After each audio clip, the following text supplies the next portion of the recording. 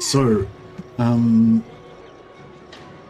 was kind of not that keen to play this campaign today. It's not because, so we've been talking a bit lately about how, you know, sometimes in the late game the challenge drops off, or in the mid game even, or the early game even, the challenge drops off in Warhammer 3, and then you kind of lose interest because there's no point playing anymore because you're too powerful or whatever. But that's not what's happened here. So the challenge, it's only still pretty early, it's turned 40, but the challenge of the game is still reasonably okay. I've got this you know, invasion force of multiple armies coming in from Belagar. The problem with this one is a bit of like campaign fatigue, maybe, I guess. Or so basically the problem is that there's like kind of too many things going on at once. So I've got an invasion coming in from the overlords of Zarduk, these blue guys. It's not a serious invasion. I'm about to deal with that. And we've got this invasion from Belagar, but you know, it's not just a straight up fight. They're kind of like, you know, weren't sure what to do, and then they moved, and you know, blah blah. And then at the same time, we've been attacked by Scrag, so we've got to take those guys out. Plus, we're not at war with Drakenhof yet, but Vlad is probably imminently about to declare war on me. Also over here, we've got Draz, who's not at war with me yet, but you know, I wouldn't be surprised if he imminently declared war on me.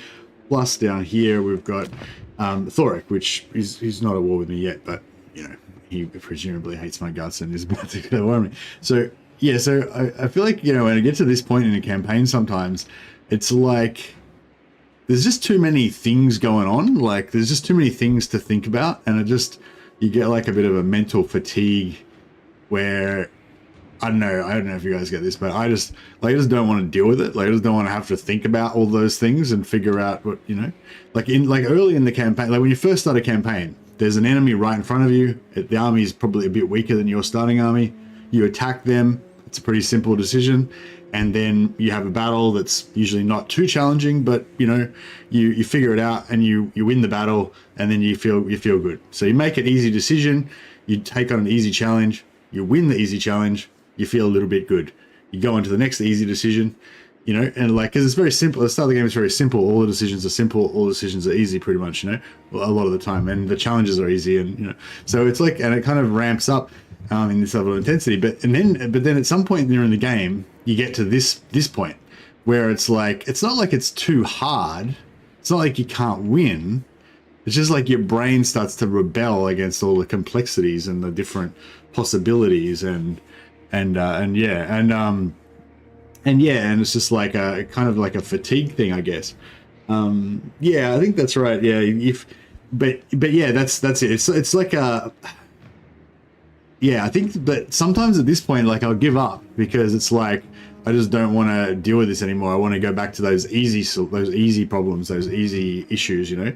But yeah, you're right. It's just like, it's like a hump. If we can just if you just remove some of these complexities, then all of a sudden you'll get over that hump and it'll get back to being, you know, less painful. Yeah, and that's the thing. Like, yeah, you do want, like, the whole point is you want some challenge. If you always get to this point and then you just kind of like give up and just start a new game, then you kind of, you know, you get in this just endless kind of merry-go-round of like easy but not challenging, and then just restart again, you know. So yeah, so this is like, I don't know, I feel like this is a, I don't know, it doesn't necessarily hit you in every campaign, but this is like a point that comes up a lot in campaigns. And yeah, you have to kind of like, you don't have to deal with it, but I feel like there is like a reward to dealing with it, you know. So yeah, so anyway, that's kind of where I'm at now.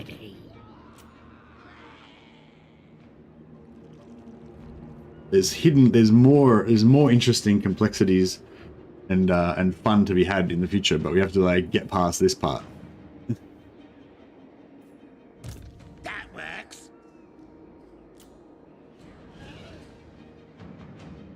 Yeah, so I've got all my agents here that are practiced. They're not really effective right now, but they're all just kind of like leveling up, getting ready to here he is, Big Buds the Basher.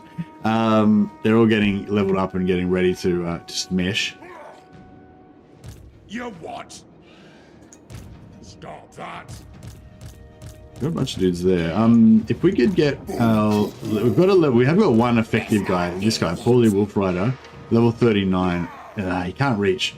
If he could have gotten over there and slowed his movement, that would have been really nice. This guy's the closest that can reinforce, so we can slow him. Success. Beautiful. What you want? Now he's rank 40. Every time you level up a character, they get slightly more success chance as well. I'll give him some mentor as well, because there's a... Strongest, leanest. So we're gonna... Who else is kind of... No time for this. Effective. He's level 13, so he's probably starting to succeed occasionally. Okay, this guy's level 4. He's probably going to fail. 56%. He's got a chance. Let's do it. Success. Alright, nice. So now this guy's only got that much movement. Yeah, it's not enough, but... Let's see how we go. No one stronger. What? I am a rune lord, not some smith. On the wrecking ball. Let's keep leveling up these guys. Yeah. I could have fought. Yeah, I'm really looking forward to using these agents to just smash armies apart and stuff.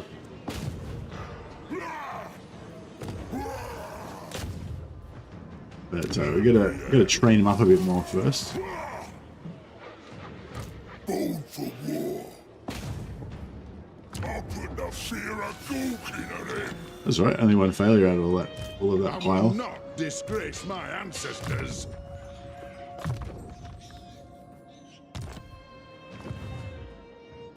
Stop that. The deadliest.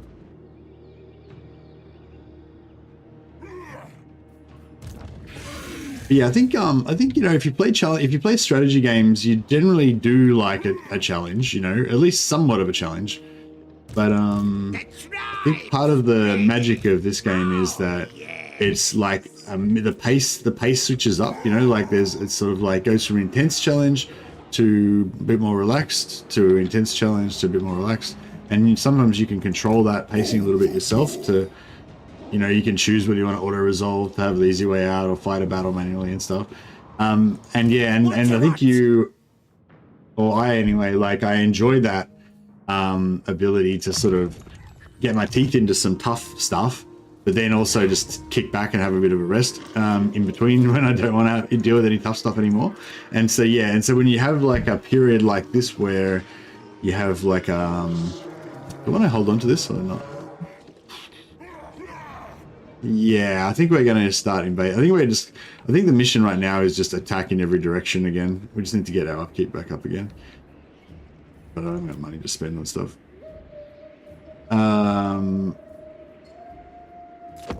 Yeah, but you get, you know, and that pacing thing with Warhammer where you can kind of control the pace between intensity and relaxed.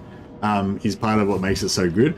And I think that when you come up against these sort of periods in the game where you have an extended period of stress where it's just there's not many easy decisions, and it's a lot of complex or hard decisions over a long period of time, then that's when you start your brain starts to rebel a little bit, and you're like, wait a second, I don't have to work hard all the time.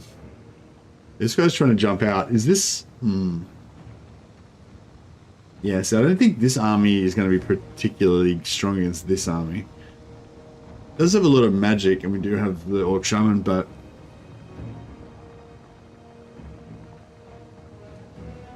Yeah, I don't know. I don't know if it's worth it.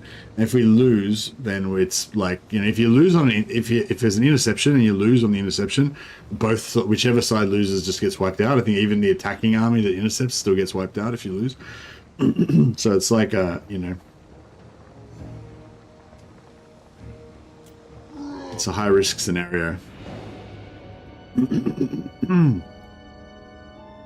You like the standoffs? Yeah, the standoff is pretty cool.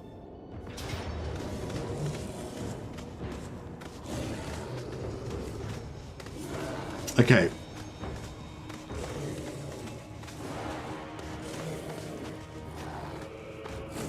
I'm gonna fight this one. Because I feel like last time we sort of almost won. Like we almost won against these two armies with like no lord and just like a handful of units. We're probably not gonna win this time. But we might do a bit better than last time.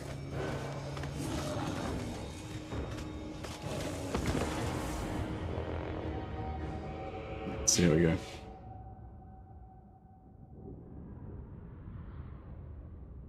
Even if you lose, it simplifies that front. Yeah, I think yeah, that was actually that was phase 2 of this like speech that or whatever rant that I'm on right now. Hey Hydronage, we've got one unit of fanatics with the whirlies in this battle. Yeah, but I think that's yeah, that's like phase 2 of my whole thoughts about this whole situation is how to deal with it, you know, and like I guess phase 1 was like there is some incentive to actually deal with it and not restart, which is that you get that kind of extra. There's other satisfactions and enjoyments to be gained after this if you can get through it. You get through it, you know. And as to like how to get through it, I think, you know, I mean, just making all those, forcing yourself to make all those hard decisions and just deal with it is like, you know, one thing. But yeah, simplifying is where it's at.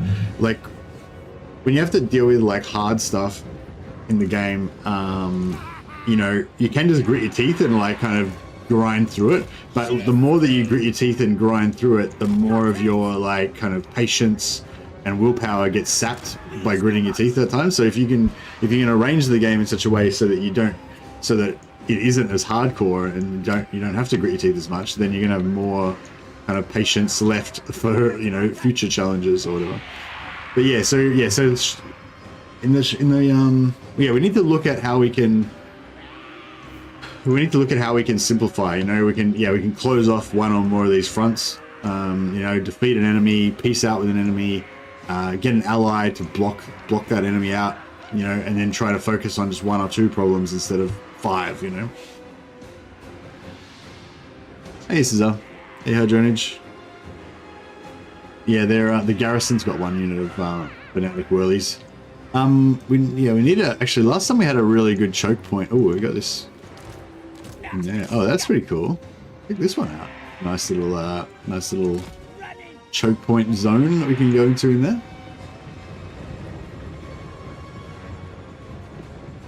I like it. So they've got limited missile troops. I mean, they've got this one unit of wolf riders. Their mages are low level, but they do have burning wrath. This guy's got a healing potion as well. They do have burning wrath.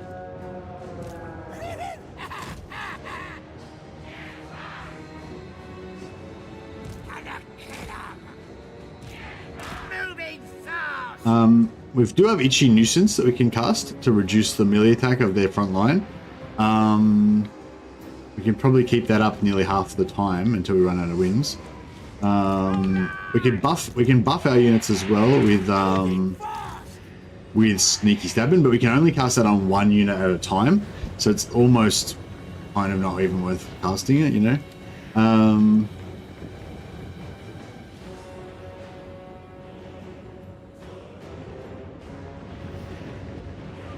But yeah, I think we can. I don't know if we're going to win this, but I think hopefully we can hurt them enough. I mean, the best case scenario would be that we hurt them enough that they don't follow up with a second attack, and that way we get to they don't get to take over our settlement, and we still get some replenishment and all that kind of stuff. Because we're in our replenishment zone, obviously, and they're not.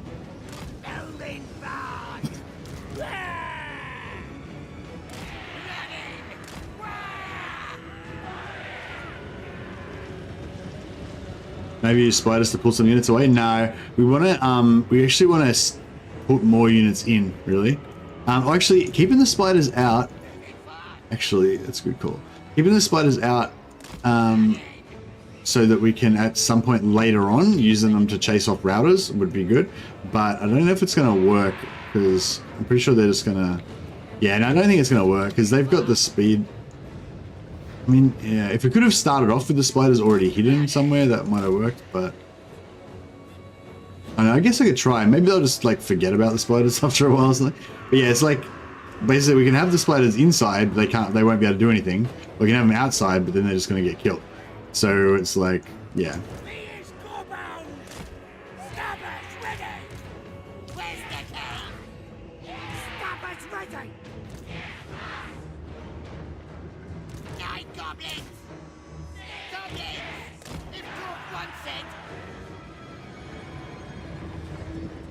Might move these guys back up since we seem to have enough space. We get them up here and we try and get them to jam into a really thick spot there.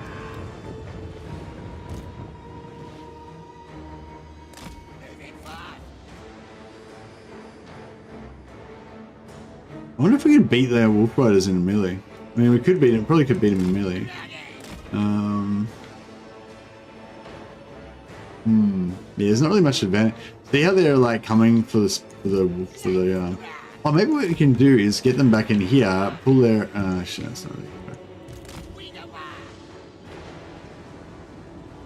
Yeah, it's like the problem is they've got the mobility advantage, they're faster than us. Yeah, if they didn't have this unit we could just run around with forever with these guys and they wouldn't be able to catch us, but those guys are actually faster than us, so we have to fight them first basically. We could try and maybe, I mean, I could try and pull them around here and then just chase them into the wall. And then route them in melee and then brush them off the edge of the map. Might be cool.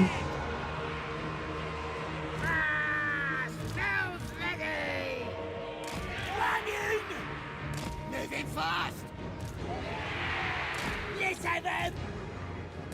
Running! Moving fast! Moving fast! Running! Dog says do it! Moving fast! Let's do this!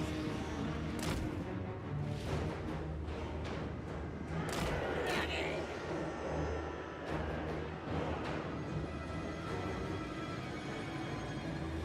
Moving fast!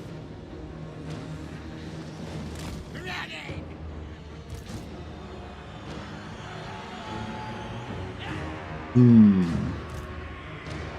Running!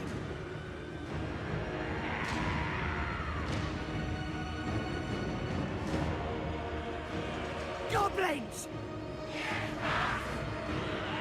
On it!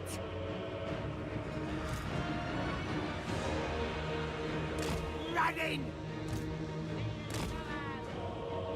Alright. Might be able to get this to work.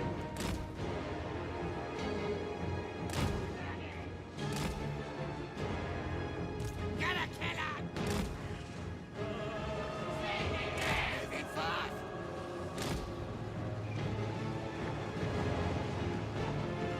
Running! Alright, we got them. Yeah, we'll win this and then they'll route off the side, so I think we're good there. I'm pretty sure we'll win this, won't we?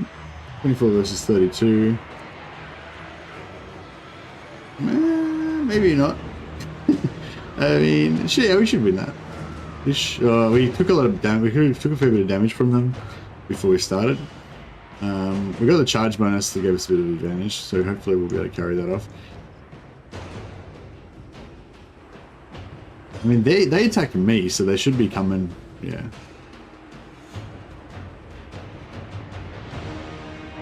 Yeah, so we'll get rid of their speed advantage. But the thing is, like, they know that we've got these spiders, so it's like I can't really hide them anywhere. Otherwise, they'll just keep search patterning for them. Like, so yeah, I feel like there's not really much point having them. We may as well just leave them in the back row and use them to bolster our line a little bit, you know.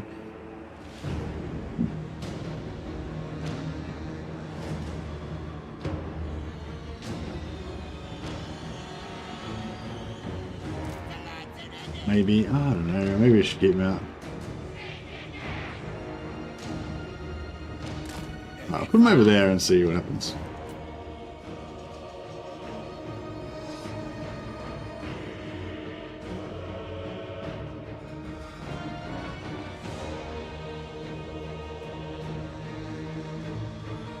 Nah, so I don't really want them chased because I want everything to pile up in here.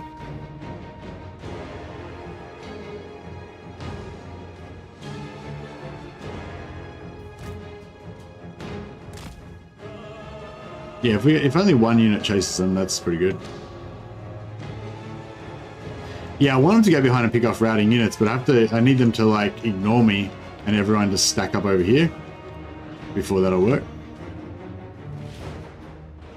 If this guy just keeps chasing me all the time, it's going to be hard for me to route the other units.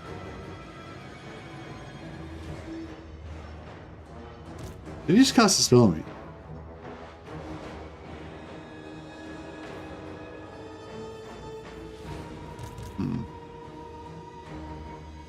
No, you're right. I'm enjoying the feedback.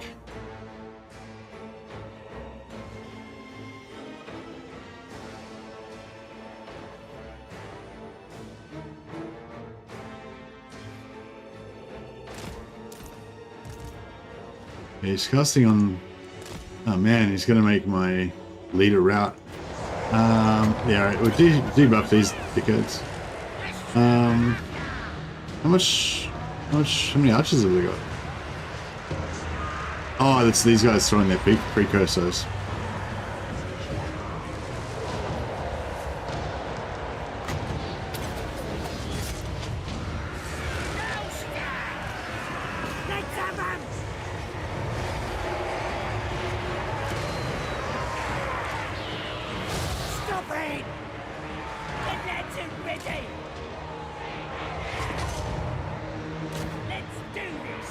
Actually, put these guys over here.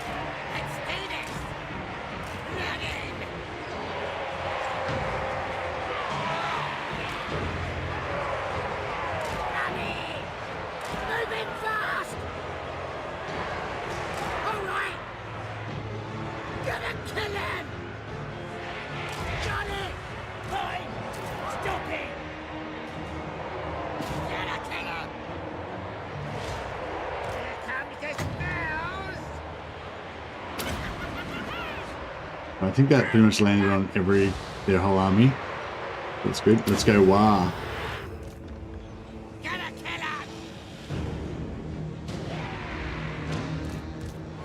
Gobbler and Gobbler action, yeah. I mean, we're doing a bit of damage to this pile.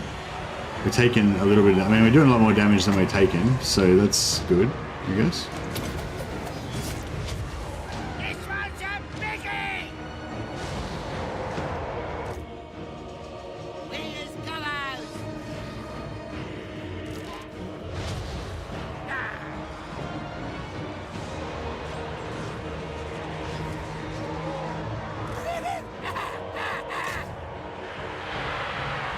I've got this, I'm trying to get more and more of them to pack up, and then when they're ready, we'll try and use these spinning loons to try to just do, you know, horrendous damage to this pile.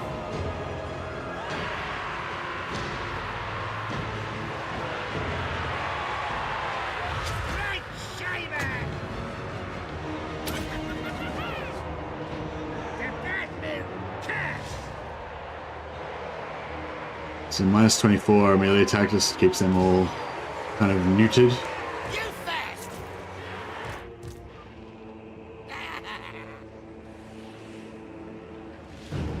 These guys are moving over. If we can get all of them to pack in before we use the spinning loons, might be alright. Yeah, this edge here, I don't know why they're squeezing around this edge.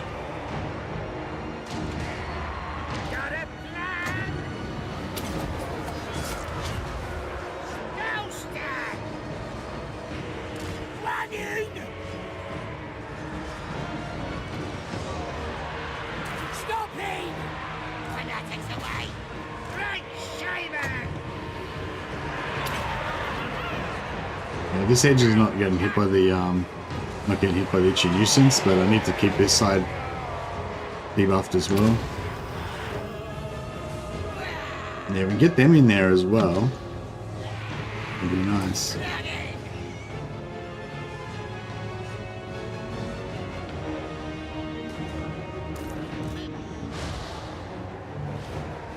Where's the key? Moving fast. Yeah, I don't know. I think these guys are going to stack up. Hopefully. Right shaver.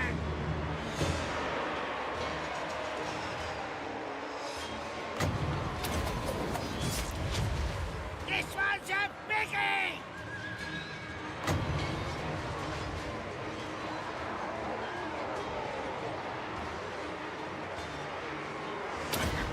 I think that's getting pretty much everything. This will have ya. So we're just keeping their melee attack seats like basically 0, so then as long as we've got that up, they just can't really hit us. That's why we're kind of grinding them all down. But yeah, it's still a bit rough. Big Wa, little Wa. I prefer Big Wa because of the big stomp, man. We could drop 1 2 stomps in here and we'd wipe their whole army. The foot of gold I'm talking about. Yeah, the Big Wa is definitely more exciting, but I actually do enjoy the buffs that you get with the Little Wa. Mostly because I don't really usually use much kind of in the buff magic side of things, so it's kind of refreshing, you know. But Lord says do it. Running. yeah, I mean, I think Big Wa is definitely more fun. Moving fast. Yeah, get them all in there. We can just get them all in there, and if we can hold long enough to get those whirligigs to come in and just destroy everything, then that would be pretty awesome. Let's grab. Fight for more.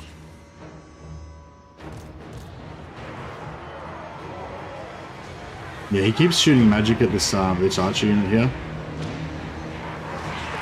Gotta kill him. Get him. We is gobbers. We routed one of their units. So far, so good. Shaver.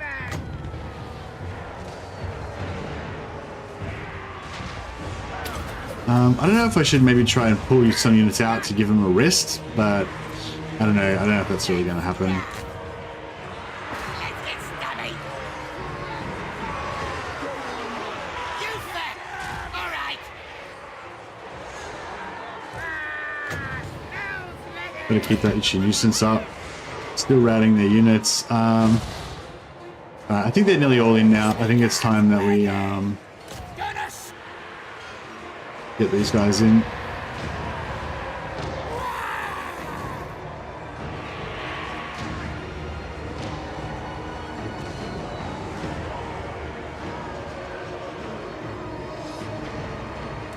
Running. We is gobbers. Lord says do it. That's good. Mostly in there. Yep, that's all hitting them. Nothing's really hitting us. Good call. The back. Here's better than that. One thing. Running. Keep that itchy nuisance going. Try and just keep debuffing their entire line. Hopefully, I think we missed some on this end. Right, I'm going to start getting my other archers shooting as well.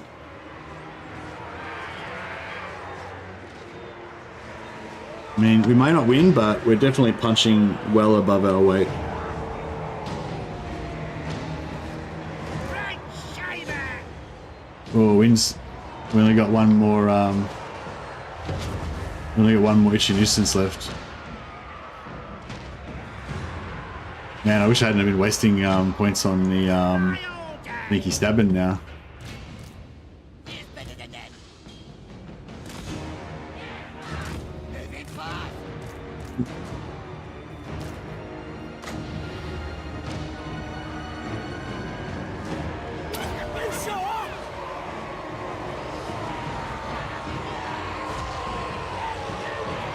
Not sure how many whirlies we got out then. More stuff routing. The passive, yeah, the passive's not very good, yeah.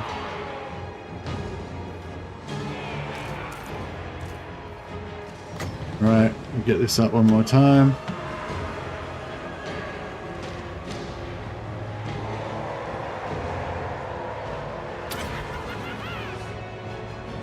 Alright, that's it. That's it for the magics. We do it! We is Gobbers! Spider Rider! Running! Pistol sword, yeah, good man. Right shaver!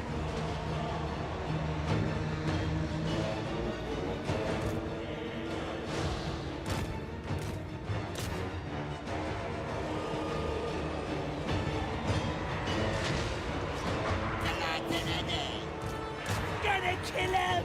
Alright, last whirly gig. I guess just straight in. Alright, they didn't do that much damage, but it's alright. Good enough.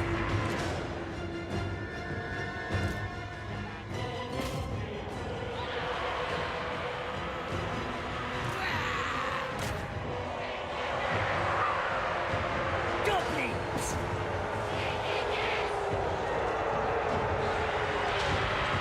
Right shaver! Alright, we might just need to start getting some morale boosts, so I'll get our Lord in near the front line. We can start buffing our troops' leadership. What's his radius on his encourage?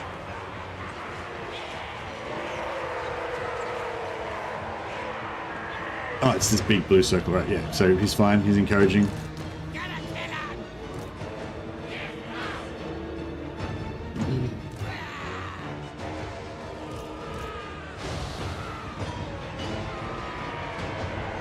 Here's Gobbers! Charge! Drink the brew! Let's fight! Goblins! Just trying to break these units with the archers. Save those arrows. This one's still up on the left. Stab them! Gonna kill No, they're routed. I don't need to waste any more time on them. Been in the auto already? Yeah, definitely. I think we're in a reasonable amount of damage. Goblins! Here's better than them! Nasty skulkers! Let's fight! Moving fast! Running! Moving fast! Stab 'em! Drink the brew! Stickers ready! Here's better than them! Running!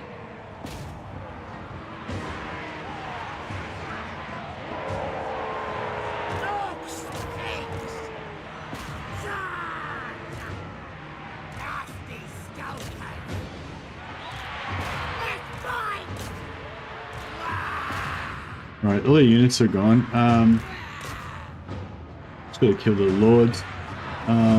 Well, pretty much all the units are gone. Here's Gobbers! Can stop shooting, I'd say.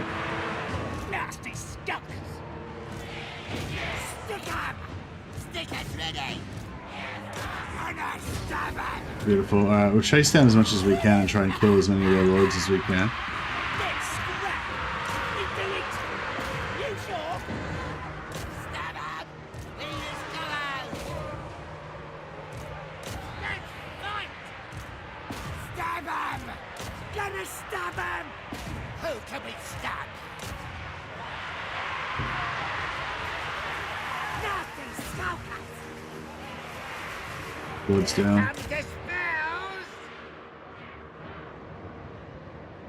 spells! Yeah, auto particular defeat. Yeah, it was a tough fight. Like, they outnumbered us massively, but we had better units and a better strategy, I would like to think. Oh yeah, smoke bomb. Yeah, nice call.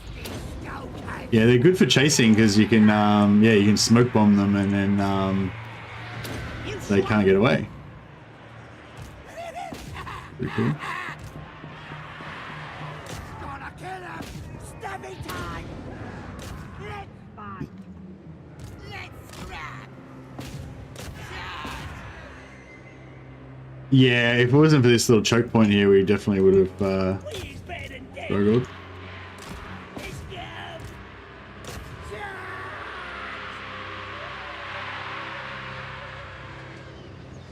Charge. Yeah, our replenishment is based on how many of their guys we kill while they're routing as well. So yeah, I'm pretty sure we will get a pretty solid Nasty scum. amount of replenishment out of this one. I'm gonna try and kill their lord as well. That way their lord won't get any experience out of the battle. Nasty skullcase. The lads are ready. Charge. Stabbies ready. We is gobbos. Moving fast. Running. Night is here. Moving fast. Let's fight. Lads. Stick 'em. They did. Stabbers ready. Gotta kill 'em. Yeah, we can probably pretty much. Goblins. I don't know if we're gonna catch this guy, but we'll see how we go. Oh yeah, looks like we'll get him. Is that in range?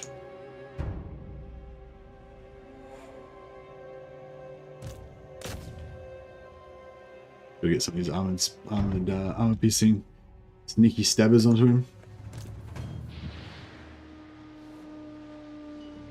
Oh, they routed.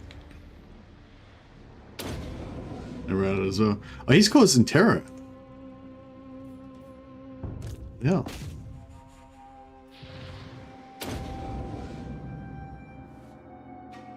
Feel like yeah,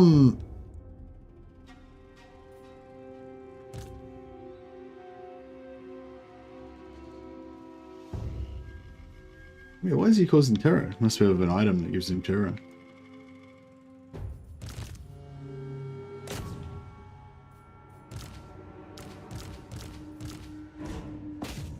Yeah, I just want to kill this brick to punish him.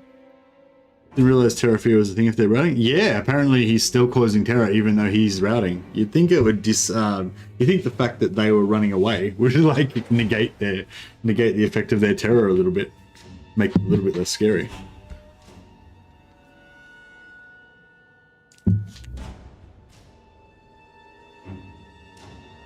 Got a whole bunch of goers, everything causes terror. Yeah, that's it.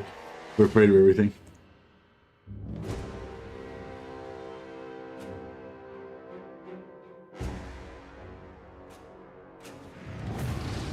Alright. Well, we showed them. We could probably peace out with these guys now, hopefully, because that's probably half their army's dead.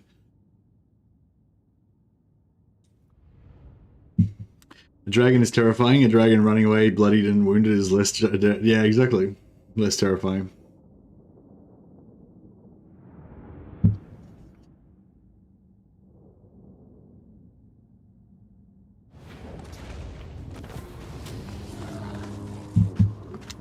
Yeah, so we were outnumbered 2-1, but we had slightly better troops than they had. They all had slaves. So they had a few hobgoblins in there. And the 2 lords were quite a threat, but wasn't too bad. Got a good amount of money and XP out of it too. And yeah, 8% replenish.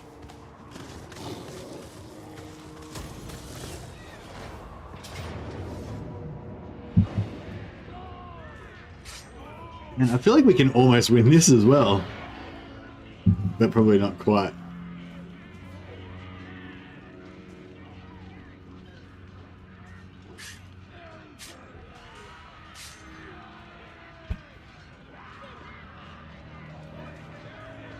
I mean, yeah, no, we can't win that, can we?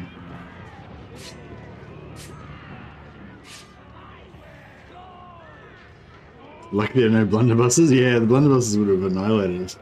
Oh, I don't know if I can be bothered fighting this one. It's only rebels, so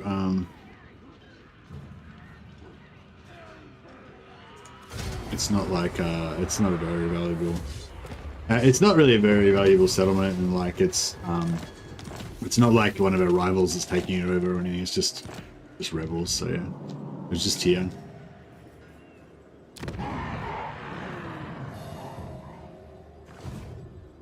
Yeah, I mean, there's definitely things we could have done. We could have tried to pin them up against the wall and just rout them with a melee 1 by 1 or something like that, you know. But I just couldn't be bothered, basically.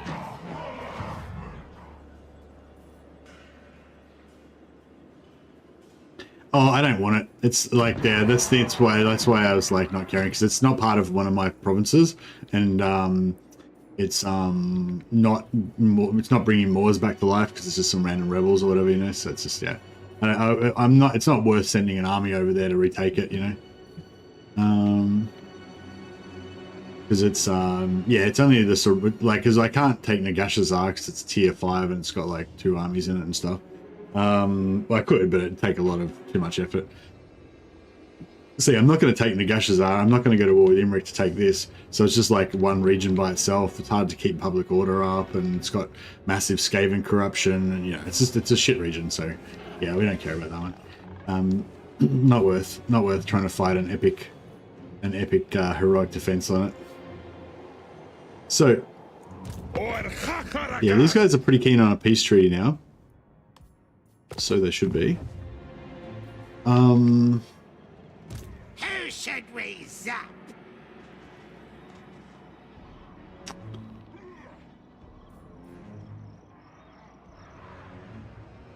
Might just try. I'll use me spells. Yeah, might just try to take back some of our stuff here before we make peace, because I don't want to make peace while they've still got control of our settlements.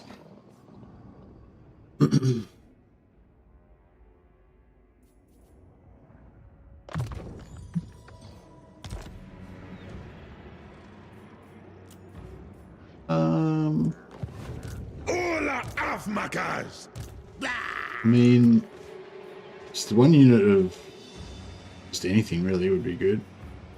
Maybe where's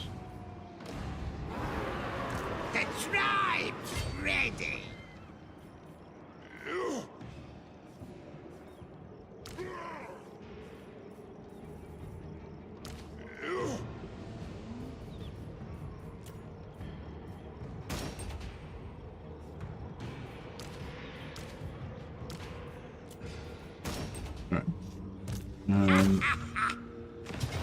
I'll smash these guys. Oh, actually, I'll take the auto because that way we don't have to chase them. Yeah, it's alright. It's fine. Ah, beautiful. Yeah, I was hoping that we'd have the movement to take this. So if we take this and we can take that back then in this one turn, then I'd be happy to peace out with them after that.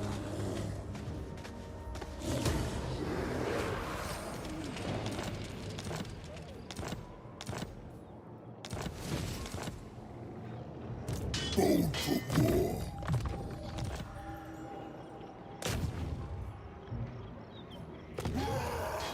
I have seen the future.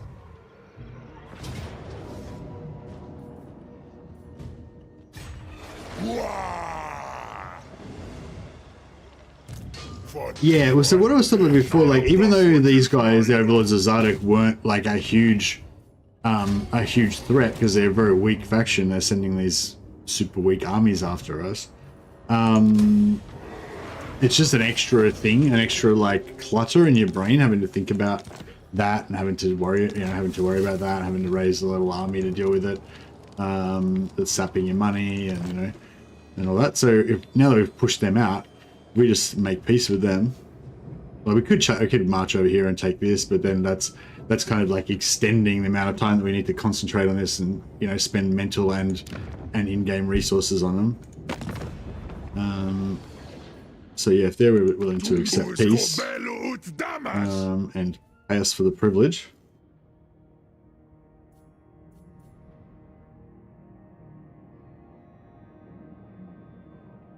then yeah, that saves us the trip over there. yeah, I don't want to take out their settlement because then I have to defend it, and it's, you know, extending our borders out more. What I would like to do is take over Mount Silverspear, so that this region here, like instead of them being able to march straight into our heartland here, they'd have to go through one settlement before they get there. You know, so if we owned like Howling Rock and or Mount Silverspear, or if they were not owned by anybody or whatever, then that would give us a bit of a leeway, you know. But yeah, we could put up Mount Gumbad, 11,000.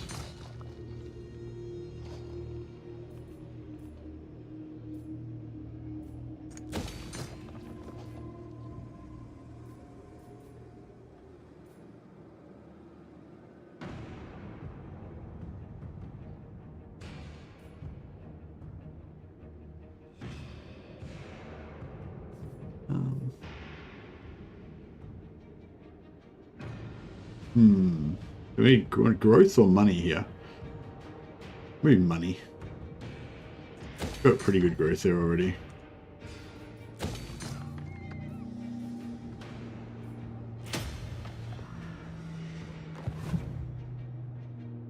Yeah, so we've still got Belagar. We're still with Belagar, and we're still with Scrag. We've actually defeated Queek, so that's one less enemy. But you know, we've got Thorek right here, and who's presumably about to declare war on us. So how I'm dealing with Thorek is at the moment is that I'm just not building up Blightwater. So this province here, I'm just going to leave it like I inherited it already, kind of somewhat leveled up. So I'm just going to not spend too much money developing it or anything. I'll just kind of leave it like that. That way, you know, if we do end up having to lose it, you know, it's not a massive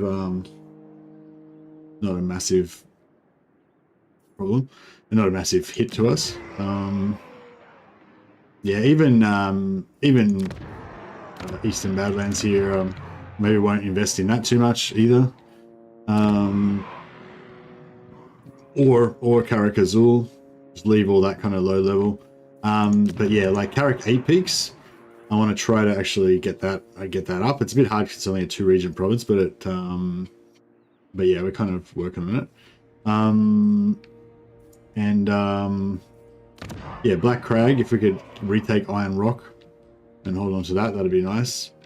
Yeah, if we could get Black Iron Mine, that'd be good, but I don't know, I guess we'd have to trade for it.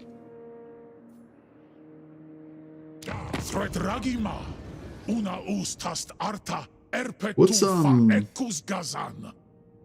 yeah, I was just hoping somehow Desolation and Nagash should be somehow connected onto their lands, but no, it's definitely not. I don't think it's connected onto the elves either.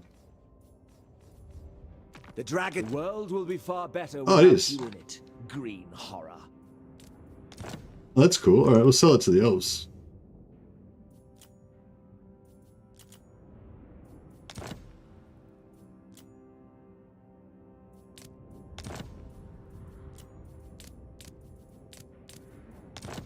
It's never going to happen. I'm not sure why. Do you truly believe you can avert Calador's vengeance with words? Yeah, that's cool. Now the rebellion's their problem. Oh, actually, maybe not. Because if I do give that to them, then that means we've got them bordering our lands kind of here, which might be a bit crap.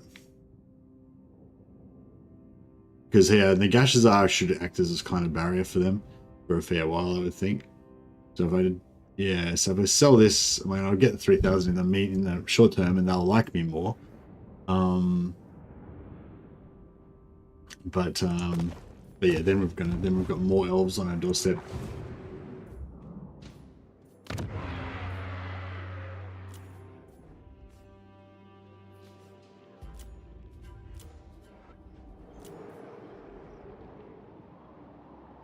How much does this cost? 500 for another 125, so pay for itself in 4 turns, plus 2 to build, so it's 6 turns. Yeah, I think we're probably going to have it for 6 turns. What's this?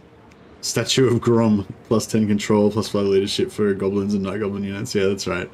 I remember building that last episode. That's that picture, statue of Grom the Paunch inspires all the gobbos about how big we could become one day. Become the biggest.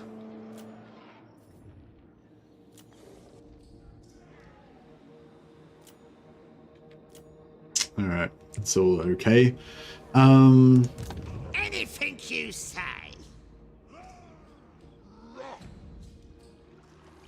Me? Now they'll see. Oh, they're across the river. What a pain in the balls. Alright, I'm just going to ignore the rebellion. If they retake Barbar, then good luck to them.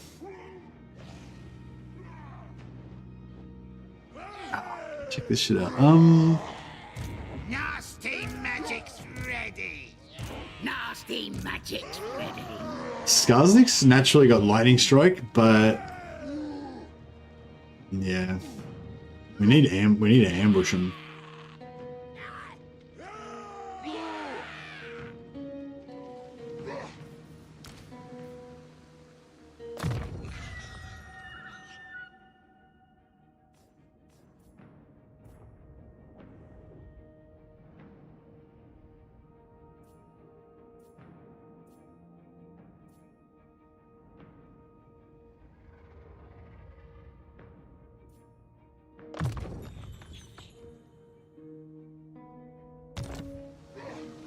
Alright, so I got me brother.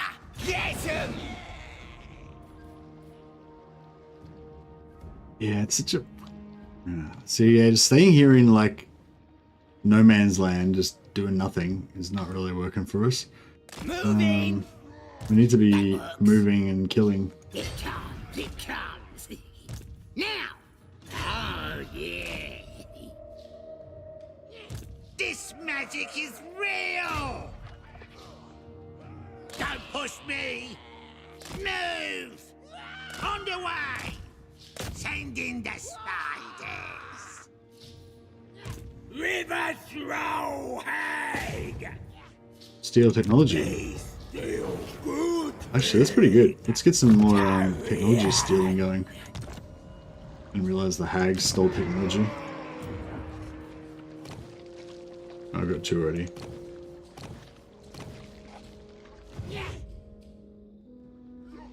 Now they'll see. We got Furgork. Ready to go there.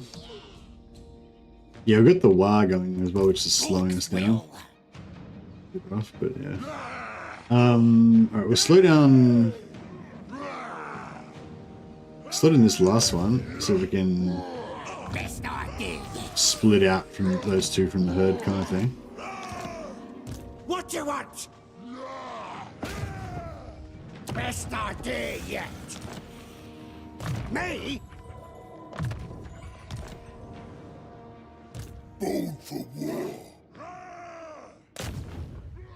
I'm a wrecking ball. Oh yeah. Born for war.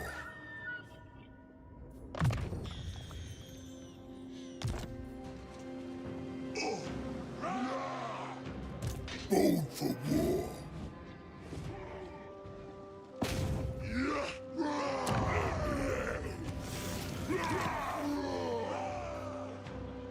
Born for war.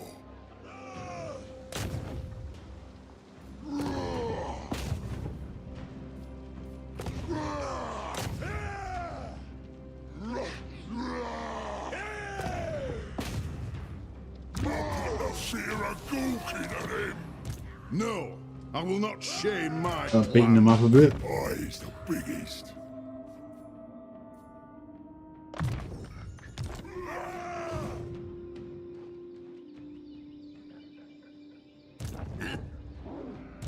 Lots of plans. I'm special. Right, let's what do we got here? Gone. A lot of troll, a lot of ogres.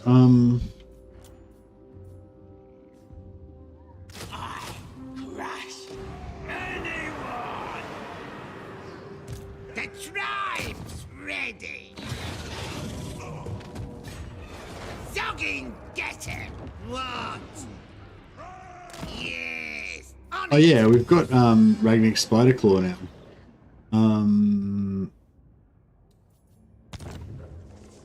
Fine. Yeah.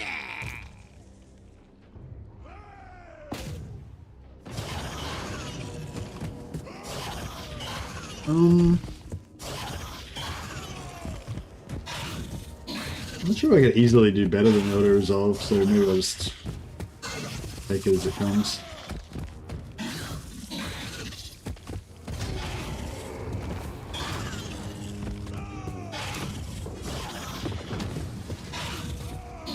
Oh, you're gonna pay.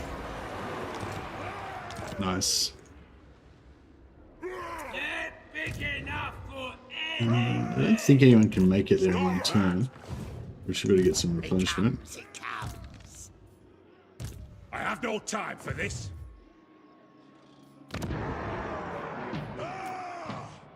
We've got a pretty crappy You garrison. what?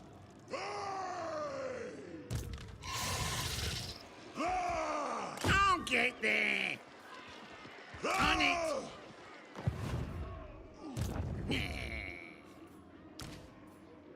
Bah.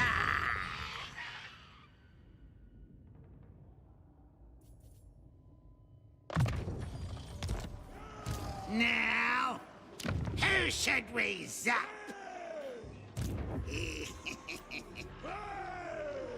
Need some more infantry in this one.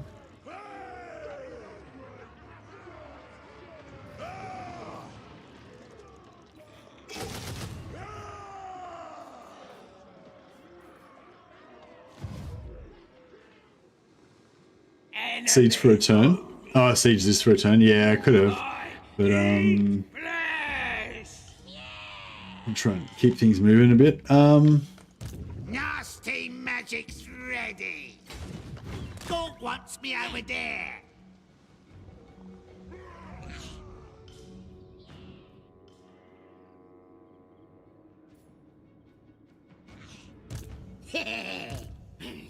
The tribe's ready.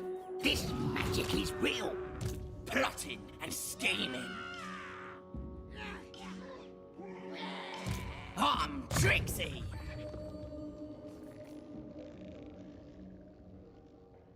My ambush success chance could be good.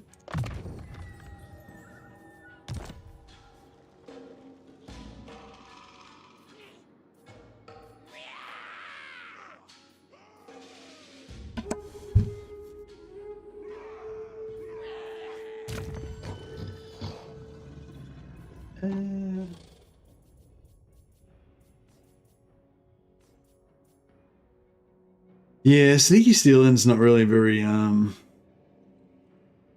very good.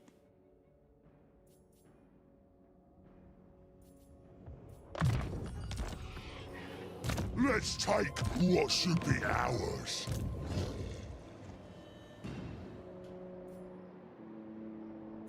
Yeah, so so Grom Peak, it's kind of like no point leveling that up either because we're gonna get oh cool, Azag finally took out Ungram. That's nice.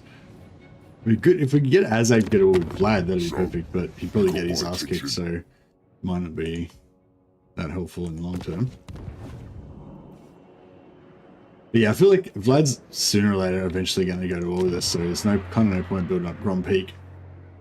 And Mount Gumbat is sort of our home region, which is, you know, I don't know, far away from there as well. Yeah, no, Vlad's a real threat. We can maybe keep bringing the Elder armies up and invade Vampire lands eventually. Be a possibility. Fire spills.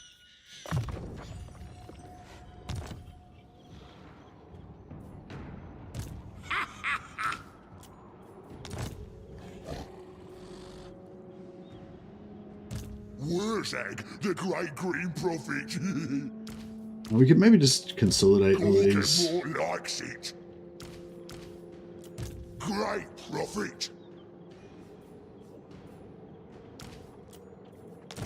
I, as mighty mystic powers. I, as mighty mystic powers.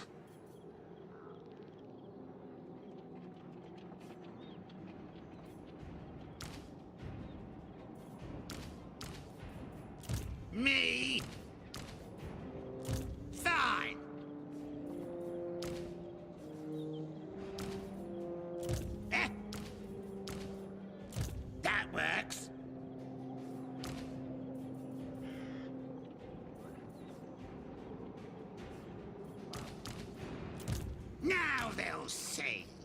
The tribe's ready. 7, Profit. 7.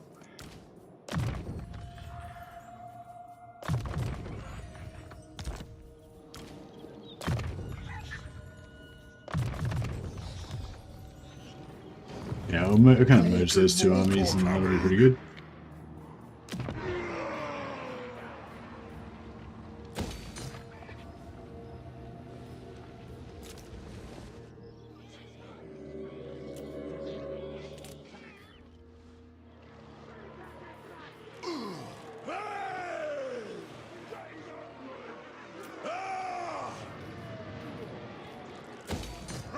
There you go, Fat. Wow. Indeed. Alright, let's see how the next turn treats us. Yeah, Belegar's definitely our big nemesis right now. But we've got threats all around. Which is good, because that means we can wah in every direction.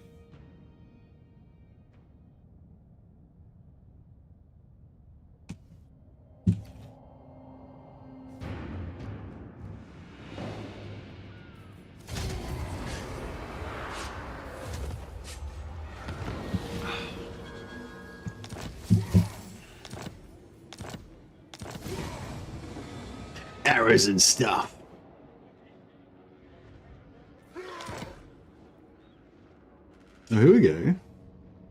You need me? A scheme worthy of SKARSNIK. Oh yeah. We got him, boys. We got him.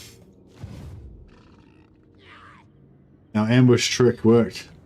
So he's in range Supreme ruler of of him. Apex. Anything you say. And he's in range of him. And 2 for the price of 1. I am a rune lord. Alright, so we're gonna have not 2 some fairly smith. tough fights, but actually no, they shouldn't be that tough, should they? Who needs killing?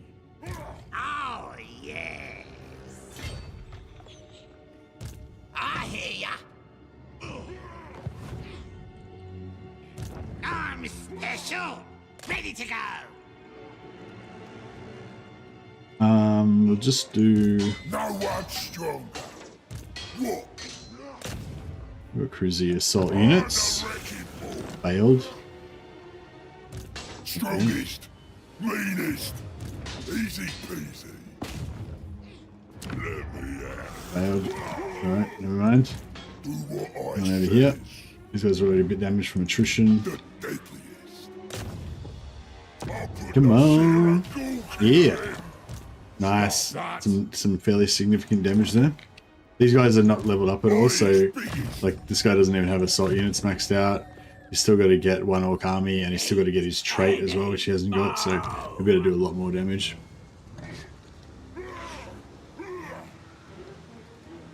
Dirthy's been pushing, leading the charge to push back chaos. That's pretty nice. Yeah, no, we've already got our war going. We've got all of our war armies rocking and rolling. Doc wants me. What do you want? I serve. I will not disgrace my ancestors. Alright, these agents finally are slightly paying off. And this ambush worked pretty well. SKARSNIK. Alright, let's do it. Stick 'em. So we've got yeah, we've got 2 war armies here plus our main armies. Wonder if we auto resolve, if that would somehow.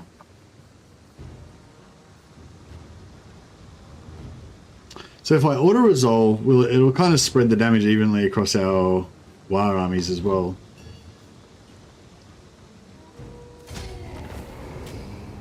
$874. Yep, and then we only got 3% replenished, so that might not cover it.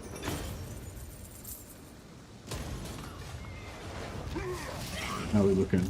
Gobbler's angry. Pretty much full. I got A little bit of damage on the war. The replenishment still replenishes war armies, yeah? Nasty magic's ready. Yeah, that was pretty good. What? Right then, let's do it.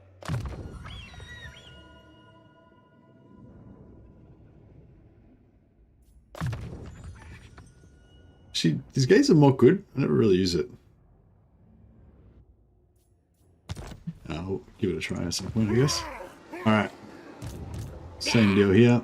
Yeah. Me. Headbutt Mork. I'm special.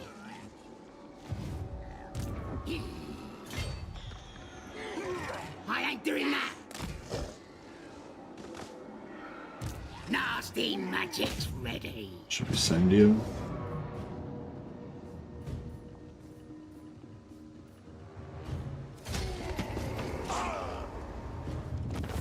Eliminated. 2% replenishment, but yeah. Alright. Things are looking a lot better in this area now. The balance of power in this region has shifted. From the river.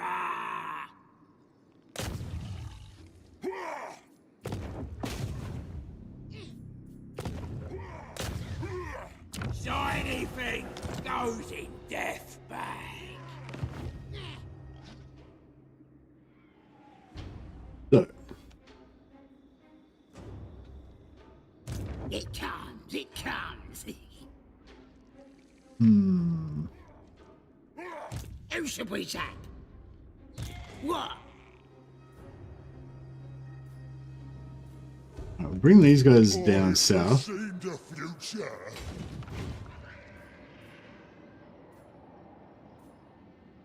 We are big hold.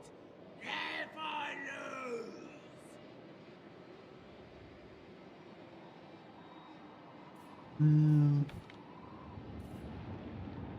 Anything you say. Yeah, I'll keep them separate for now. We probably actually just quickly recruit some more. The tribe's ready. Pop them up a bit. Night Gobbler archers. What's the good thing about Night Gobbler archers? Oh, they got poison. Poison's pretty cool.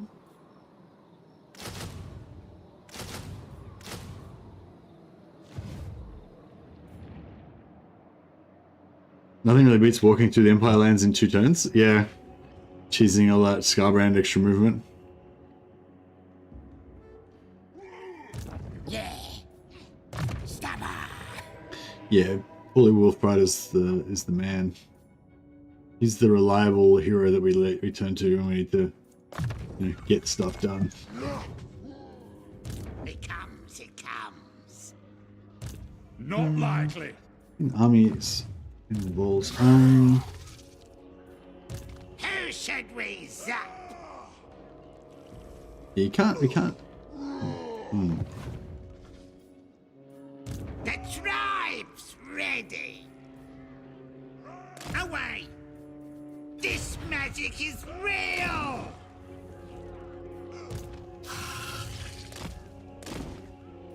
This way.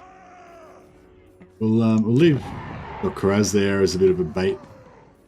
If this guy takes it, that'll be glorious.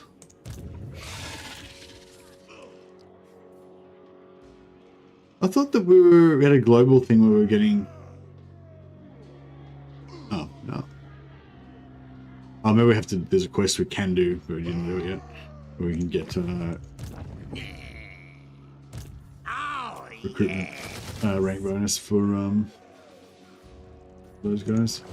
I'm working on my barracks. I'm gonna go about 5. I want to get like 10 barracks eventually, so that we can have 1 turn recruitment on. I think Karazakharaki is kind of core now, so I think I'm going to go tier 4 on that.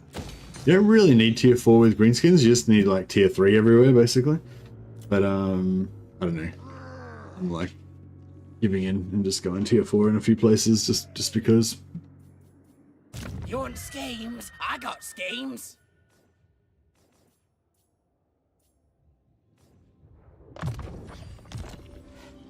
Fine. Excuse me, stabbing McGarth.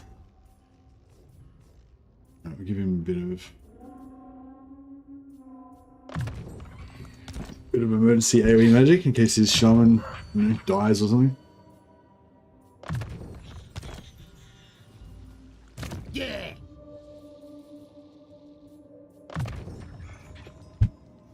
Why is yeah, Itchy Nuisance is really good. That Itchy Nuisance was just totally neutering their entire army basically when we do that choke point battle earlier. It was really good. If we had two of them, we could have just had them constantly completely helpless.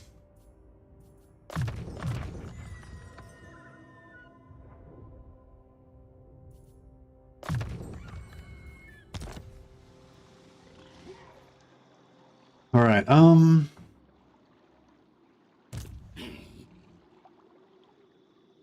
right, yeah, if I could, we'll send two over this way. Bring the bad moon.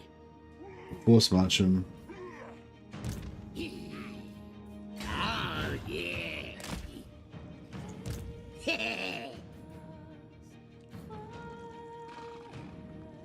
Anything you say.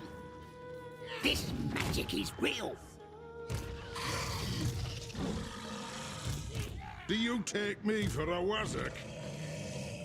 Me brother's ready. Now they'll see.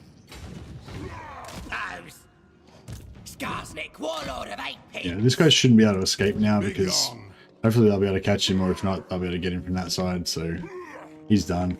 We'll home in on this guy. This we'll just leave it for now, but these guys can sort of come out and grab it eventually. Actually, we can raise another lord. Getting a bit broke. Nasty magic's ready.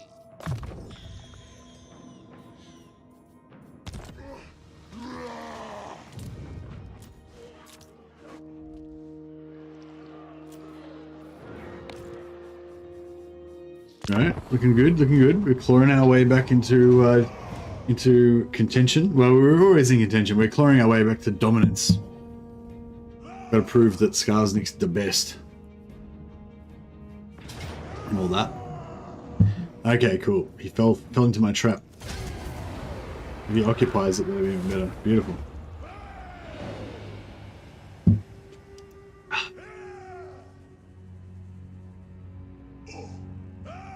Yeah, this is super annoying. How the rebels spawn like on the other side of the river. Check this guy out. He just raids me like every turn. This is a really annoying thing about Skaven rebels, how they just raid you every turn and never actually occupy the settlement. And like you can't abandon the settlement because every time they raid it, it interrupts the abandoning. So you still have it next turn. Then you try and abandon it again, and they raid again, and like they sack it again. Yeah, I've been in a situation before. They just continuously keep sacking it just every turn and just never occupy it. Finally, did they? Oh no, that's a different one.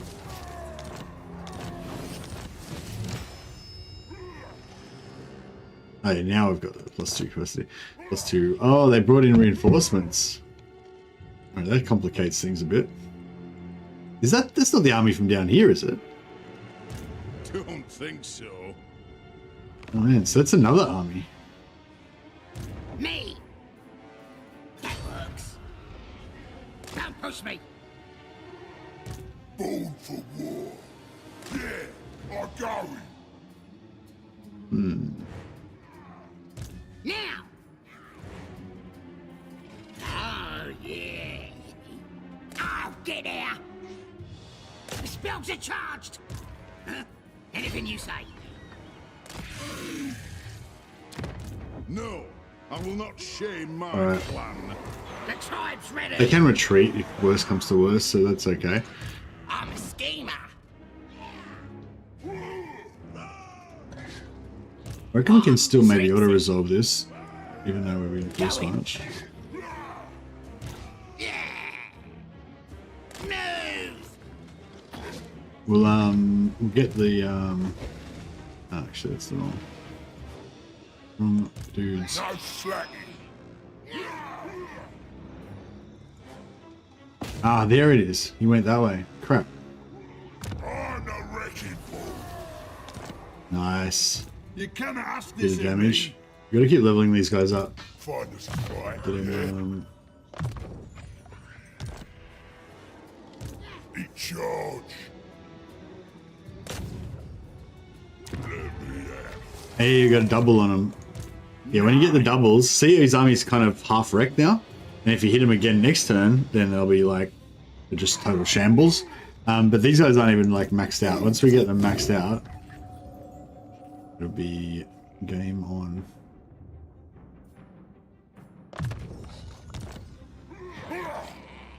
But yeah, if we could just smash this guy to get to bits without actually having to fight him at all, that would be pretty glorious. Yes, boss. Simply Wolf Rider down there just to make sure that we keep him kind of away from anything. You know, get Paulie to reduce his movement so he can do anything. I serve. Yes, boss.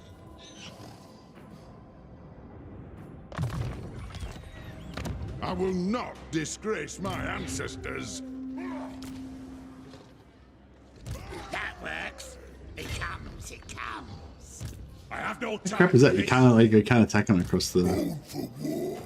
Alright, Do you take me for a wazzock? they got a bit of damage already. Try and assault units again. Ah, beautiful. Looking at him. More damage there. Not too bad, not too bad. I'm special. Gort wants me over there. Problem with this is it's 6. That's 5 armies, so I don't know what's going to happen. Be boss of the whole world.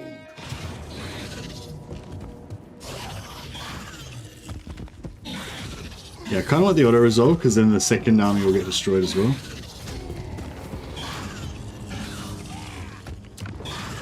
Bit rough but good.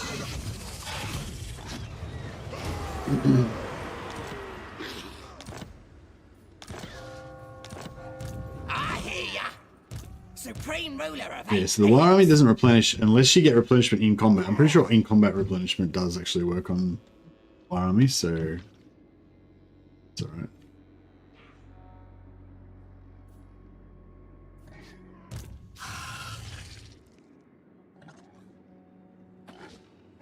This way.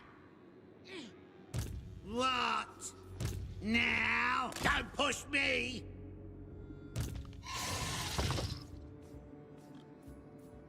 Anything you say.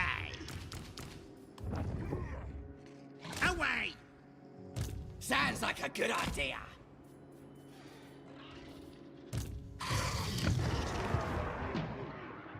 Let Barak Var take their settlement back, I guess. I think.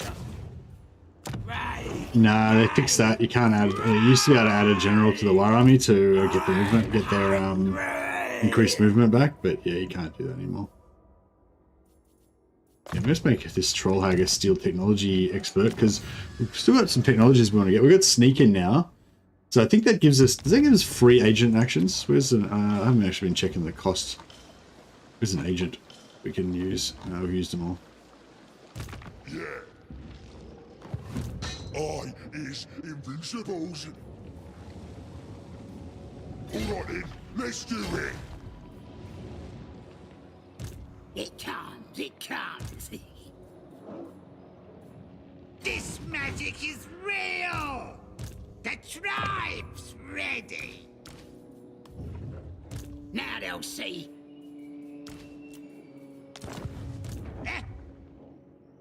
On the way! Pretty good. Maybe we could switch out of Force March just in case. Boys are pleased. And replace him with another Lord. Coyote Squig. Wily Coyote Squig. Let's do it. Tribe's ready! Yeah, raiding. We're in Rank Hills, yeah? Yeah, we're raiding Rank Hills, get the gold. Works.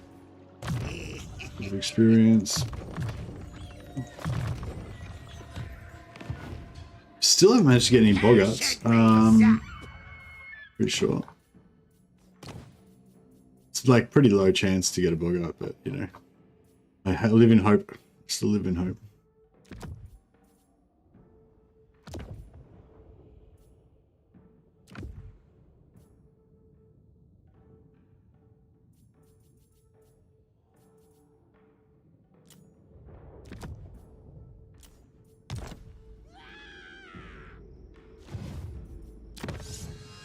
Yeah, so I'm not sure what else. There was a few little, oh yeah, abuse him. +3 melee attack, I want to get that. +5% income from all buildings is pretty nice. How do you remove the Lord's name from sitting over their head on the campaign map? Loading character names? Is that what you're talking about? So you hold down space to get your map options up, and then you untick floating character names. And you can have it locked as well.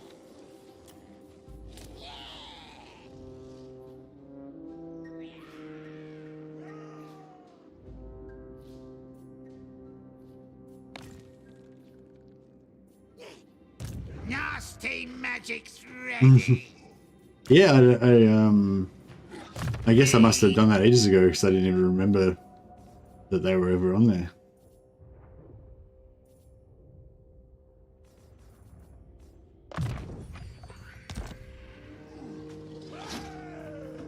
I got me brother.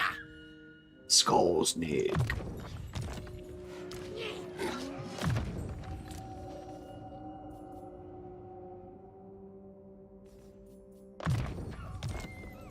Tribe leader. I think we can probably, yeah, one orc army, boom. Gonna start doing some damage now.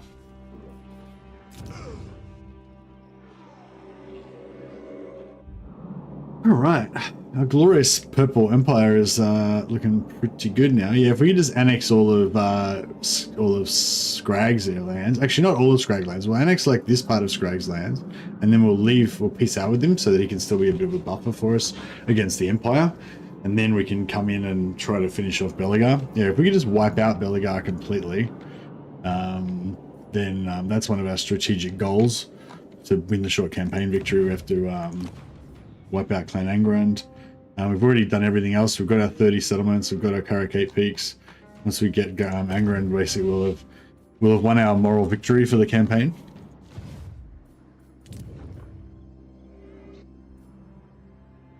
The Great Saber. But yeah, I'm happy that we're starting to get the map heroes online, because I feel like that's kind of like the special thing about SKARSNIK's camp. Well, there's two special things about SKARSNIK's campaign, I guess. The one special thing is having the really cheap stacks of quite effective goblin units, and just, you know, loving the sneaky stabbers. She's running around doing effective melee action with gobbos. And then having all your mushroom addicted heroes and lords to reduce your upkeep, so you can have really cheap or free armies.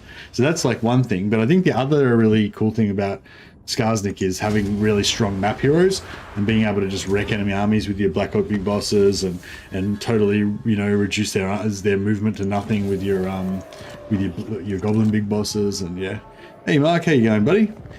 Playing as an angry green midget. I don't really characterize SKARSNIK as angry. I mean, I'm not saying he's not angry, but I don't feel like that's his defining attribute, you know? Why is the biggest? I feel like being mean. I feel like meanness would be his defining thing. He's mean and he's sneaky.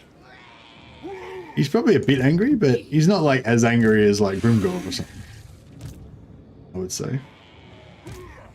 Alright, let's let Big Buds the Basher get in here and soften up the target a little bit, if possible. Failed, wounded. I should have let these guys go in first, maybe. What's his percent? 23%. Yeah, it's not really going to happen. Is this the army that was over here, or is that a different army? I'm not sure.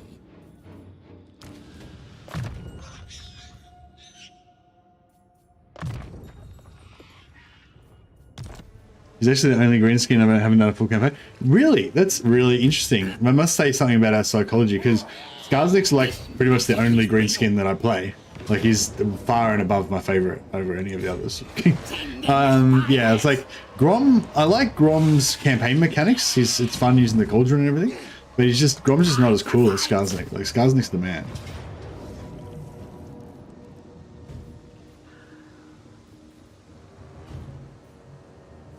We chuck some banners on or something. Improve things a little bit here. spider better. Bit of poison, bit of that, bit of that. Most of these things don't actually do anything. I remember leadership, that works. That works. We got any night goblins?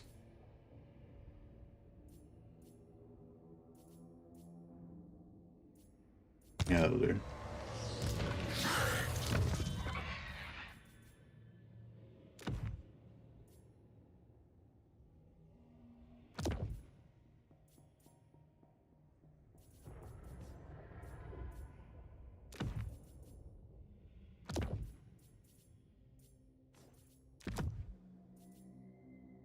Alrighty then. And weapons. Yeah. Melee attack. Yeah, melee attack works. Talisman. Don't think any of that stuff makes any difference. Curse 'em! Yeah, I really enjoy the sneaky stabbers because they're armor piercing attacks and their stealth and everything. It's really fun.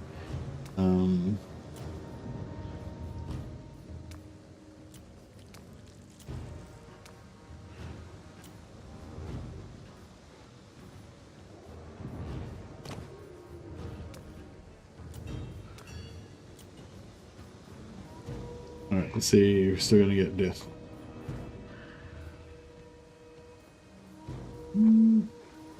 Might have fixed it.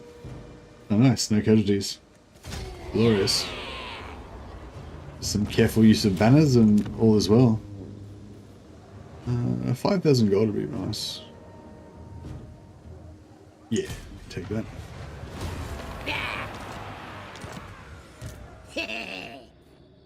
Oh, yeah.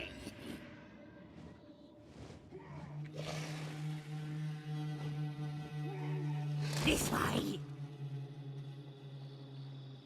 No one's stronger. Looking for a fight. Here we go. No slacking. Boss? Can it be quick? This way. Away. I is biggest. I no one could stop me. Now. No one can stop me.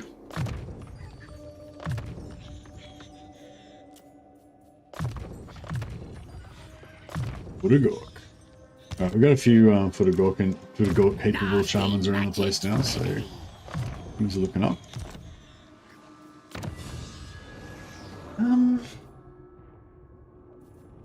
Spider worship, yeah. Yeah, pulling teeth, I guess. 5, that's pretty good. Trolling's good too.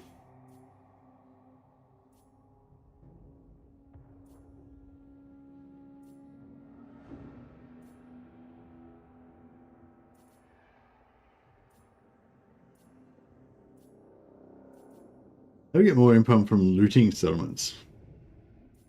Oh, there's 16.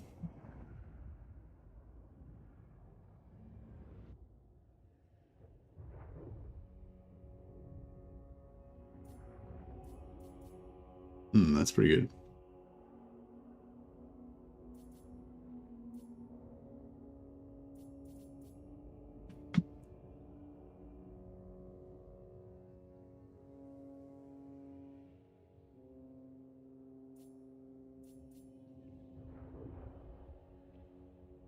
Yeah, I don't really see it as limited choice because goblins are superior to orcs in every way. So why would I want to use inferior orc units?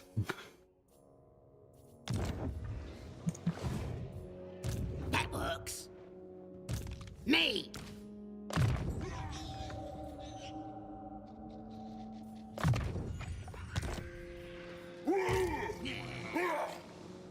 Gobos is the best.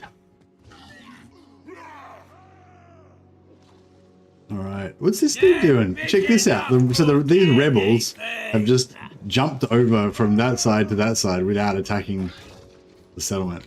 That's fucking weird. Stop that. I got plans. yes. Oh yes. Now they'll see. Orgasmic. Which one's that? No one tells a tyrant what to do. Yeah. The tribe's ready.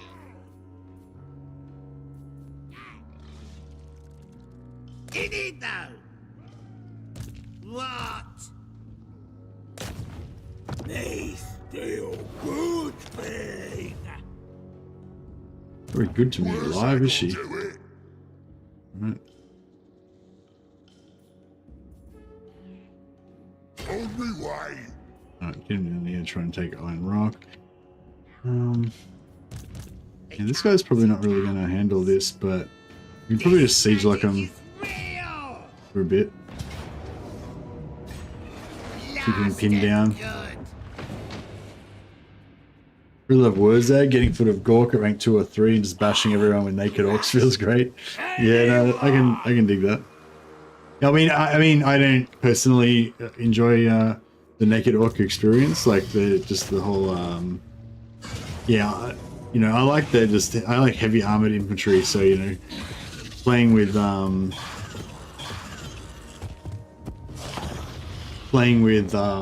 Grimgore and just focusing on, you know, black orcs in super heavy plate armor. You know, that's kind of like my favorite version of orcs.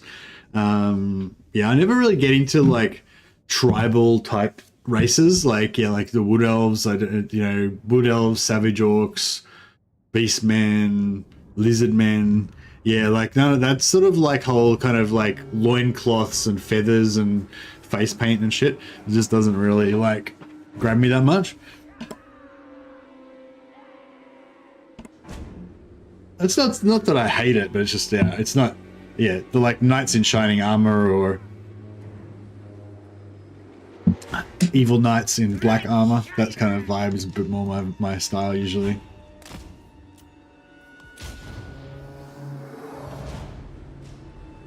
Yes, yes.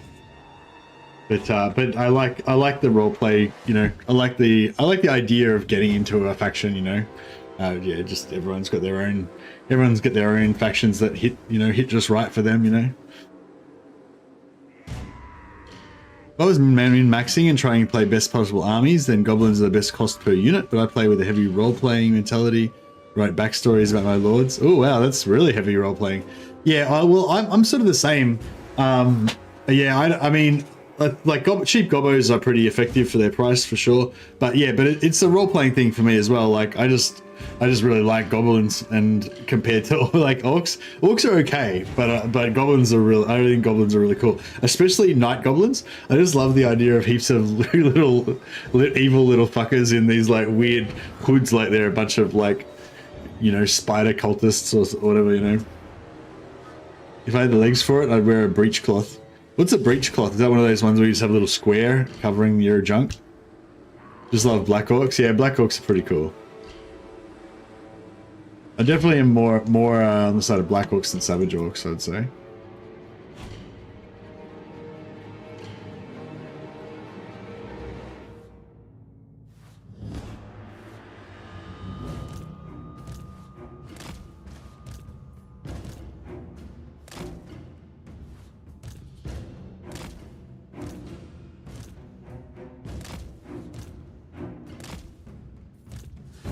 Swarm.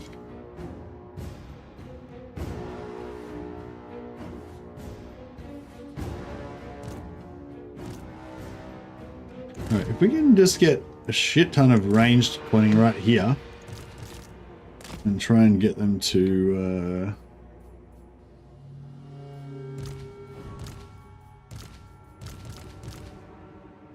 go there, and that would be ideal.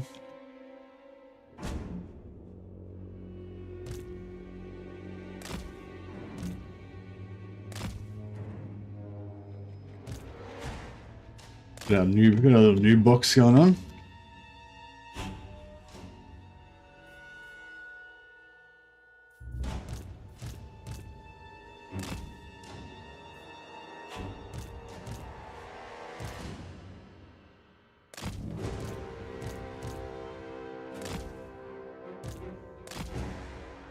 All right.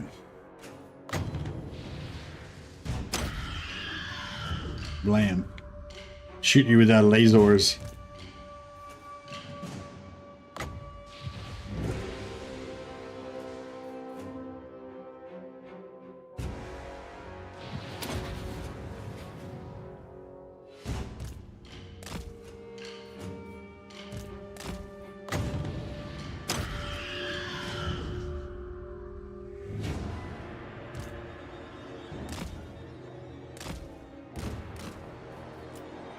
This is it. Shifting. Arrow boys, moving fast. We is better. Moving fast. Running. Moving fast. Running. Running. Running. It's heaven.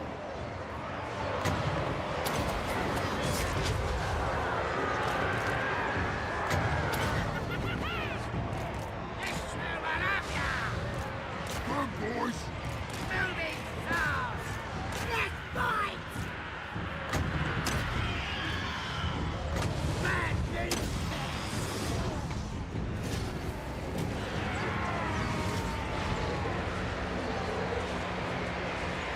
Yeah, the voice lines are great. We's better than them. Boys, shifting.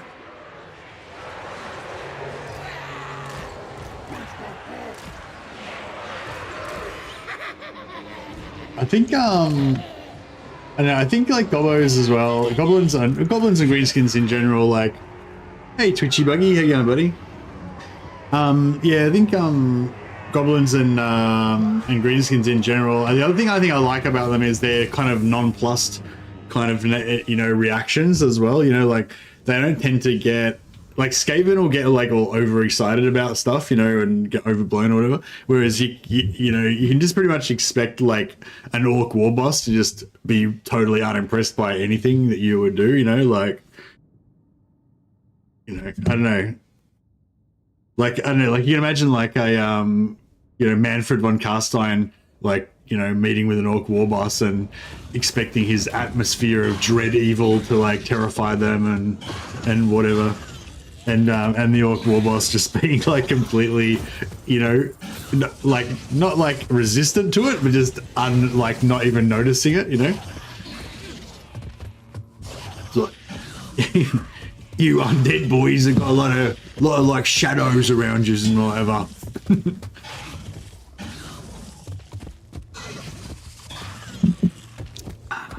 Greenskins are also as fun because they're OP as shit.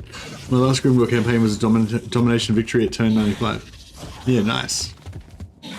Orcs just want to fight. Yeah, that's it. I bet if you did the detaching thumb trick in front of an orc war boss, he'd lose his mind. Yeah, probably. Yeah, I can just imagine that. He'd be like, oh, and then he'd be like, and then he'd get all his mates, and he's like, here, come look at this. And then he'd grab your hand and just chop your thumb off, and like go, here you go, show him.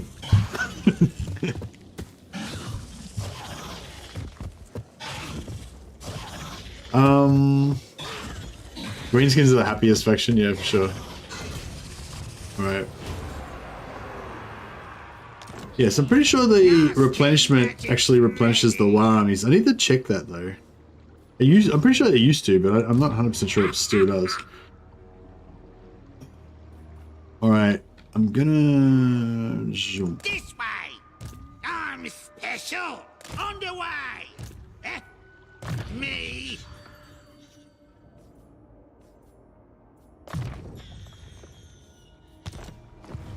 Yeah, we'll get them to come up and finish those guys off. I don't know about these. I don't know if I should just leave them there or what, but yeah. That works. Who should we zap? How far is he running? Stop that. I am a How can he rune be... lord, not some smith. How can he I have no time for have this. so little movement? Oh, he's on the wrong side of the river. Makes sense. So he's at war with Not likely. Scrag as well. This magic is real! The tribe's ready! Alright, we might have to send this guy to... You want schemes? I got schemes. So we can send the Bob, Born for war. Zagoth, the Black Rock boss. Give this guy a bit of flogging. How do you like that? You Yeah, what? it just devastates him. No Nice. slacking. River Troll Hag! So anything goes in death bag. From the river! Bah! Right then, let's do it!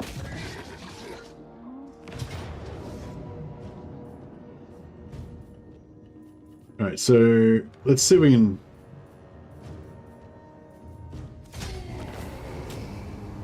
So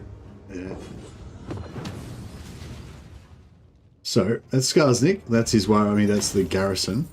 So the war army, I don't know, if we just look at green skin, it looks at orcs, we're at 37, 37, 36, 38, 32. You know, the lowest one's 32, that's probably the easiest to remember.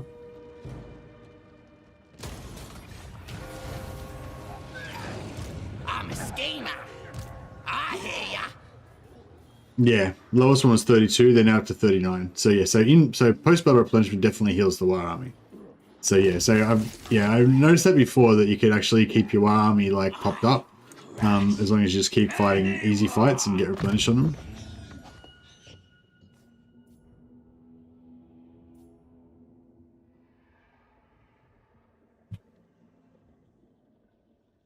Yeah, replenishment, even when the Lord's in a town, doesn't do anything.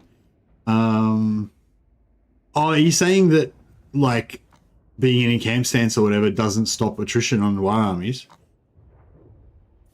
I never noticed that. Gobbler's hungry. I'll have to check that. Yeah, I never noticed that.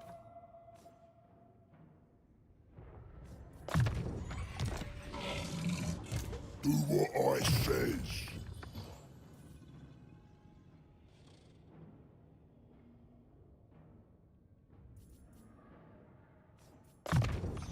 Okay, so he got plus 15% assault units maxed out, and he's got the extra plus 10 assault units from here, and then he needs to get a trait. There's a trait that he can get from just repeatedly assaulting units. You'll get like an extra 10% or something on top of that, or 5% or whatever. I can't remember how much it is. But yeah, you just need to keep assaulting units and he'll get it eventually. Now. Yeah, this guy will come up here and mop up these bastards. Get some more raiding. Get some more raiding in while we're there. Yes, boss. Doc wants me.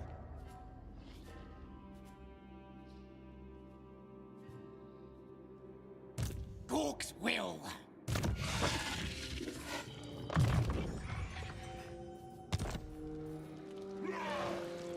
In camp does, but being stationed in the settlement doesn't. So taking Chaos Waste with war armies, they get destroyed fast. Oh no, so even in the Badlands, I guess. Well, actually, no, we're immune to Badlands attrition, aren't we? But yeah, that's interesting. So if we're in the mountains or something, we're in like underway stance maybe. Normally underway would make you immune to attrition.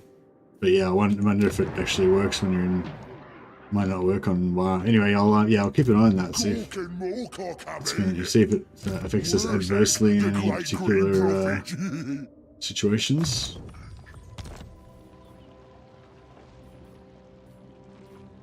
River Troll Hag.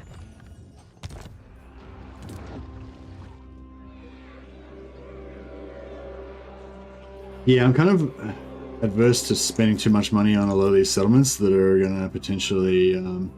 yeah, see, I can try and abandon this, but we just won't be able to because they'll just keep sacking it every single turn. What we could do is raise an army here just to stop it for a while.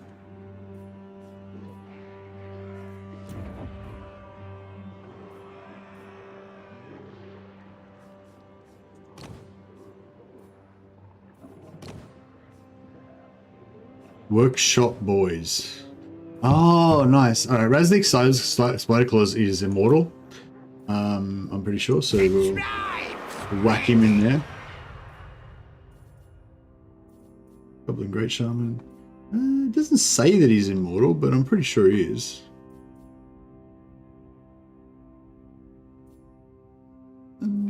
Yeah, I'm pretty sure he's immortal, isn't he? Oh yeah, immortal. Yeah, when Lord is wounded instead of killed in battle. Yeah, nice. Naz. Alright, put him in there. Actually, you can... Yeah, you can just deal with it now.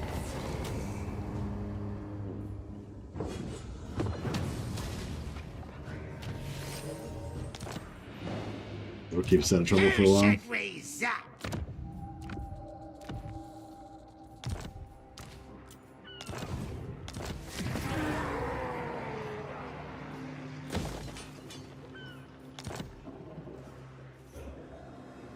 In camp does, but in station settlement doesn't. Oh, okay, yeah. Well, I guess if in camp does, then underway stance probably does. Top attrition as well.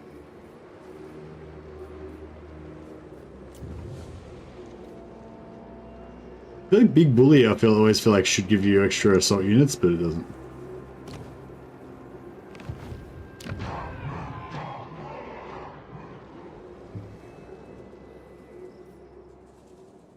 I guess we could start doing high place. It's sort of a bit more protected. Carcassonne. I mean, we're not at war with these guys yet, but I sort of feel like it's very much on the front lines-ish.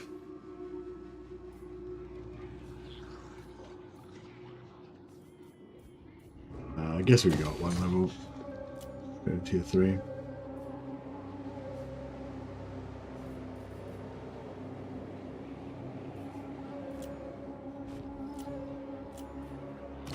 Player's Sorrow. Player's Sorrow is probably safe now, actually. Oh, we're nearly on tier 4 for Caracate Peaks, so maybe we'll go up one more on Caracate Peaks.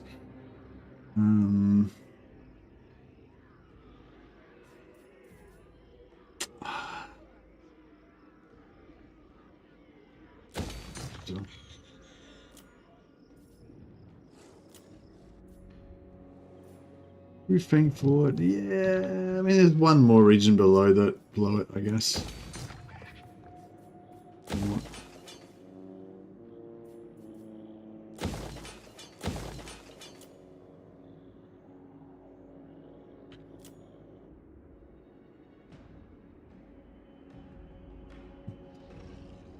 Oh, Blood River Valley. Yeah, we actually got Blood River Valley nearly completely taken over now. So that's pretty cool. Yeah, I guess we'll go G3 there. It's actually worth repairing these because they make they're so cheap and they make their money back straight away.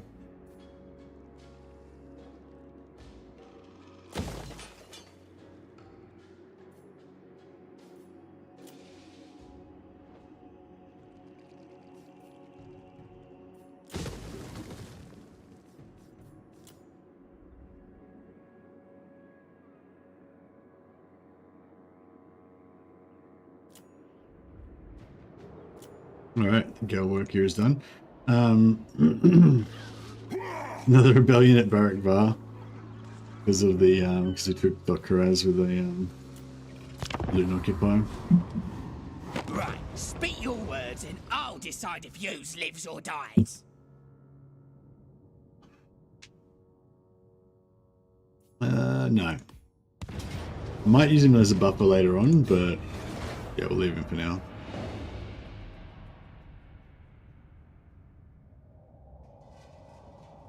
Yeah, why didn't Scrag attack the Empire? Like a good little Scrag. It would have worked out for everybody. Everyone would have been happy then.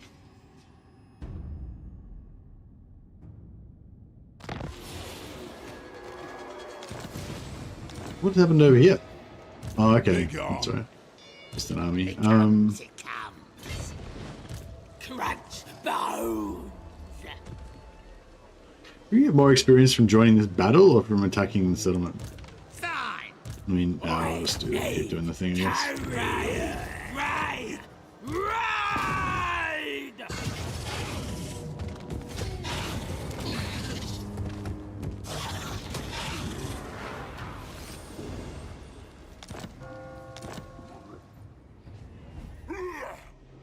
tribe's ready.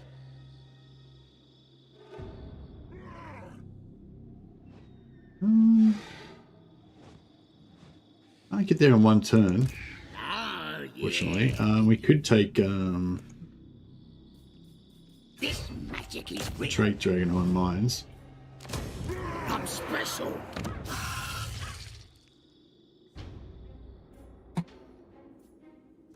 Nasty magic's ready. Anything you say. I'll get here. Born for war. Born for war. Keep practicing our assault units. Fear a gawking at him. Success. The deadliest. Actually, so that gives us an extra 5%. But this gives us an extra 10%. One shot, so that's good. Now. Alright, looks like the south is kind of handled. The thing about Paulie is he's only level 41, so we don't really have to worry about leveling him up anymore. We can just actually just send him wherever we think we might need him, you know? Might just kind of keep him around the center of the Empire. He's like the hero he's not the hero we deserve, but he's the hero we need right now. Just in the middle of the Empire there. Where's that gonna do it?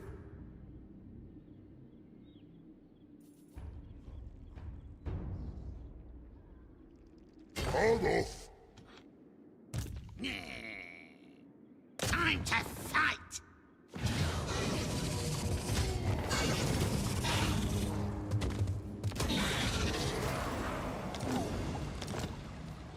Nasty magic's ready. Alright, order has been restored in Death Pass.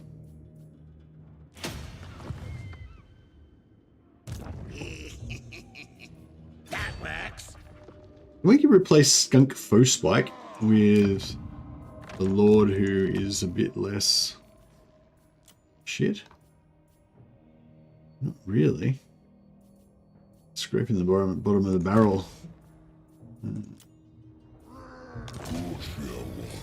Go level, we go level 6 Shaman. That's oh, we go level 8 Warboss. Yeah, level 6 Great Shaman seems to be the best we can do. Next turn is for 48, so we got another chance to get Boggarts again. So we'll be going for that. Now they'll see. Now they'll see. Huh? Yeah. Me. Yeah, on it. Oh, yeah. They feel good thing. I'm hungry. What? Ooh, Victoria High. Well, no, that's what Gobbers are for. They're for spending. They're for spending their lives on things.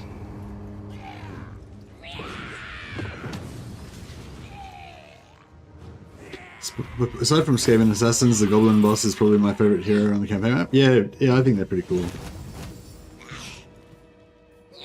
I think they are cool also.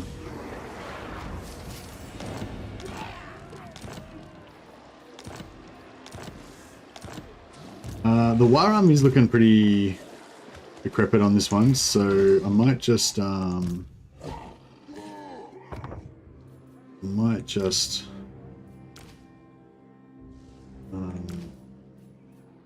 yeah, get rid of the War Army.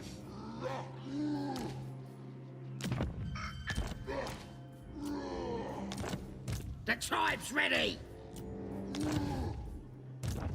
Some free troops, but it was like slowing him down, so.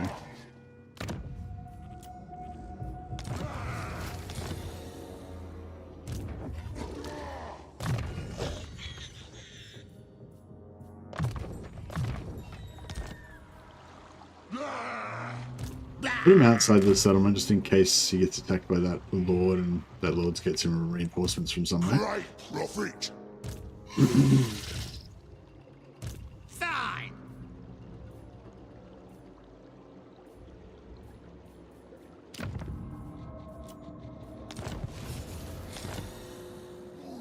I has powers. Where's powers?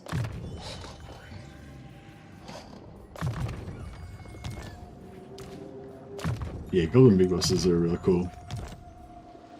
We'll just have one in each of your armies, and then they can just range. They can stay in your armies to give you a little bit of bonus, and they're kind of useful in the campaign. They're useful in battle as well. That's having a fast little guy that can run around and affect the battlefield, and you know, also assassinate enemy heroes and help out a little bit. But then also, you know, whenever you need a map hero, you've always got one in your army. You can just send him out to range around, pull him out as a map hero, and then replace him with like a regiment of renown or something. I'll smack him in the teeth. Failed.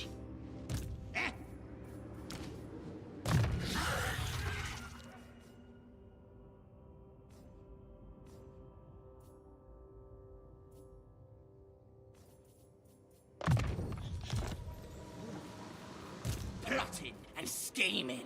Alright. These rebels are breaking my balls here.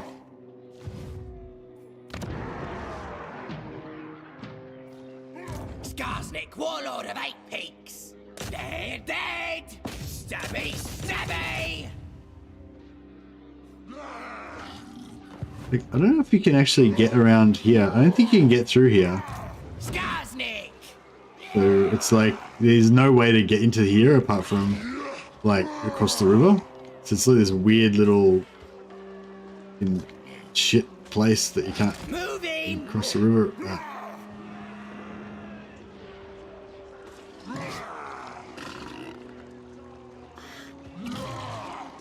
I'm off. Kill 'em all. Yeah, it's like annoying. He's the biggest. Yeah, I don't know. Serves him right, right? Stabber. Oh, there he is. I serve. I got plans. Get 'em.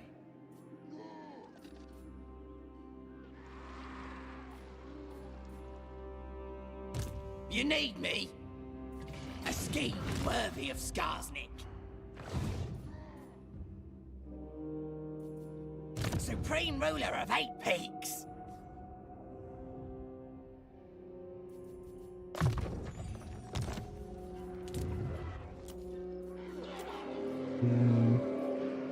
Get rid of building upgrade, outposts, damage buildings, skill points. That does.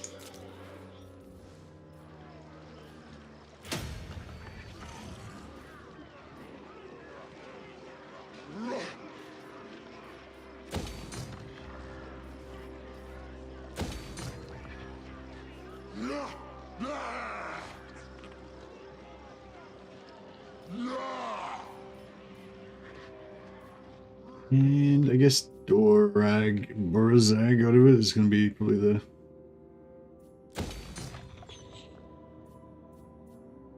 yeah, I guess Frank Hills is pretty safe as well. Everything's pretty safe now, I think, in this little region. But yeah, so like, if going back to what I was saying right at the start of the stream, like now that's like completely gone, you know, like, you know, when I was starting this stream, I was like, oh man, so many hassles. This is, I don't know if I want to deal with this, you know. And now, like, you know, a couple of hours later, that all of that stuff's been completely kind of cleaned up, you know.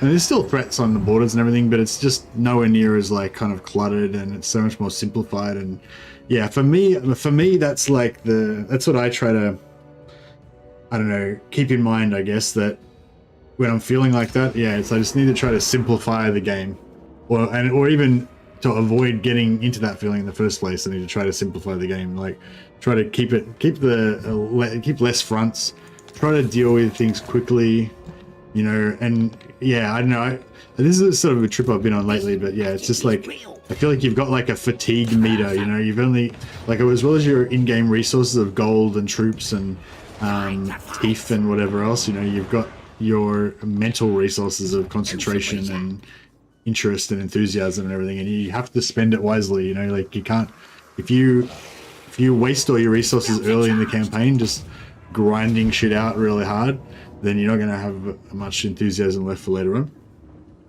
It's been a joy to watch. Oh, I'm glad you're enjoying Clip Mickey. I'm enjoying having you guys here.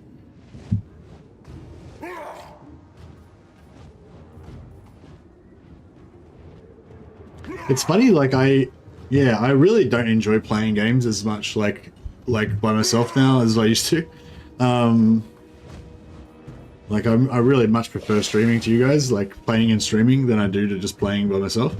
The only exception is like if I get sick, like when I was sick for a few weeks ago, and like yeah, when I was sick, like I didn't really, I don't know, didn't feel like as wanting to hang out with people, you know, I guess. And it was kind of nice to just have the full escapism mode of playing games. Hey, Seluk, the Goblin Tide is going very well. Do you find yourself talking to yourself when you're playing alone? No.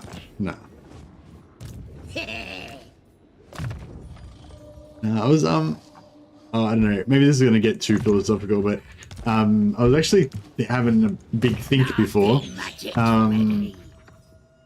when I was trying to sleep instead of sleeping. But I was thinking about how like I don't really talk to people at all. Like apart from you guys, I'm pretty solitary. I don't really hang out with my friends or talk to people on the phone or anything, you know. And yeah, and my wife was saying to me how she thinks that I'm really intelligent, and I was like, oh, you know, that's nice to hear. But yeah, she's like thinks I'm smart and whatever.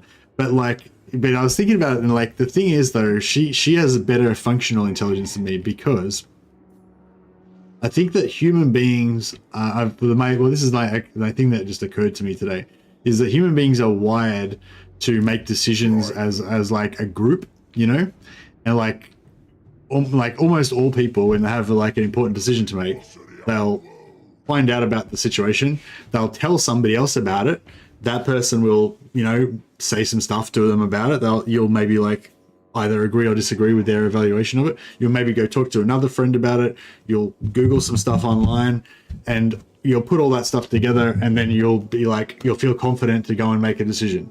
You know, like you might be like, oh, my TV's broken. You talk to your dad, and your dad's like, oh, well, I like Panasonic TVs because they're really good, or whatever.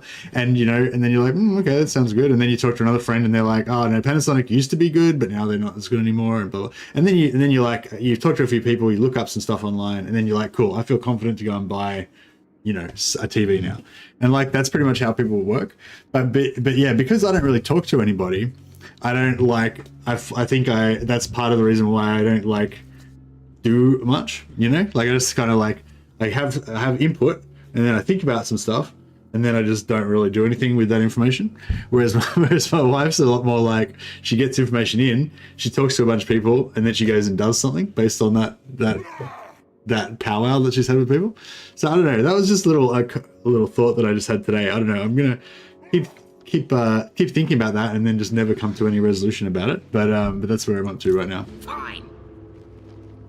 What's confidence, and where do I get some of that? Well, you get confidence by talking to other people and having them reassure you about stuff, which probably is the gist of what I was saying. Strongest, meanest. The other way to get confidence is to train and practice something. If you just keep doing something over and over again until you know that you're really fucking good at it, and you're really, you know, then you'll get confidence, because you know. It's not like, I think like people say have confidence, and you're like, oh, how do I have confidence? I don't know what the fuck I'm doing. I'm in a new situation I've never been in. I'm terrified. How do I just fucking have confidence? It's like, well, yeah, you can't have confidence when you're in a totally new situation and you're terrified. The way you get confidence is going and training and becoming a fucking weapon. And then when you go into that situation, you're like, fucking, I do this shit all day. I don't give a fuck. That's how you get confidence. Now they'll see. Anyways. Sorry. I think I've wound myself up in a knot, yeah? Evolutionary desire for affirmation is important in animals as social and as capable of intercommunication as we are. If you have total confidence in a situation you're experiencing for the first time, chances are that you're overconfident. Yeah, that's exactly right. Yeah. And I'm kind of now I'm like in the opposite situation. I've got like all these armies and like there's no one to throw them at. I guess we could. So, like I was saying before, like I'm concerned about some of our neighbors. Like I'm concerned about Thorak. Like he hates our guts. Well, he doesn't hate our guts, but he's pretty unfriendly, let's say. But he's got a couple of other significant enemies, so maybe we don't need to worry about him so much, you know. But then we've got Drazoth over here. Drazoth kind of hates our guts as well. And he's got no other enemies. He doesn't hate us that much though, but he's got no other enemies. He's rank 17, so he's pretty strong. He's got 8 regions, so he's like a fairly strong regional power.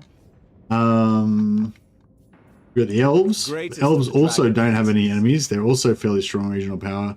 They also don't really like us. And then we've got Vlad. Vlad's the one I'm kind of the most worried about. Like, we're not completely finished yet. We're still going to try and finish off Belegar, but assuming we're going to get him soon. Vlad is over here, and Vlad's got 15 settlements, and he's ranked 3. So he's actually stronger than us, and he's scary. Stay with problems longer, and eventually you'll start figuring it out. You'll get more confident. Yeah, exactly. But yeah, like, I feel like, I don't know. I feel like I feel like it's a pretty obvious thing. Well, obvious to everybody except me, that that if you want to, if you want to be effective and quick at making decisions confidently, then the easiest way is to like conference with a few people who might have relevant information. Then you'll feel like, reassured that you've thought of everything, and then you go ahead and act. It's a pretty effective cycle. Like, find out, talk to a couple people, make a decision, act. If you just do that cycle over and over again, you'll continuously just deal with all your problems fairly quickly until you don't have any problems left. I feel like, assuming they're problems that can be solved like with a quick decision. No, we're still friends with Vlad. We're still technically friends with Vlad right now, but I don't know how much longer it's gonna last.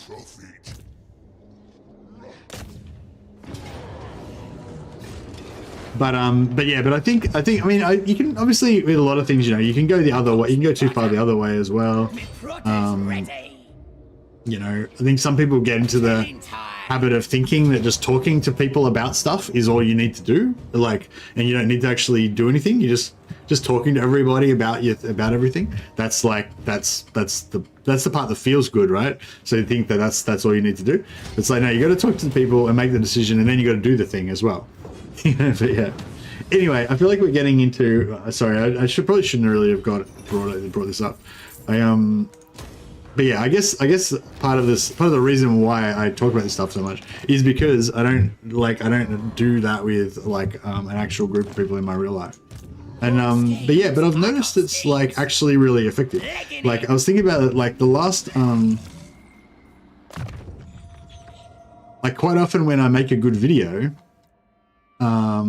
like with YouTube, I've noticed quite often when I make a good video, it's because I've told somebody about the idea, they've given me some feedback, I've then taken on that feedback or ignored that feedback, or that feedback has made me think of something else that helped the video or whatever. But the point is, like, yeah, I think just bouncing ideas off other people definitely helps you make decisions. Even if that person doesn't even have any good input, like you could have a friend who's dumb as a bag of rocks, and you just talk, they never have anything useful to say about anything, but you just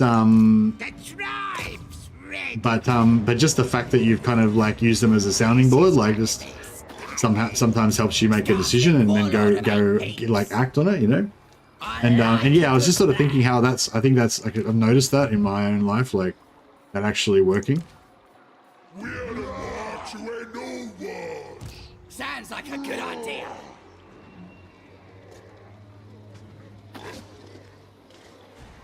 True. Yeah. Oh, yeah. No. Having what I guess the point I'm trying to make is apart from having really smart people to mentor you and give you good advice and all that thing is great. That's like that's an awesome resource. But I wasn't really getting at that. I was not really talking about the quality of the advice you get from the other people. I'm talking about, oh my god, I've just entered into a manual battle because I wasn't paying attention. Fuck. Now I have to actually fight a battle.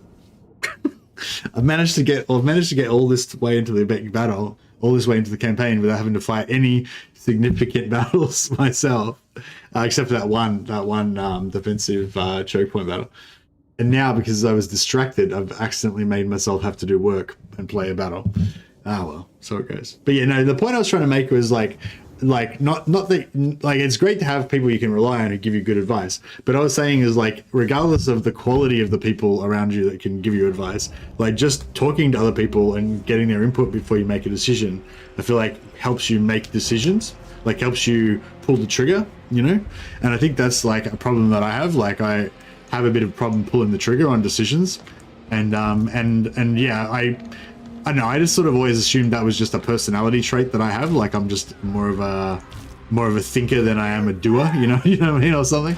But yeah, I was sort of had this epiphany today, which may be completely wrong. I just thought of it today, but maybe it's not that I'm not a good decision maker. It's that I'm antisocial, and that humans naturally make decisions as a group. Like, that's just how we normally operate. And my refusal to listen to anyone else, you know, is holding me back from actually making decisions.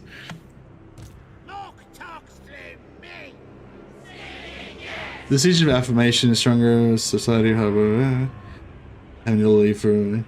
Well, yeah, that's the thing. I think that's partially right, I should say Geralt. I think that's partially right, Geralt. Like, guys tend to be less agreeable than girls, I guess I'm saying that I'm probably a bit like that as well. But I'm saying, like, talking to other people, I think talking to other people is still good. So, and even if you're a highly disagreeable male that doesn't listen to anybody else, like, you know, I think still talking to people and then being like you tell people the problem and then you be like, oh no, you're an idiot, I'm not going to do what you said. But that's still, like, the fact that you talked to them and got their opinion, and that just reassured you that no one else knows anything and you're right. Like, that still helps you make the decision. You know what I mean? Like, I don't know. That was like my thought. I don't know. Maybe it's wrong, but you know, that was what I was thinking today. Anyway, so I'm thinking I'm going to test out my theory. I'm going to, like, start just randomly talking to people about things and see if it helps me make decisions. God, I hate fighting battles. Nah. Yeah. You sound like me when I haven't slept for 40 hours and start thinking about things. Yeah, that's pretty much what happened. I was trying to sleep before the stream and I couldn't sleep. And so I was like, fuck, how have I gone wrong with everything in my entire life? Let's go through the list. You know, and that was one of the things I was thinking about. Two dudes can sit quietly in a room together for an hour and consider it a good time. Yeah, exactly.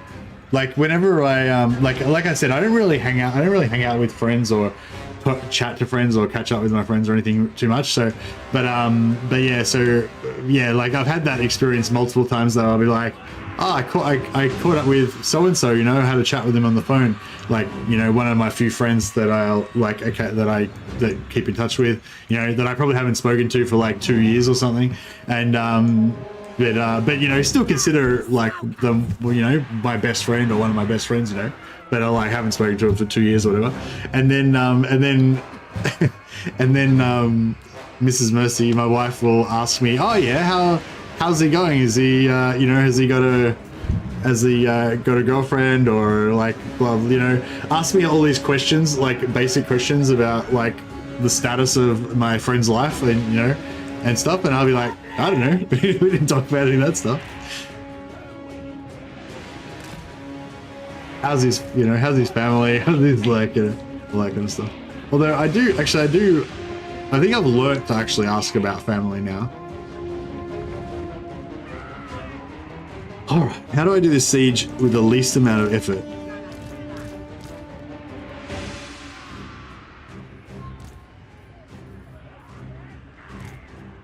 I'm just going to line up all my archers and just let them automatically shoot over the wall without me having to do anything. Maybe that'll work. You probably told me about Warhammer. Yeah, that's right. I'll like that happens quite regularly. I'll like ring up a mate that I haven't spoken to in like 2 years, talk to him about Warhammer for like half an hour, and then he'll tell me about, you know, something random about his car or something, and then that'll be it. And you know, I won't have asked about his family. I won't know if he's in a relationship or any of that stuff. Stickers ready. Whereas I feel like my wife's got like a whole checklist, you know. Whenever she rings up a person, she's got to go through and find out, you know, how this is going, how that's going. Like, you know, I don't know what the checklist is. I don't know what's on the checklist, obviously, but yeah.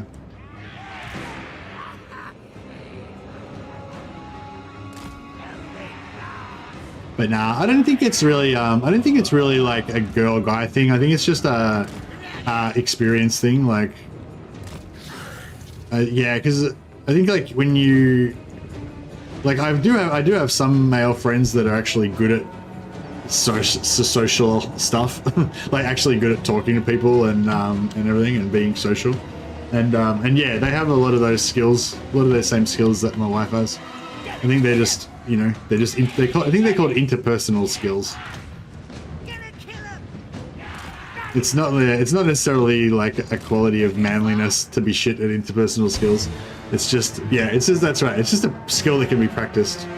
I think a lot of girls tend to be better at it because they've practiced it more. But yeah, I don't think it's like innately something innate that a guy's innately can't do or anything.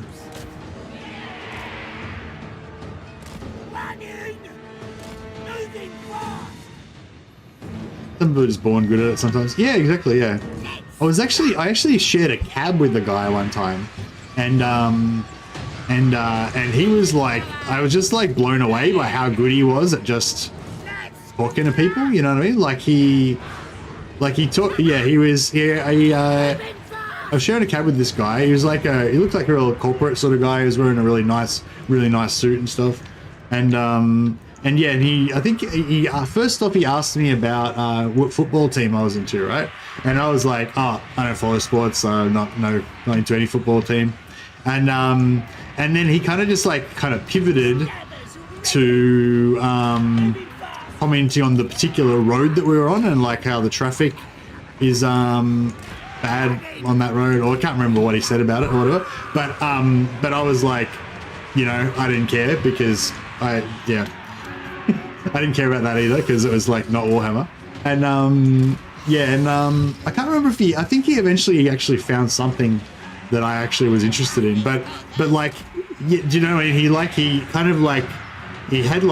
obviously had like a system kind of like how you talk to, or just a random dude that you run into, and in that particular instance it was like football, traffic, whatever, you know, just finding something that you can like, the whole trick to it is you just have to find some kind of common ground to start with, something that you agree with, and then you kind of go from there. But yeah, I was just kind of blown away because it's like not a skill that I have at all. Like, not something that I was good at all.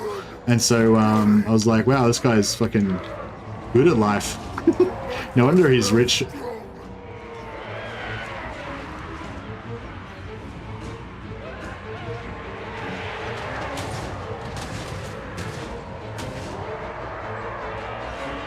It's definitely something anyone who works with talking to other people for a living get good at quick. Yeah, exactly.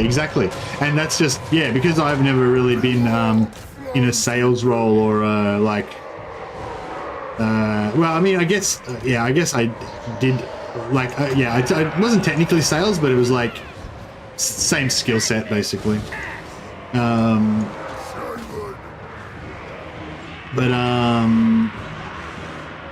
Chat with this tunnel. Yeah, that's right. Yeah, it's weird though because I guess I don't get. It's not the same exactly, but it's sort of. I mean, there's probably some crossover.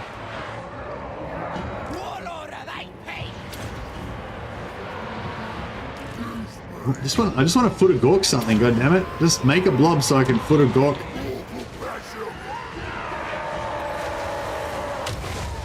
Yeah. All about how many foot of gorks you can get in there. If a few orcs get caught in the foot of gork, then you do.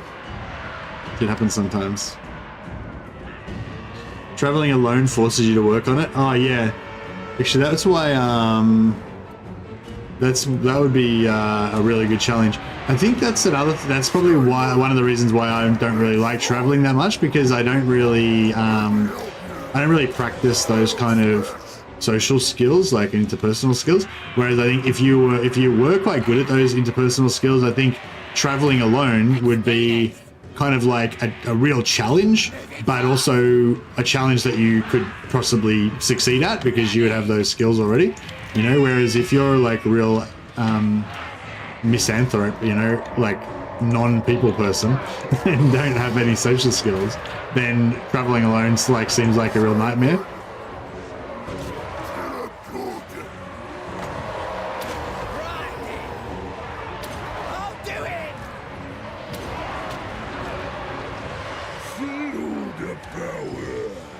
I feel like a foot of Gork in this situation. I feel like regardless of what the situation is, another foot of Gork is always the answer. Yeah.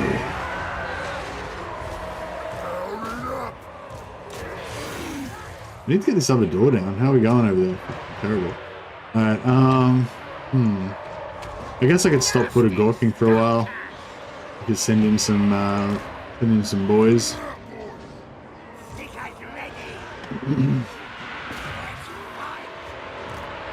Yeah, this Goblin Shaman's getting chewed up a fair bit.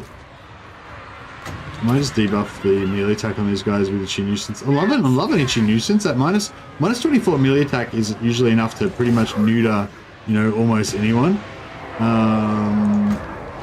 Yeah, it's really good.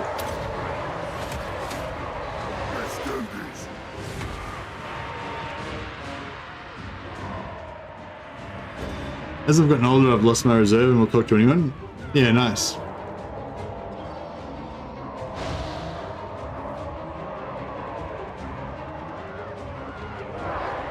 Yeah, the Goblin Shaman got wrecked.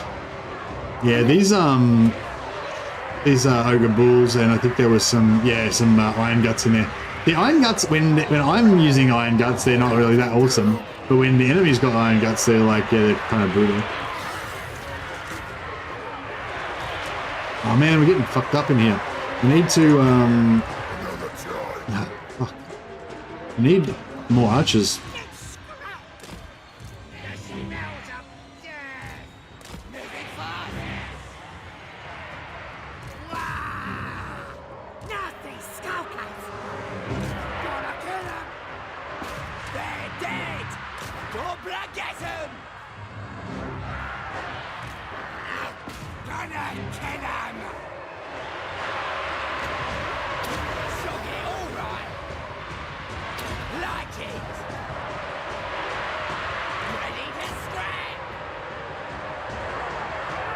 Maybe we should have access ramps for the walls there. That would be pretty cool. Oh, that's the War. That's the leader of the War. I didn't even realize. So if he dies, we lose all of our War units. He's probably already dead because I think it's like a particular guy in the squad that's the actual leader, and if he dies, then it's game over. So yeah, 1, 2, 3, 4, 5. There's only 6 guys left, so I don't know, 8. So I'd say it's unlikely that the War leader actually survived. Need more archers, the unofficial name of Warhammer 2, pretty much. Yeah, we've got a big doom ball of sneaky stabbers here.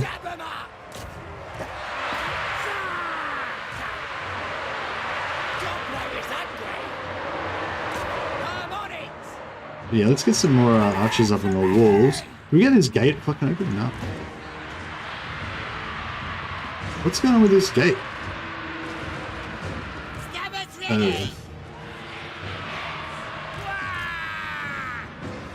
Goblins!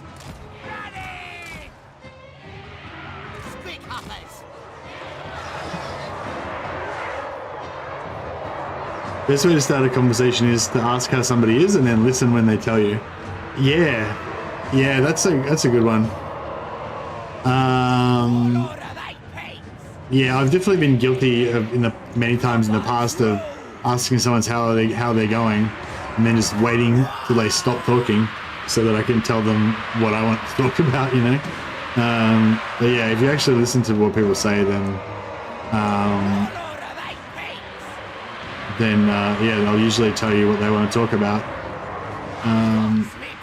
Or they'll sometimes tell you if they don't want to talk about it. They'll be like, "Oh man, I've been going through all this stuff, but I don't want to get into that. So, you know, how you been going or whatever, you know." But yeah, that's a good call, Clip Monkey. Ask people how they're going, and then listen to what they say. Sounds simple, but it works.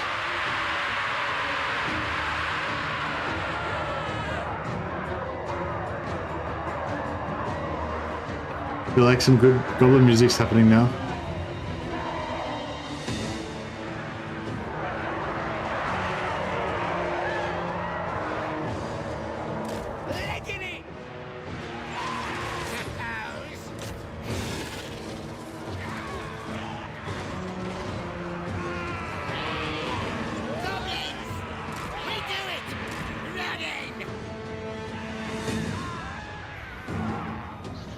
Yeah, exactly. It's a like.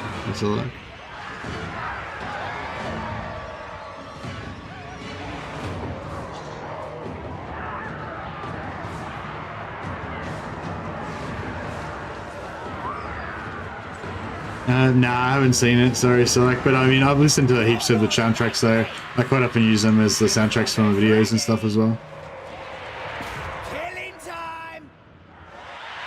Although annoyingly, some of the music from Warhammer 1 is copyright protected because one of the companies that did like not even the whole music, like one of the companies that just did some of the sound effects that's in some of the music, like they've got like copyrights fucking shit on it.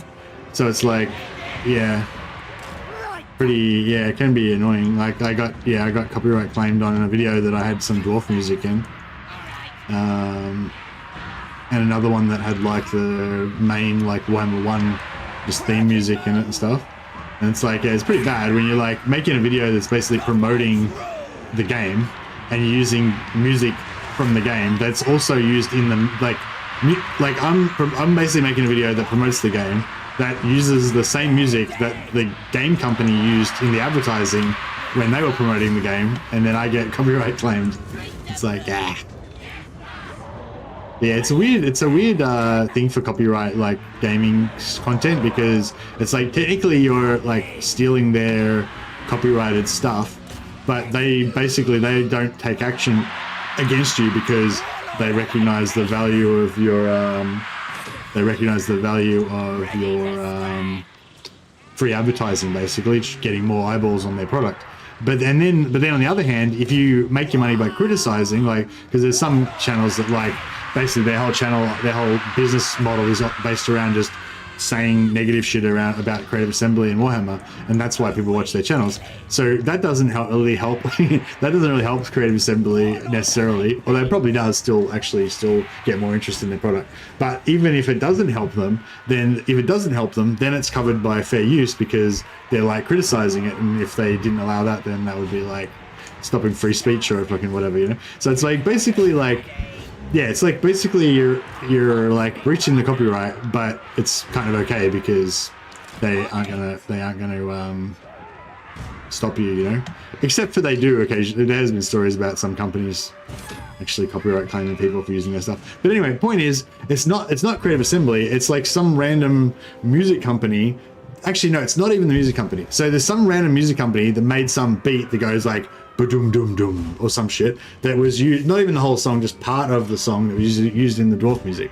And then not even that company, but there's this other company that just makes all their money by copyright claiming. So basically they buy your copyright claim off you, and then they make their business around enforcing copyright claims onto people, right? So it's like, so basically like this one company made this little dum dum dum, then they sell their copyright claim to this other company, and then who has thousands of copyright claims, and like, yeah, and that company is the one that copyright claims me. I've been copyright claimed by them a few times for Warhammer 1 music. Yeah, anyway, it's annoying. But yeah, that's a little bit of a loophole. It's like, even though Creative Assembly is happy for me to use it, like in that case, they didn't have the proper licensing over their own music for some reason.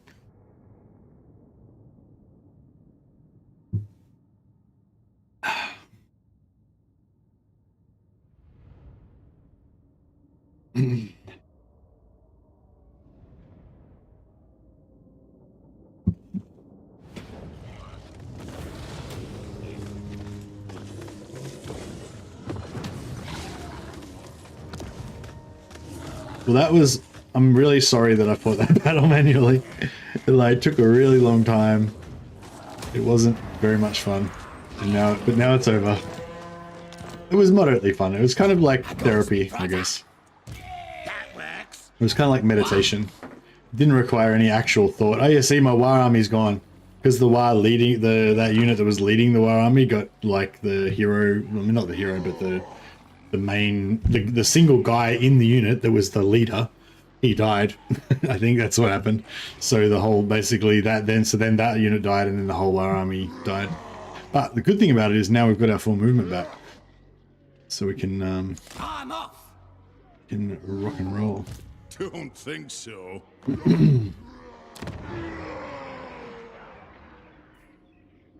Now they'll see.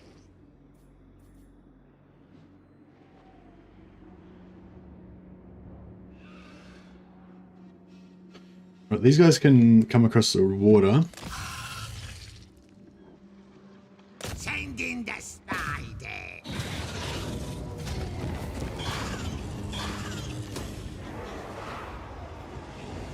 Gonna stomp everything to bits. And I stomp everything to bits. Keep practicing our assault units. There it is. Assault units action, additional 15% casualties inflicted. Very nice. And we've got plus 15, plus another 10% there, and plus another 15% there. So now, where is it? Assault units, additional 40% additional casualties inflicted. So now this guy's a weapon for destroying armies. I find usually it's better to have two of them though. You have two of them together. They both hit. Once they get to level 40, they can both succeed pretty reliably. You have two of them together. They hit an army in one turn. They'll pretty much just destroy like 50% of the army in one turn, and then you have them follow the army and do it again next turn, and then the army's pretty much just annihilated. They just have like dregs of their busted units staggering around. Dogs will. Best idea yet. Stop that. I'm Trixie. Glorious. Alright, I put my spider into Wily Coyote Squig's army. They've got Siege Attacker now. Plotting and scheming. That means that we don't have Siege Attacker anymore. River throw Haig. I want to keep stealing technology, but I've kind of run out. Hardest tribe ever. I guess next turn we can go up to Karaz. Karak Angazjar.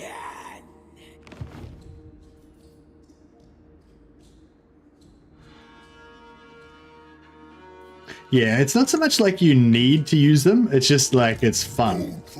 And sometimes it's actually cool, like when you have like a bunch of enemies that you don't want to deal with, like because it's too tough or whatever, but you've got like 2 or 3 Black Orcs around and they just come in and just smash the crap out of them. Yeah.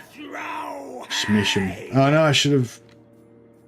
God damn it, I should have stolen technology.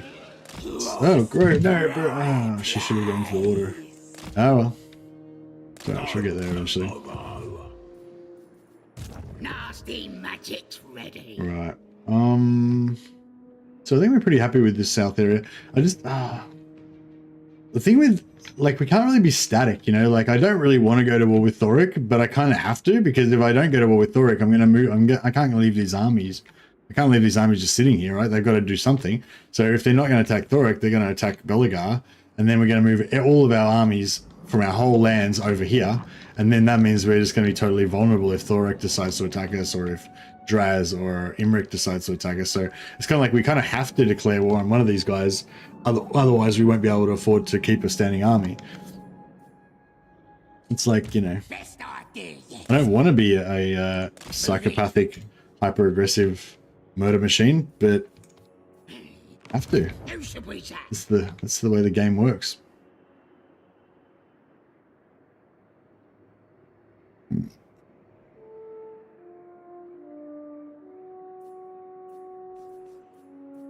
Anything you say.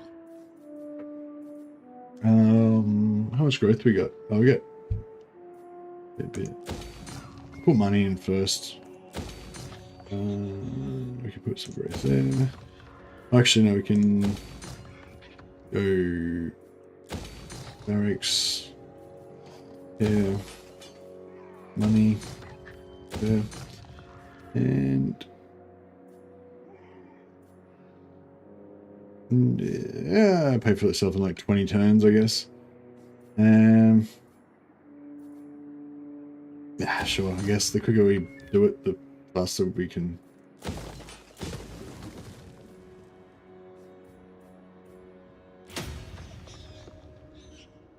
don't think I've ever used the steel technology action in my 1,000 hours of Total Warhammer. Yeah, I don't use it very often. But then every now and again, I just think, oh yeah, there's actually a bunch of good technologies. I should actually do it. I've had a pretty good time with some Dark Elf campaigns actually, where I've had like three sorceresses cruising around doing it. So you got plus 100%. Yeah, so you have like 200% research speed. Not bad. Sump pit. Nah. 8 peaks. Yeah, alright, let's do it.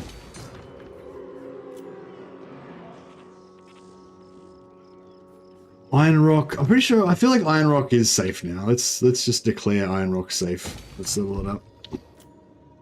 Do it. Drinkerkrats. Yeah. It's not really that safe. I guess it's safer than Spite Peak.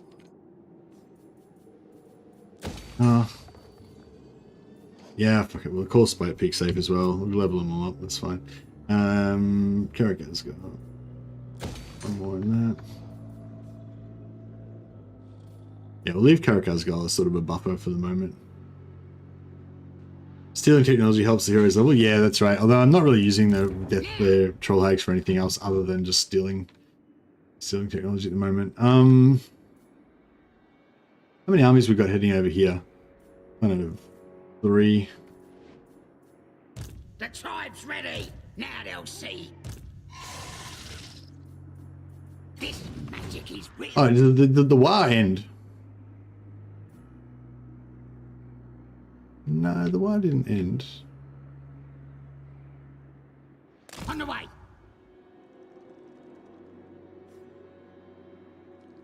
Born for war. Yeah, alright. Stomped as far as I can. Cork and Moorcock, I mean. I guess Wurzag can be the Warden of the East. You can put Wurzag in charge of, you know, whatever. Building up defense forces.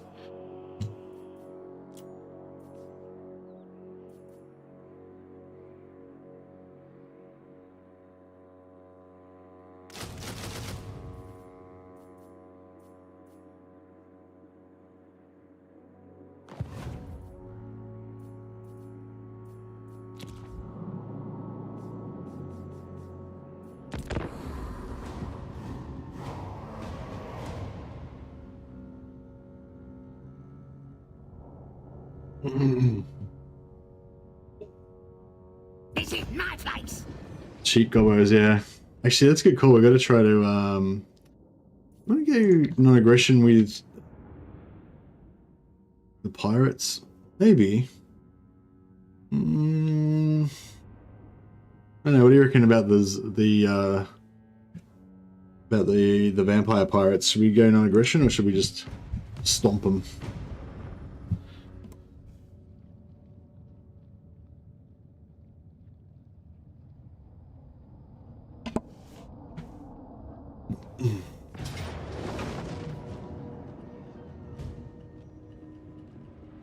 Underway interception. Alright, let's do it. I wish I'd have given this guy a healing potion, but alas, we did not.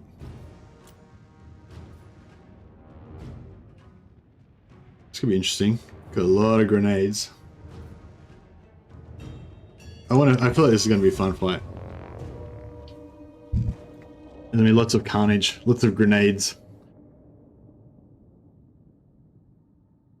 It's so weird. It's so weird with Barak Var how the rebels have to spawn on the opposite side of the river, so they actually can't attack the settlement that they spawned to attack, you know, and then they have to underway over to get out of it. Normally just put the heroes in melee. Yeah, well, Black Hawk big bosses are pretty good in your armies as well. They're really tough. They buff your infantry a lot.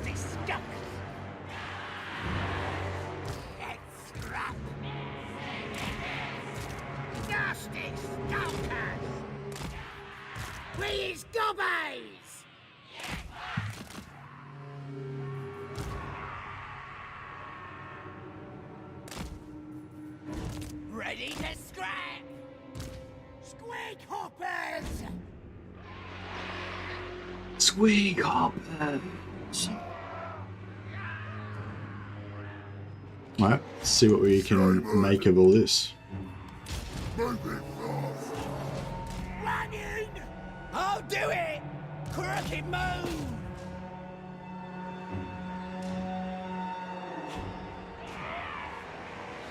Drink the brew! Moving fast! Moving fast! Gonna kill him! Let's scrap! Goblins! Running! Squig hoppers! You first! Stab them! Running! Justice! No, they got some grenades off. Oh, they got some more grenades off.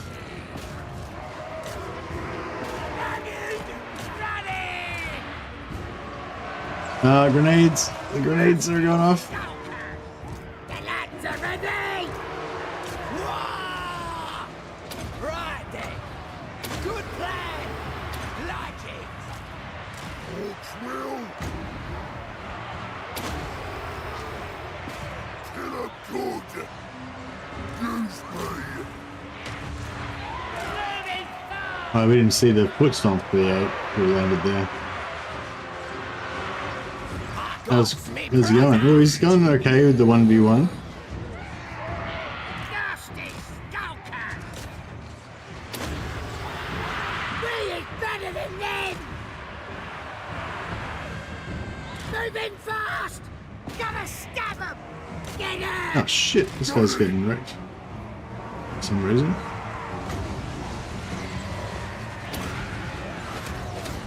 That's good. Hawk, watch ya. Hawks foot for I should have overcast it, but oh no, actually overcast might have caused us problems. Alright. Oh yeah, so the wind gives us the wipeout automatically, so we need to Let's scrap! Nasty skulkers! We is Gobbler! Gobbler's ready! Stick 'em! Nasty skulkers! We is Gobbler! Stab 'em! I need to wipe them out, but may as well.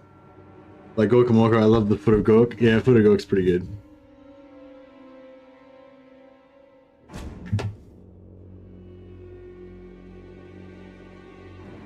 The Food of Gork. Food of Gork are dwarfs. Stunties. Oh.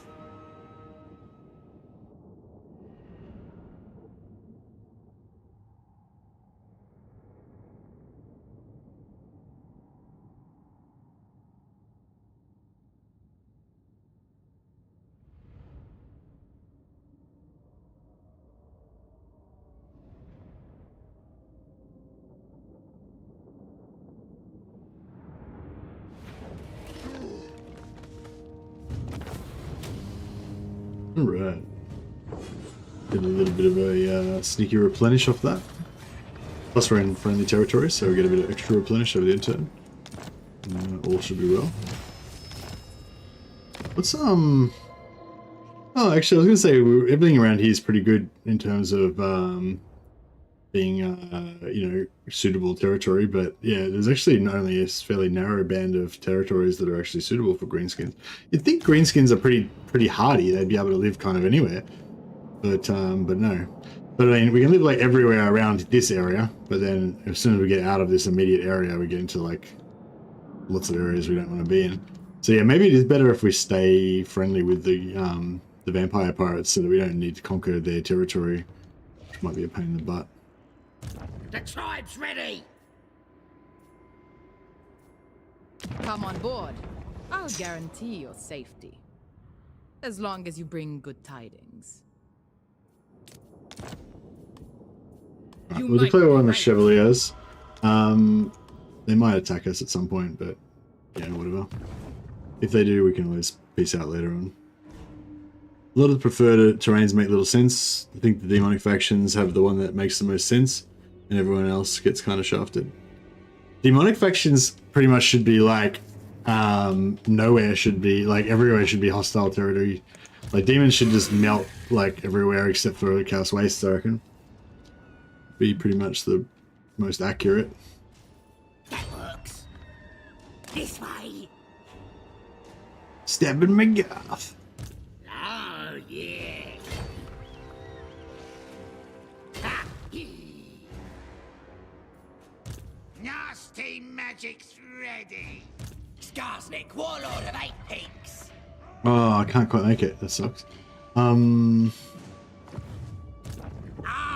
yeah. Right, we'll just keep beating the living shit out of this guy with the Black Orc. On the wrecking ball. Ah, failed. Ah, that's right. Once he gets to level 40, he'll be a lot better at not sucking. Best idea yet. River throw hag. Should we come from the other direction just to make sure we don't block our armies or anything? They still good thing. River throw hag.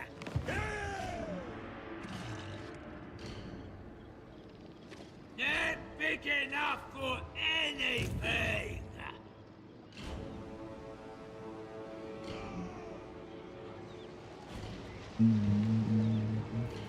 That works. But wait, let's just make sure this guy can definitely... Oh, he can't make it either. Fuck. You want schemes? I got schemes. Right. Well, somebody would be able to make it over there. That is annoying. River throw hag. Alright, well I guess we're just gonna, you know, just hang around for a bit. Born for war. Sniffing out war. Row, row. I'll get there. Stomped as far as I can. Now they'll Hey Wolfspaw, how you going, buddy? Holy Wolf Rider has still been doing you proud. He's most geared up. I am a rune I mean, I lord, feel like we can not almost some take that army out with this army. Not quite though, probably. Maybe we could, but plotting it and might be a bit. scheming. Right then, let's do it. Might be a bit rough. I'm got Let's do some sneaky ambushing. supreme ruler And of 8 then peaks. level up the ambush chance a bit more. We're at 86%. Very I'm nice. Trixie.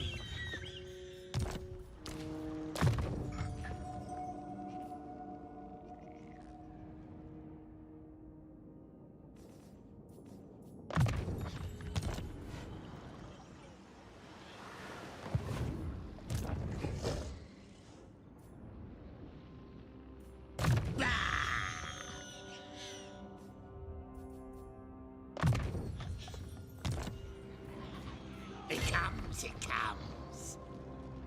On it. Anything you say. Me.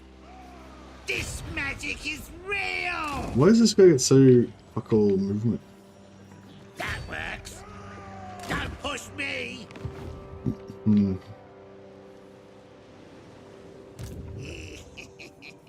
It comes. Anything you say. Alright. Hopefully he won't know that these two other armies are there. He'll try and come across and get smashed. I will. All will be well.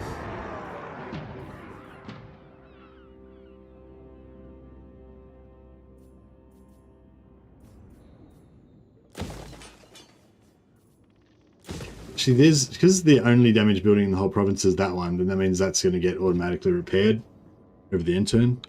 So we don't have to bother. There's no point, even though it's a really cheap, it's only really cheap. There's just no point in upgrading it, and no point repairing it. So I just don't mind. Yeah, I guess that's okay. Yeah, Dragon Horn Mines, probably we should just leave that as a buffer, because sooner or later somebody's going to attack us from the south. You know, Scarbrand, or maybe Rapance will trek across here, so we can use that as an early warning system.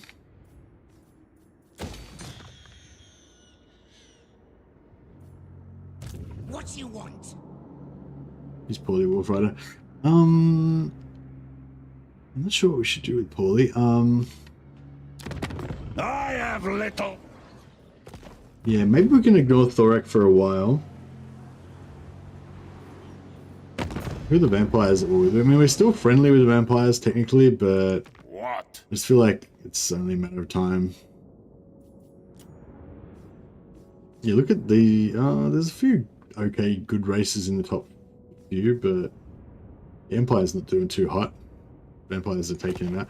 I think just, yeah, sooner or later the vampires are going to just wipe out the Empire completely, and then, like, even though we've been friendly with them the whole time, then, you know, then they're going to turn their eyes on us. It's going to be uncomfortable beneath their gaze. Yes, Eckendorf is orange, but that's alright, I guess.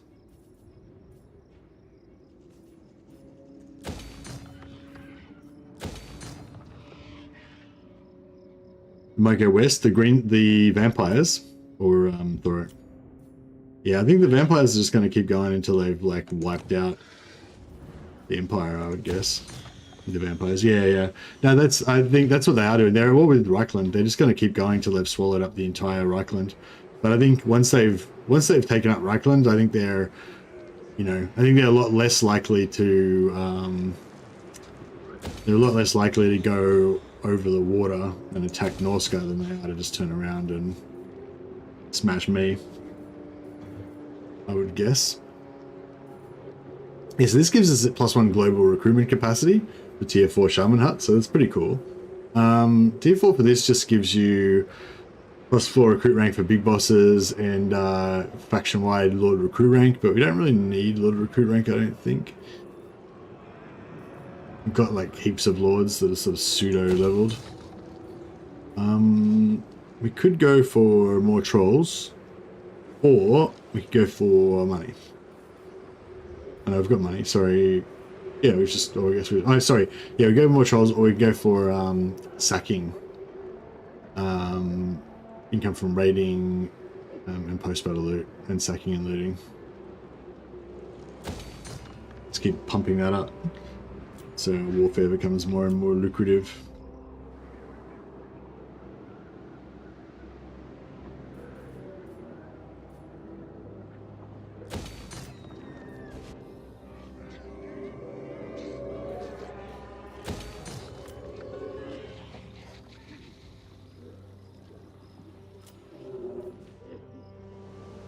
Might up the mountains and take on Britannia. Yeah. Yeah, no idea what's going on up there, but yeah, you're right. They might go over the mountains, go after whoever's over there.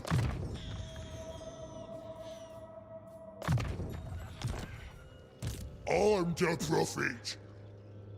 Cork and Mork are coming. Go in. Gork's will.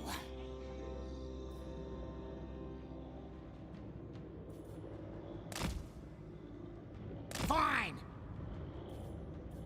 All right.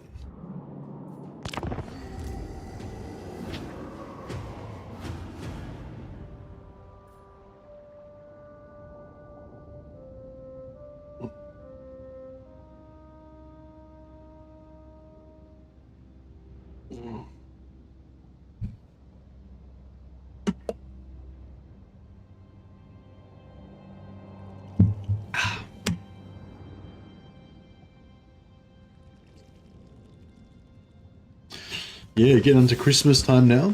Only week till Christmas. Yeah, I had my niece's christening the other day. That was kind of nice. It was kind of like a,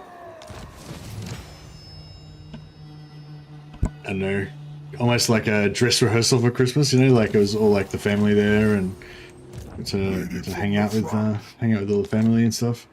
That was pretty nice. No slacking. Off to sea.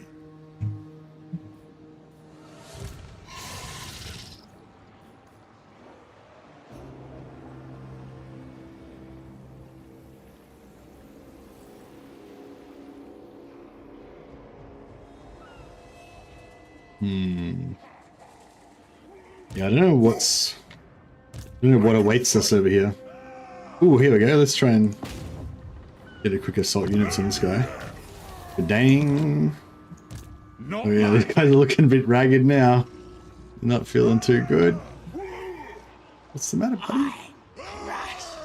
Anyone! So anything goes in death bag.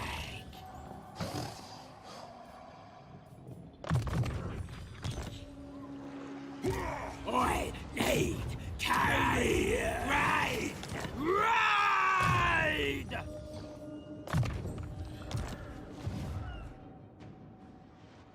Enemy I eat. Family's generally a good thing. Yeah, exactly. Yeah, I think my family situation's kind of, I don't know, Strongest. Meanest. it's a lot more, you know, a lot more relaxed. A lot more relaxed than, The hardest tribe I don't know, ever. than it used to be. Which DLC in Warhammer 3 you think is worth it to get? Hey man, really good question. Which DLC? Well, yeah, so you kind of can't really trust me because I'm one of those like fanatical devotees of the game where I basically think that the whole, like, you want the entire game. So yeah, so yeah, just to pre-warn you, yeah, my opinion is that you should get all the DLC. Like, I'm like obsessed with Warhammer and I love Total War games. So when they announced this Warhammer Total War game, I was like, fucking, I'm gonna buy every single DLC they make for this game. I'm gonna get everything, you know. And I think it's just generally because of the type of game it is. Like, a lot of the value of it is just having it, just everything, like having it being such a massive game. But the good news is you don't need to buy all the DLC to have all the stuff in the game. So if you just got Warhammer 3 for starters, that gives you access to Immortal Empires, which is what I'm playing right now, which is like the big map. And the big map has like every single faction in the game, all of the different enemies and everything. The only thing is you can't play as them all, obviously, as you realize. So the first thing I would say to get is the base games. So have you got Warhammer 1 and 2? Because if you buy a DLC race pack, you'll get one race, or if you buy a Lord pack, you'll get a couple of Lords. But if you buy Warhammer 1 and 2, you'll get like 4 or 5 races in the one thing, and it's usually pretty cheap. Yeah, you can get everything on special as well, yeah. So I guess that's I have to just I need some more feedback from you, RNLDRN. Ronald? I don't know how to say that. But yeah, I guess I can answer anyway. Yeah, so my answer would be the buying order for DLC would be buy Warhammer 3 first, then buy either Warhammer 1 or Warhammer 2, depending on which races you like the best, and then just buy the DLC according to the races that you like the best. If you mean like which DLC is like the best value just on its own, regardless of what factions you like or whatever, I'd probably say Chaos Dwarfs is the best DLC. But it's pretty expensive though. So hopefully that was a good answer for you.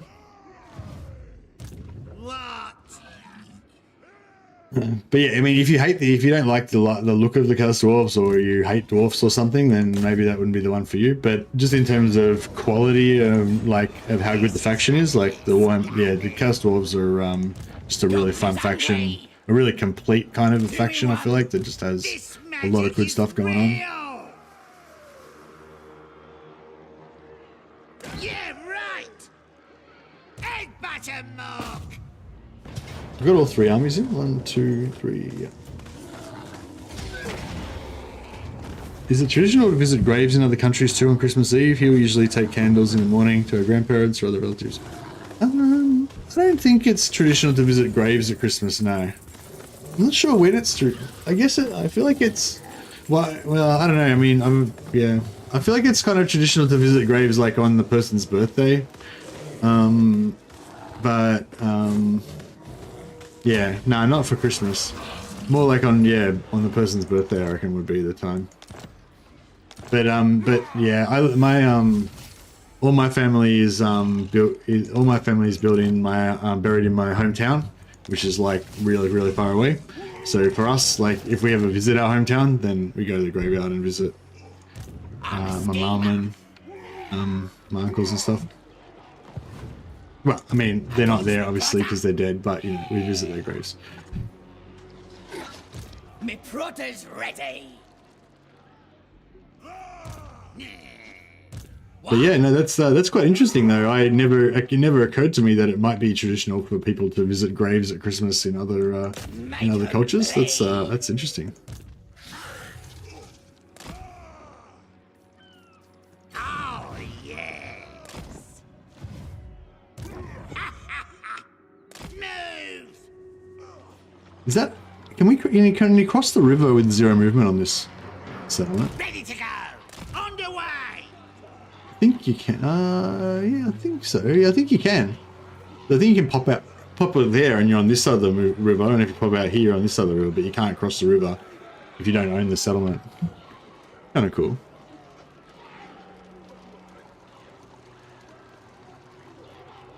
I don't trust chat, only you.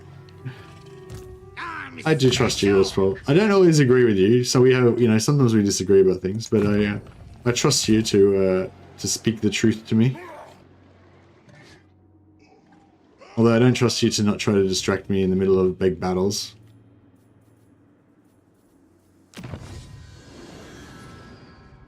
Bit of good-natured sabotage every now and again. Weapon strength. What am I trying to go for now with technology? Probably the sacking money would be nice. Oh, actually, yeah, no, the global recruitment duration would be awesome, and also the upkeep. So in order to get there, we need Oglok the Horrible.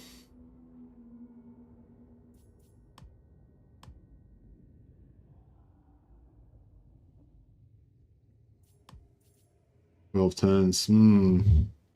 It's a lot of turns. Should I just go up here first, maybe, and get the rating and sacking? If I just go for sacking, it's 9 turns. See, 9 turns is still pretty far away. Whereas getting the global recruitment and the upkeep would be really good. Yeah, I think I'm just gonna just go for it. Go Oglok the Horrible.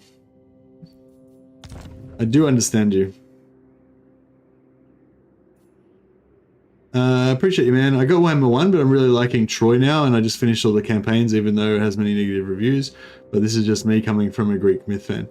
No, I really like Greek myth as well. Did you ever play Titan Quest? They're working on Titan Quest. It's an action RPG, like a Diablo-esque sort of game. Titan Quest. I really just the reason I bring it up is because it's like Greek. It's set in the Greek myth sort of time, and but yeah. Anyway, long story short, there's Titan Quest 2 is being developed. So Titan Quest 2 could come out soon. Yeah, I really love Titan Quest 2 as well. I don't really understand why I loved it so much, but I just really liked it, you know? Something about it, like that, or the way you start off in that little village and the beastmen are attacking the village, and just, I don't know, just something about it just really gets me. I suspect that Titan Quest 2 is just not going to hit the same way, and I'm not going to love it the same way that I did with Titan Quest 1, but I don't know. I'm definitely keeping my eye out for it, but it's weird because the other Crate game that Crate made that's got a different setting. I don't really get into it that much, but but Titan Quest I really got into.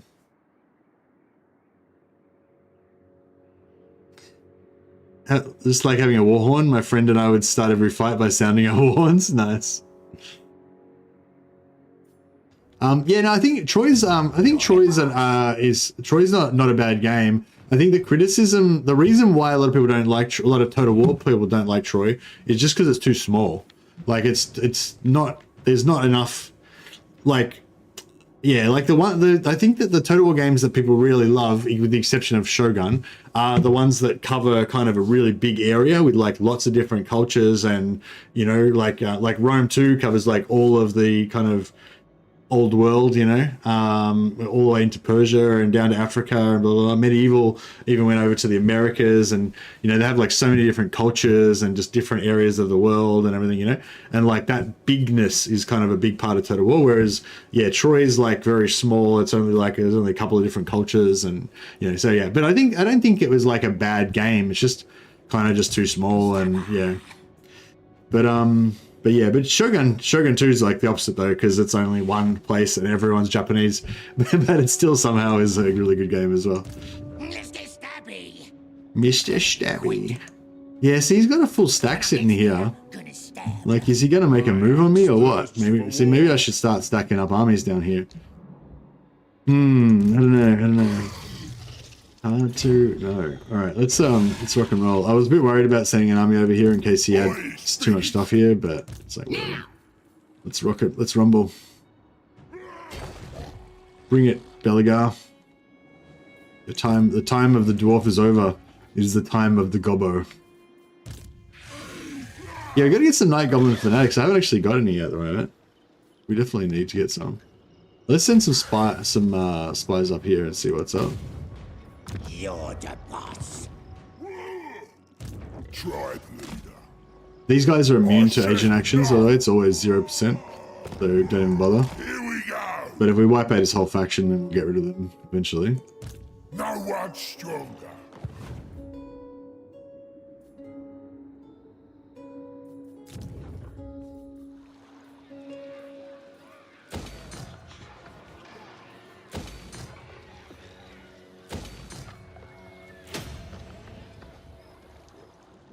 Hey, what does salt do for us? Nothing? No salt? Yeah. Thought we were going to get salt. No, no salt for us. Fair enough. We can build money there, though. That'll be good.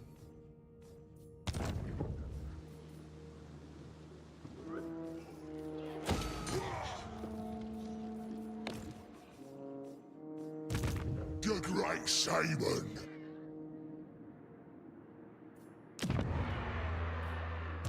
Wurzag, the Great Green Prophet.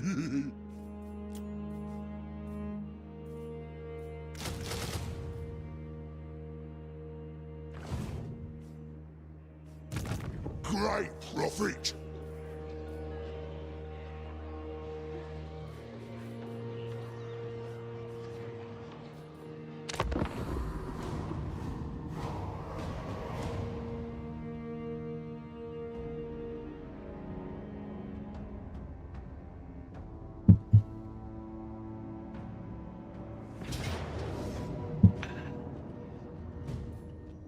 What's this? Underway interception? I'm loving my underway interception, so let's smash him. End him rightly. I might take the money on that one. Hobgoblins for snubs. We could get some hobgoblins. We wanted to ally with, but we have to ally with the Chaos Dwarfs, and I feel like it's a bit ungoblin. Like, I feel like we've got some beef with the Chaos Dwarfs because of that time that they enslaved our entire greenskin race and did experiments on us and stuff. You remember all that stuff?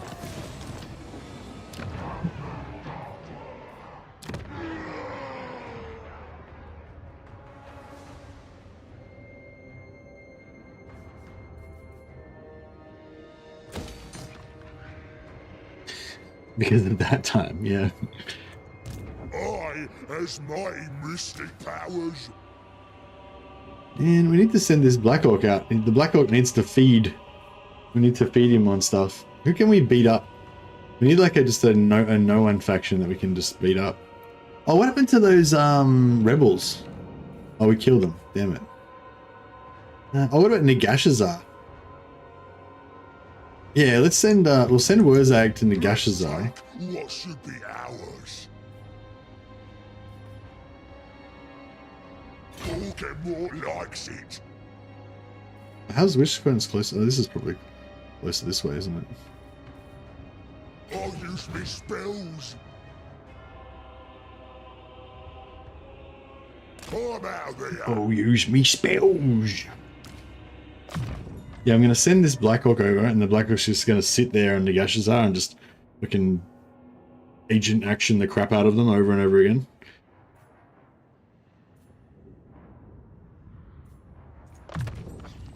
Why the hell does Scarbrand like you? I think we gave him a few regions, and we declared war on his enemies and stuff like that. We've done our bit. Like we've contributed to the relationship, you know. We have a mutual respect and admiration for one another because we both like stomping.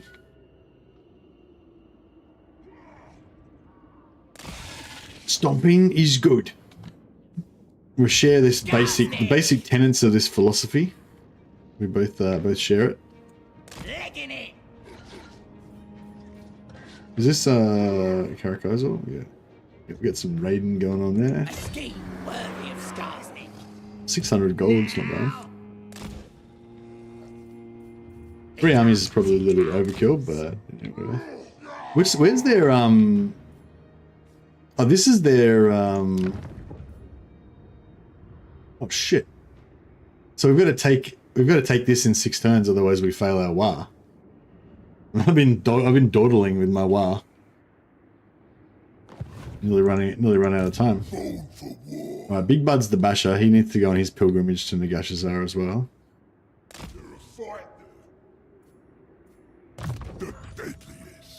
Yeah, the Nagashazar is going to be our new holy place, where all the orcs go, and they all just agent action the living crap out of Nagashazar like over and over again, and they just all hang out there and do like kind of like a druid, kind of like the druids, you know, like on that island that they go to. That's what Nagashazar is going to be for us. Bro, got wounded. What are you doing? Snazdrog beard taker. You fool. I'm special. I'm special. Anything you say.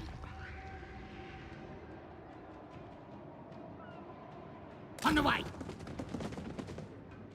What? It comes, it comes. Eat charge. Looking for a fight. Alright, looks alright. I'd like to get some vision up here, but Get going, boys. it looks pretty safe. These kids are sitting ducks. Nasty magic's ready. Get the raiding going on there. I'll get here. Yeah, alright, I think we got it. 6 turns till we take Zarek. We got it. Is Anglesey where the druids hang out? Yeah, well anyway, wherever the druidic isle is, that's going to be Nagashazar for us. That's like the greenskin equivalent of the druid isle. And all of our Black Hawk big bosses are going to go there for their druid training, so they can be indoctrinated into the secret mysteries of the greenskin faith. 9. And they will learn to smash. Yeah. I'm the wrecking ball. Strongest, meanest. The ancestral home of the dwarfs. In this game, the Zarakzil is Belegar's faction capital. That's the target of our war. I'm gonna send Zok to start trying to block army on Belegar. Yeah, he succeeded. So we can just pin him down a little bit, stop him from, you know, roaming too far away. Don't want him like rampaging through our back line while we deal with his crap. Mork says what? Paulie Wolf Rider. Paulie Wolf Rider's already learned. He's already indoctrinated into the mysteries. He doesn't need to worry about that crap. We'll keep him around here. Just keep an eye on these dwarfs down here. Where did the dwarf civilization start? I think there was something about the ancestor gods. Didn't the ancestor gods like make some dudes out of clay or something? And then that was, or maybe that was Lord of the Rings. I'm confused. I feel like the dwarfs got made out of clay by somebody, but I think that might have been Lord of the Rings. Yeah, I remember reading some lore about the real early days of the dwarfs, like back in the day. I can't specifically remember what their like creation myth is. I'm hungry. Yeah, I guess these. Should we send these death hags, these troll hags to Nagashazar as well? Must be some enemies around here. It's like a weak enemy that we can just beat the shit out of. I know, I think I'll just chuck them into an army and be done with it. Fine.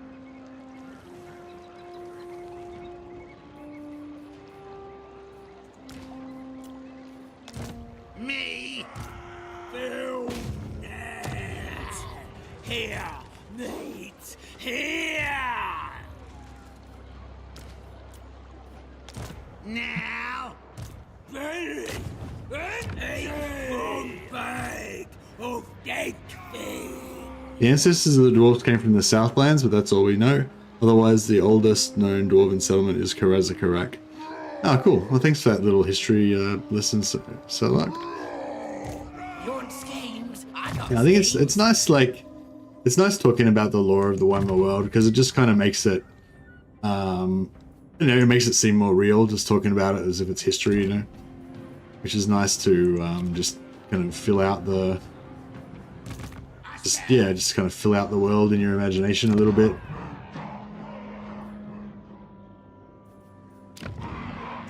Yeah, we'll level that up. We'll level that up.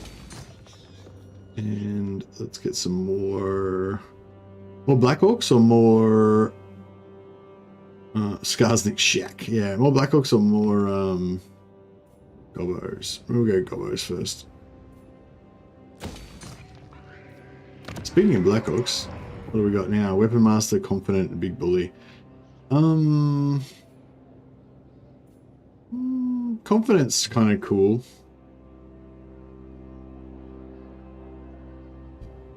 Yeah, I go Confident maybe. Born for war.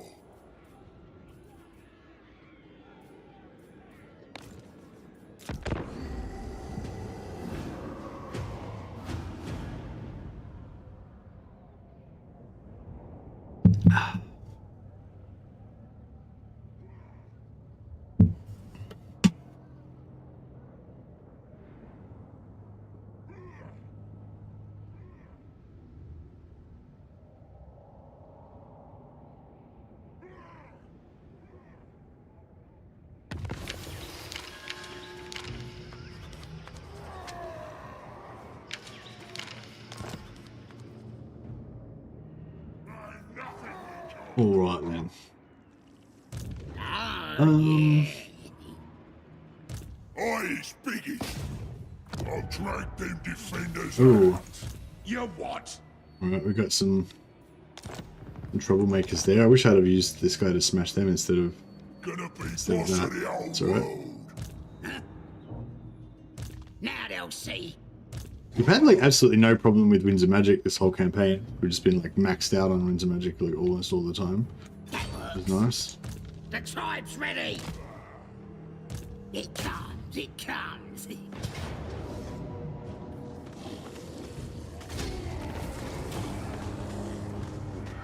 Do a bit of damage. Yeah, we'll loot and occupy. I think we'll sell some of these orange regions to Sartosa. Fine.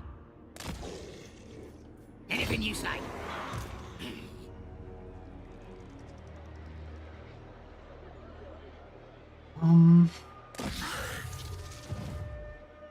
Stop that. Yeah, I wish we had have used that guy to smash them instead of that, but that's alright.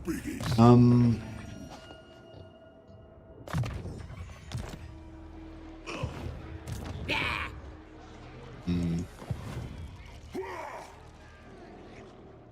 Oh, he could come back this way as well. Didn't think about that. Yes. All right. I serve. Nice. minus 10% movement range on slow army. And he's also taking attrition from vampiric attrition in here as well. It's nice. This guy's also taking attrition. Attrition's good for them. I mean, it's good that they're taking attrition, but it's going to help us in auto-resolve as well. Max out the footed Gork.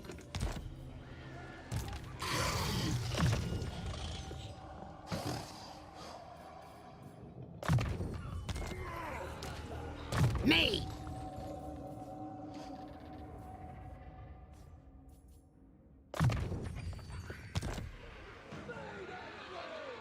Gonna stomp everything to bits!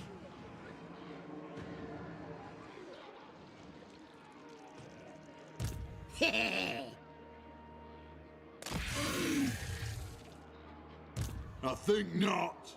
I am a rune. Yeah, I think we're cool. I'm just gonna have to Smith.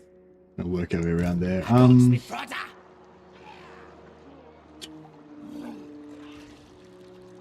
Ain't nothing we can't clobber.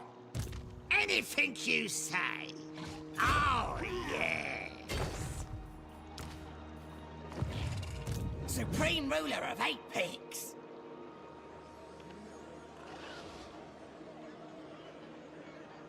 No one's stronger.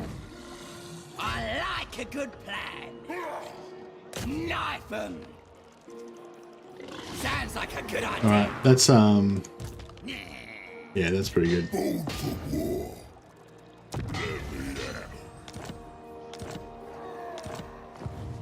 Who should This one- raise up?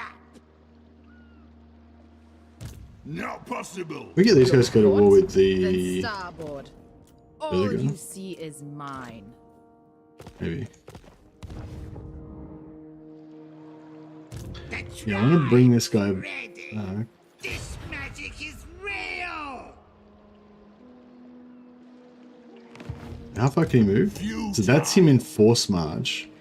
So I'm guessing he can't move that far normally. Away. Yeah, we'll have to take some attrition, but that's alright. You know, he can handle it. Do what I says. Gork Morg says so. Alright then, let's do it. I know one could stop me. Gork and Morg are coming. Yes, it'll be proper good. You're not doing it.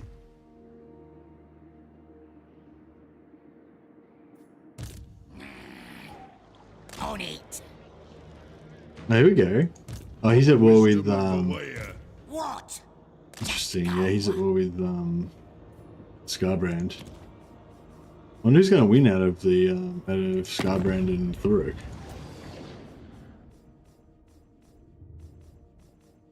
Skarbrand's 72. Thurok's 30. I don't know if it's not looking too good for Skarbrand. That's right. Once Skarbrand goes down, we can go to war with Thurok, and we'll give the boys something to do.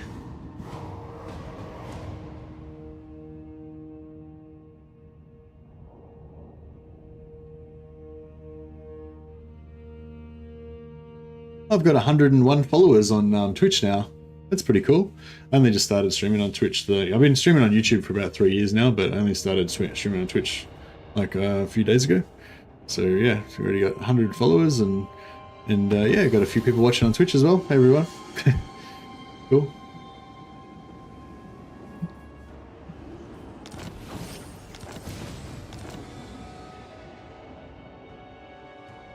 Went over and followed an hour ago. Oh, well, nice one. Thanks a lot. So, like, yeah, it's no problem though. Like, yeah, I when I first started streaming on Twitch, I did sort of like ask people if they could help me out by like, you know, dual watching the stream on Twitch as well and whatever. But yeah, no, it's no. I don't need any help on Twitch anymore. I mean, thank you though. Nice thought. But no, the main idea of the Twitch thing is not really for not really to try to get people on YouTube to go onto Twitch or anything, but just if there's people that kind of prefer to watch on Twitch, then they can.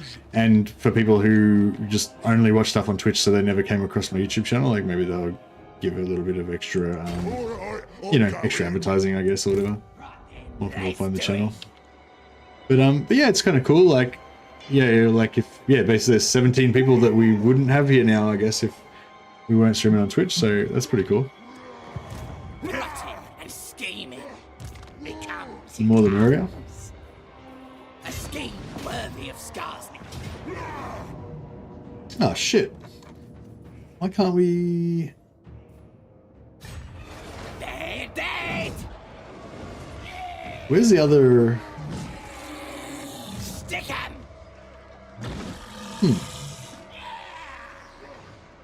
So the other army jumped out without us noticing. Born for war. I'll put the fear of Gorkin at him. Do you take me for a wazzock? Give me a good submission. He's the biggest. Blah. Anything you say. I got plans. What? I don't really get why we're going to lose this battle. I feel like we should win this. I didn't really want to have to fight. I didn't want to have to actually fight it. But yeah, I don't know. Twitch definitely has better discoverability for smaller channels. Oh, really? Oh, that's cool.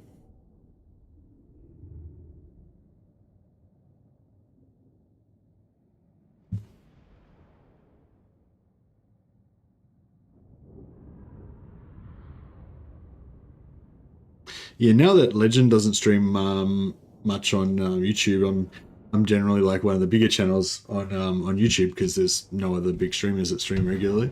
But yeah, I know there's a few like I think is Elitch the TV the biggest and best kind of Twitch streamer for Warhammer on Twitch. I think I see him on a fair bit. And he usually has like about 300 people watching him or something. I've never actually watched Elitch before. I've heard it. The people have told me about him said that he's like, you know, one of the best players and stuff. But I've never actually watched a stream of his or anything. I saw him on the other day and I watched a little bit, but yeah. Who we killing? Yeah, I might try and watch a stream of his one day and just see what he's all about. It's Elitch TV. I think ELICH TV. Yeah, I mean, I haven't actually watched any of his streams yet, but I've heard from other people that he's good. So yeah, it's probably definitely a good channel to check out if you want to learn the mysteries of the Warhammer. Yeah, a little bit of like, I watched about 5 minutes of one of his streams, and he was talking about Nurgle, like the problem, like kind of like the problems with the Nurgle faction and stuff like that, and I pretty much agreed with everything he was saying. So I was like, yep, okay, this guy knows what he's talking about. But which I you know, I had expected he would know what he was talking about because he's a big Warhammer YouTuber. But yeah, I just never really came across him before. Because I don't go on Twitch. You love Cleo? What's Cleo Twitchy buggy? Is that Cleo Elite? There's an anime avatar girl that sometimes plays Warhammer on Twitch and she gets... Oh yeah, no, I wasn't really talking about like variety streamers or people that only stream every now and again. I meant like full-time streamers that stream like every day and shit and just primarily Warhammer. I know there's like some other big streamers on Twitch that I liked, like Carnage. Is that how do you say his name? Is it Carnage? COHH. Maybe I'm pronouncing it wrong. You know, there's some other big streamers that are pretty cool that play Warhammer sometimes, but I wouldn't consider them to be like Warhammer streamers, you know what I mean? Whereas I feel like Elitch is pretty, like Warhammer's like his main game, isn't it? I think.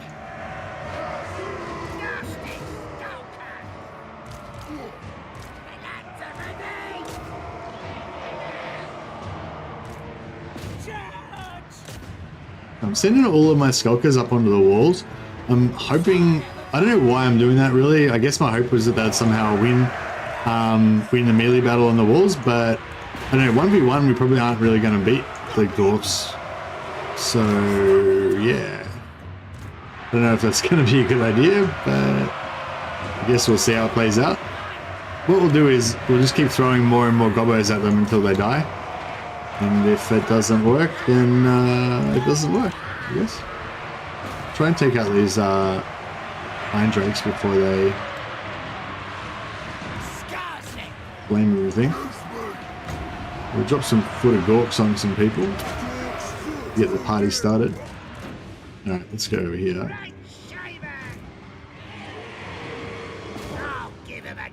Send the trolls and the wolves to the door.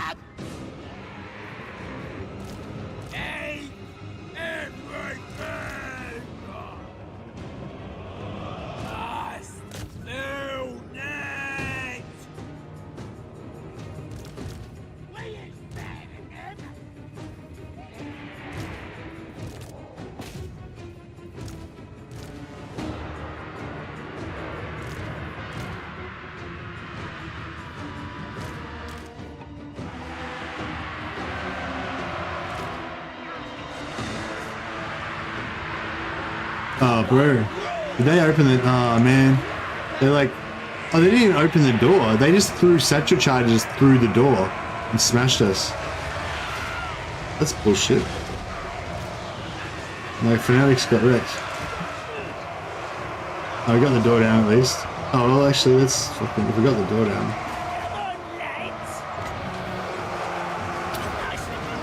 Yeah, them apples. Have some fucking whirlies. We gotta pull these Fanatics back, they're getting smashed. Trolls busting through the gates like Gondor, indeed. Bit of war action.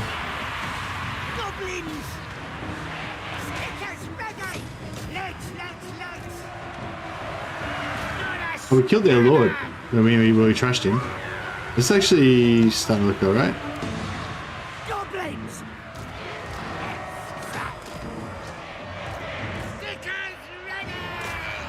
Alright, let's get some foot of Gork action going on. Got a big overcast foot of Gork right there. I didn't go. I didn't want to put it too close because I didn't want to take too much damage on our guys. So yeah, I don't think we got the maximum foot of Gorkiness that we could have achieved there, but that's alright.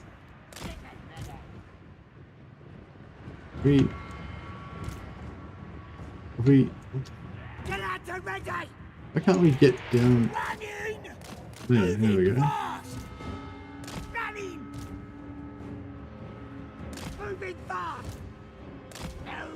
The door down yet?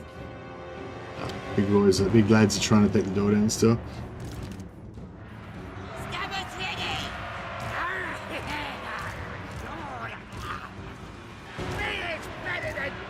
Yeah, the range damage is pretty real.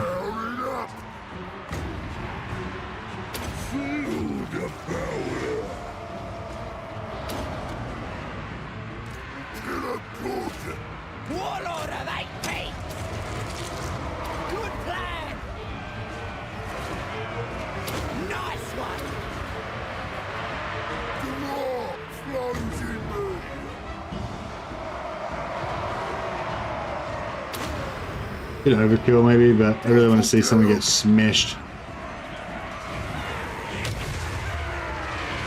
Nice.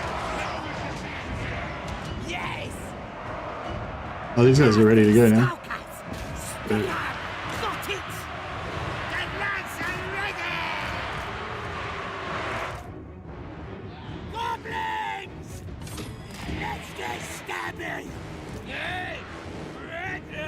Oh, it's because the... Okay. Is this door open yet? No. Do it.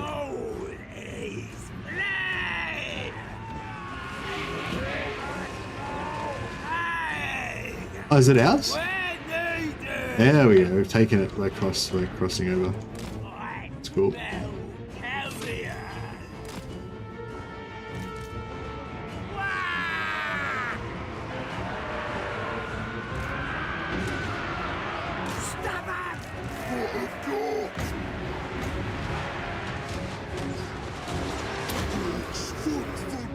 Bit overkill just doing it on one unit, but that the flamethrower action's not good until you get up there real quick. Brothers ready! Ready to scrap! Let's get him! I'm ready. Don't go down. We're gonna make it. We're gonna get it. But yeah, we're just definitely taking some hits. A bit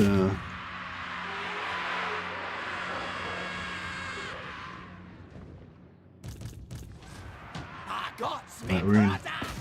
I'm on it! Fine! Nasty skulkers! Moving fast! Bring me! Carry on! open gate, throws grenades, closes grenades. Some shenanigans afoot. Yeah, for sure. Mars! Thee!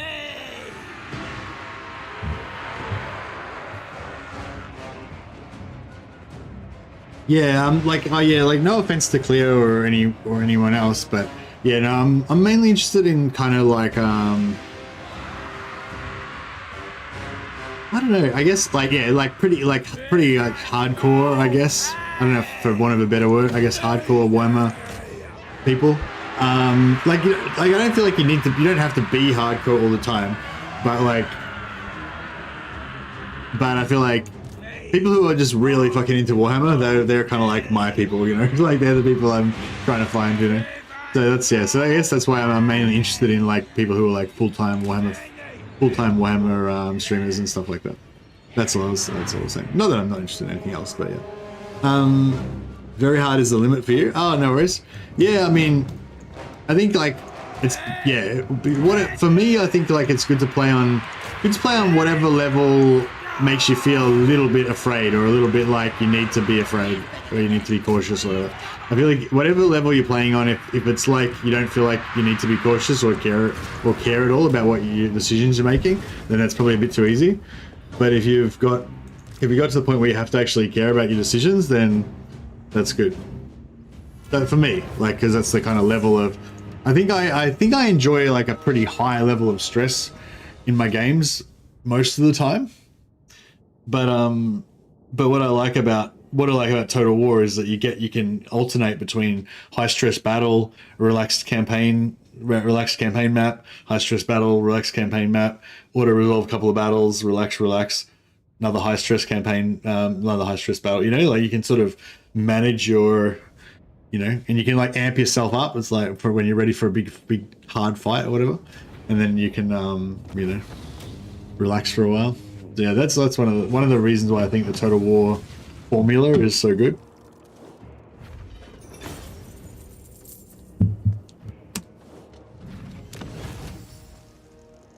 Ooh, 7k loot and occupy, that's pretty good. And then the Beastman comes from the shadows, yeah. Comes and just ruins all your life. Well, the greenskins come and poop in all of your castles. Should we... I don't know if we should hold on to Belegar's lands or not. Supreme ruler of I kind of think we should. We get some more shamans. Get some more trolls.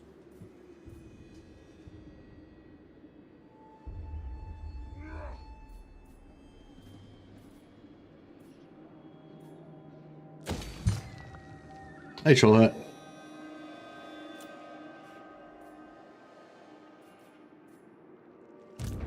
The tribe's ready. Now they'll see. Do these guys like not move at all, basically? Mark says what? I don't think we can't get lucky again, can we? Stabby.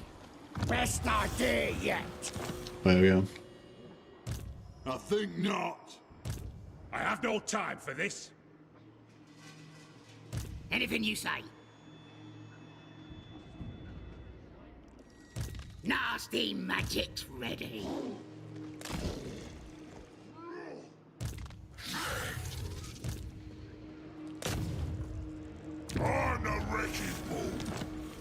We're not having much luck today. I'm special. Oh, yeah. ACH. Wow, he went really far away.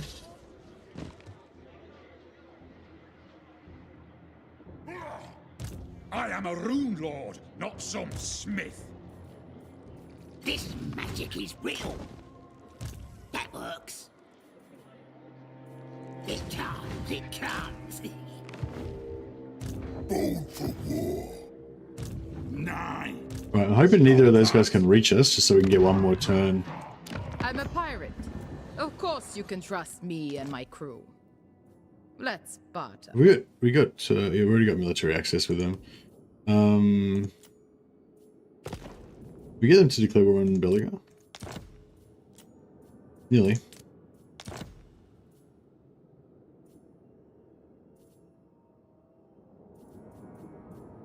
Alright, we get 5k. Right. Sell them Vidanos.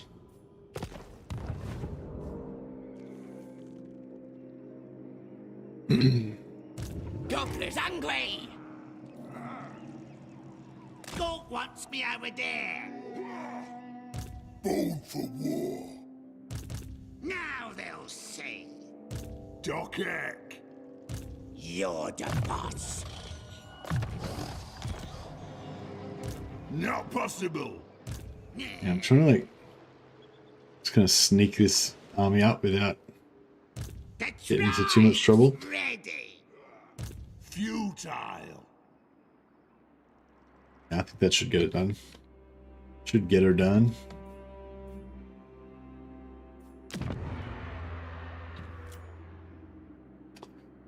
Alright, let's go some more Black Orcs.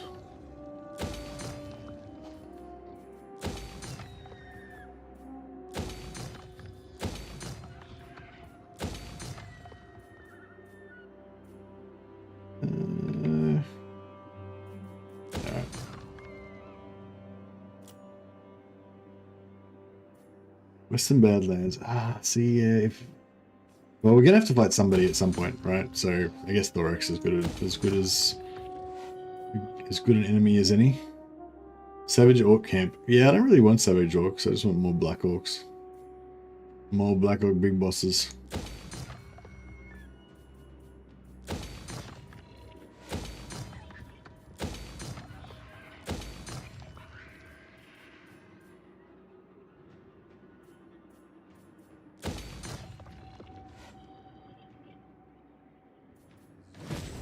This magic is real!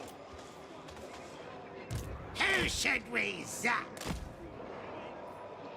Let's get stabby! On it! Just go!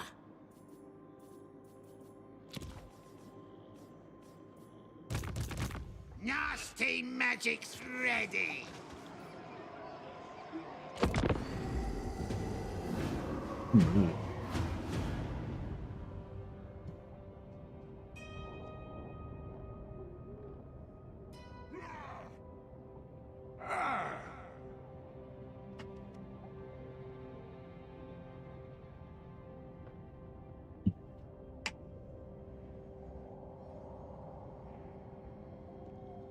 Which high up DLC? I think it's the Alarial and Helebron DLC that gives you Sisters of Avalon. Sisters of Avalon are quite a good high elf ranged unit. Would you say that Sisters of Avalon are still kind of like a must-have for high elves? Who needs killing? I don't know. I mean, they're pretty good.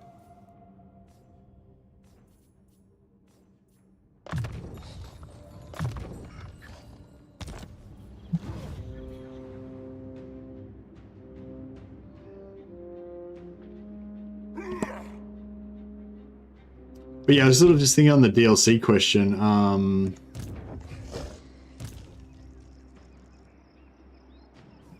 the DLC question, like... Anything you say. Fast and good. Yeah, like, the Eltharion Grom the Paunch DLC is probably, like, better DLC overall, but yeah, I'm not sure what units you get with Eltharion, but whereas the Alariel one, where you get the Sisters of Avalon, is probably a bit more like, you know, even though you maybe don't get as much value overall from the DLC, like they're probably like a more core. Sisters of Avalon are probably a more core unit for the High Elves.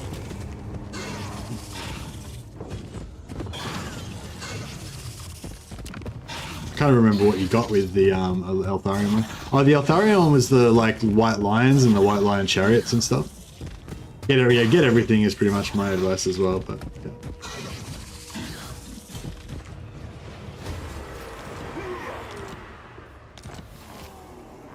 War target occupied. To obtain your trophy, ensure that you still occupy the target when the call to war duration ends. So we got to hold it for 3 turns.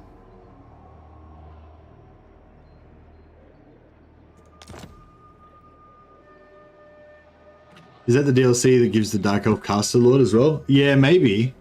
Yeah, maybe. Actually, that's a good call, yeah. Again, it's like, you know, yeah, the Dark Elf Caster is like really core to Dark Elves for me now. Like, I pretty much always recruit Dark Elf Caster Lords as my top priority. But then again, the Eltharion DLC is the one that gives you the High Elf Caster Lord, isn't it? The tribe's ready. So that's like, so if you're going to go for High Elves, then... yeah, I don't know. I feel like you need them all, yeah, basically. Yeah. It's, yeah, whatever faction you like, you basically just buy all the DLC for that faction. But if you just want to get sort of everything and you haven't homed in on one particular faction, then I think buy Warhammer 1 and buy Warhammer 2, because each of those gives you like 4 or 5 races in one go. And then you've got like so many different flavors to try out and stuff, you know. But just be aware that those factions will change quite a bit if you get the DLCs for them. Anything you say. I'm going to stick an ambush stance here. Oh, yes. Try and shut this guy down again. If we can get a successful... yeah, we got one. Alright, cool. Yeah, he's shut down fully now. So that's good. Alright. How close can we get to him? Oh, well, that's pretty close. So we could go to, like, there. And man, how, look, this guy's a beast. He just smashes people with block army. Like, what's his block army percent? Block army action is modified by an additional minus 25%.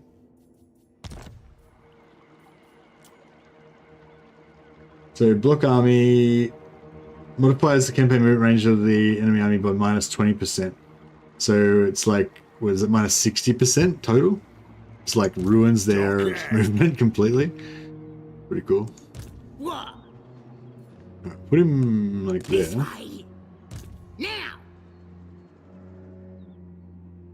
No one's stronger. I wonder where their other army... oh, is this army here? Is that the one that was from down there? Sure. I'm special. Egg buttermilk. Bring the bad mood. Man, he's got a lot of crap in there. Right then, let's do it. Plotting and scheming.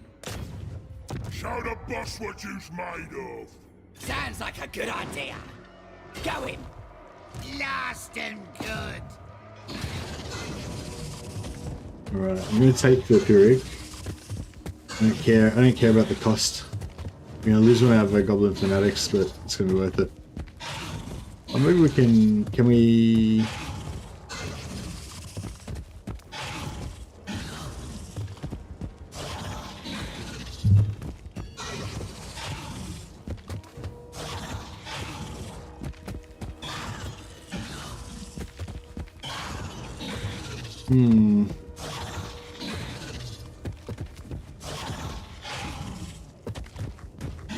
Yeah, I really would like to save that using a Goblin Fanatics, but at the same time, I'd really like to auto-resolve this battle so I don't have to fight it.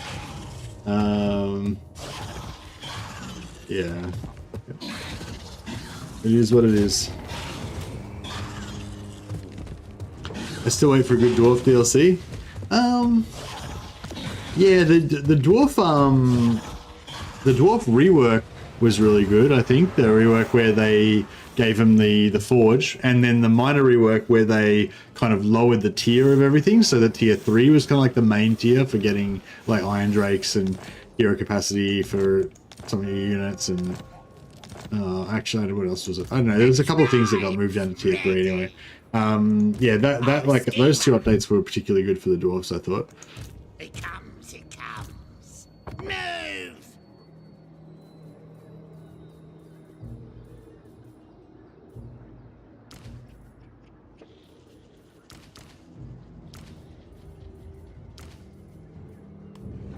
But yeah, but in terms of in terms of like actual DLCs that just provided extra content and stuff for the dwarfs, yeah, I don't know. What did the Belagar one give us? Belagar, there's Belagar and the Thoric one. The Thoric one I remember being disappointed with because I didn't care about those ballista. Are they called ballista? Whatever they are, the giant crossbow things you get with Thoric. I didn't really care for those.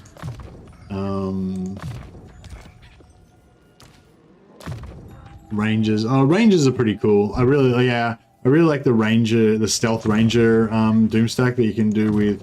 You can do it with anyone. Actually, that was another little update. The update where they added those 3 skills to the Dwarf Thanes, because before that the Dwarf Thanes were kind of really boring, and then they gave them the 3 different special skills where they can specialize into. One of the specializations is to make Rangers have stealth, have snipe, which is pretty cool, and they can just keep shooting while they're invisible the whole time, and it just makes like a whole new kind of stack that you can make.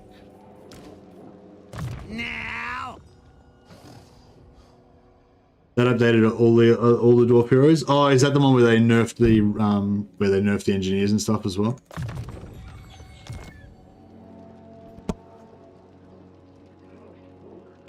Wish they did that for all factions. Yeah, it's I think it's a bit like chaotic the way that they do it. Like, because like, you know, like I think it's a thing that potentially they could do for any faction.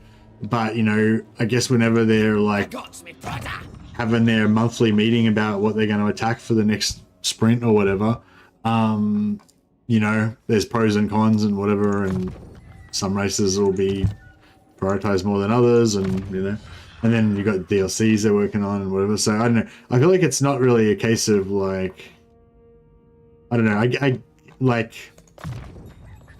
don't get the feeling that it's like, okay, we've now set this standard, and now we want to like get every faction up to that standard, and we'll keep cycling through until we've hit every faction. You know, it's more like, okay, we've found this new standard, and this new standard's good. So one of the things that we could do on any given day is work on bringing one of the older factions up to that standard. But then another thing that we could do on any given day is work on new content, work on, you know, a rework for another faction mechanic or whatever, you know? So it's like, yeah, so I feel like it's not really like, I don't know, there was a period there for a while in Warhammer 2 where it really felt like, you know, the plan was to get every faction up to that, like, Warhammer 2, like, standard. And so, like every time a new DLC came out, you would expect a rework for one of the old factions to bring them up to standard, you know. And that really felt like it was a systematic thing that was, you know, happening or whatever. But like, yeah, I feel like I don't really feel like that anymore. I, as my mystic powers, Bye. let's take what should be ours. Easy peasy. I'll put the fear of Gork into him. Put the fear of Gork into him. Sorry. The great Saban. Good one. When I get there, I'm gonna stab. You're the boss. When it gets there, I'm gonna stab. Principles. Yes, he'll be proper good. Alright. This guy's gonna. Born for war. Mm-hmm. Let me out. Born for war. I'm the wrecking ball. Wurzag, the great green prophet. Rune Major got hit, but Thanos got a power spike. Engineers got really interesting. Runesmiths remained decent. And they added the resistance rending to them, etc. Yeah, I wish they would add another hero for the dwarves. I really hope that they do add another hero for the dwarves. I think if anything good, well, hopefully, you know, a few good things came out of the whole Shadows of Change debacle.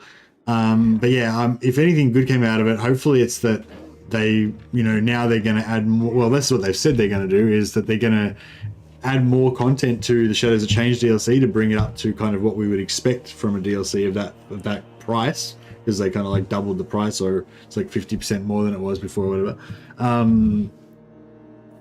But also that they said the same thing for Thrones of Decay, that they're going to like re-look at their plans and increase the amount of value that they're going to include in that pack, so that, you know, people don't get pissed off that they're getting ripped off again. So I feel like, you know, I like for a while now I've been really hoping that we're going to get a Slayer hero, like a Demon Slayer or a Dragon Slayer hero or something like that. And yeah, I feel like, yeah, assault units 15% extra, nice. Big Jim the Ninja, he's in this mission. So yeah, I think now I feel like there's a really good chance that Dorse will finally get a 4th hero.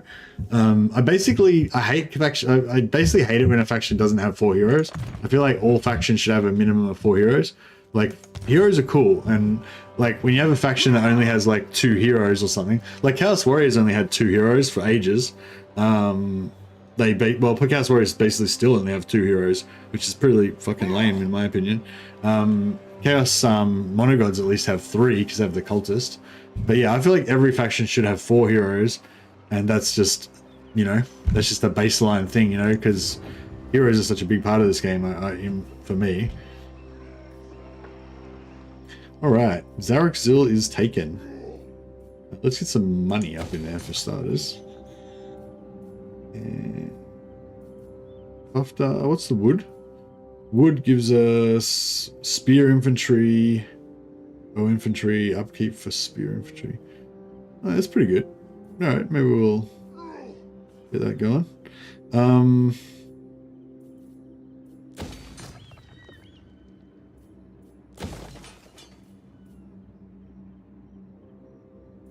Yeah, the artillery is quite nice. Might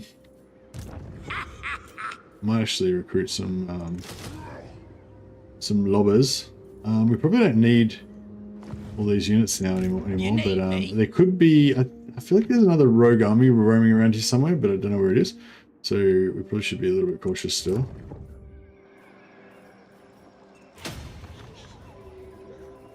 I think I have to go to the toilet, guys, so I'm just going to end turn, but I'm going to have to quickly go to the bathroom, but I'll be back in one moment. It's better be good.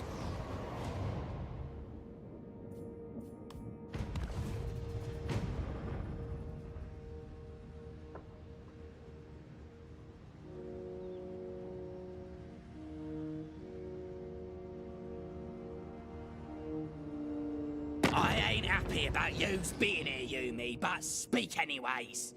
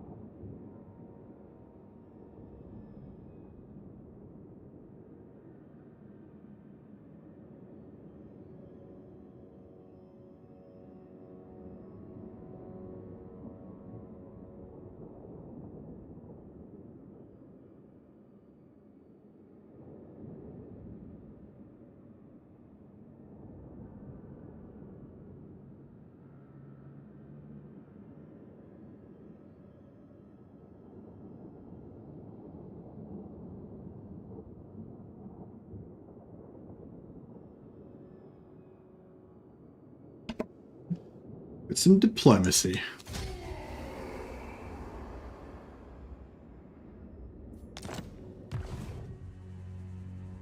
Well, I feel a lot better now.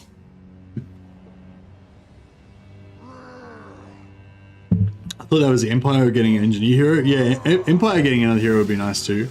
But the Empire does already have 4 heroes. But I could definitely go another more heroes for the Empire. I reckon it'd be kind of cool if, because I think at the moment, I mean, I assume that 4 heroes is the most you can have, because Skaven and some other factions that have multiple, like green skins that have like multiple types of heroes, they like the shaman, there's 2 different types of shamans, but they're in the one slot, you know, there's still only 4 slots. So yeah, I'm guessing it's like an engine thing with Warhammer, where you can only have four different types of heroes. So I'm assuming that if the Empire does get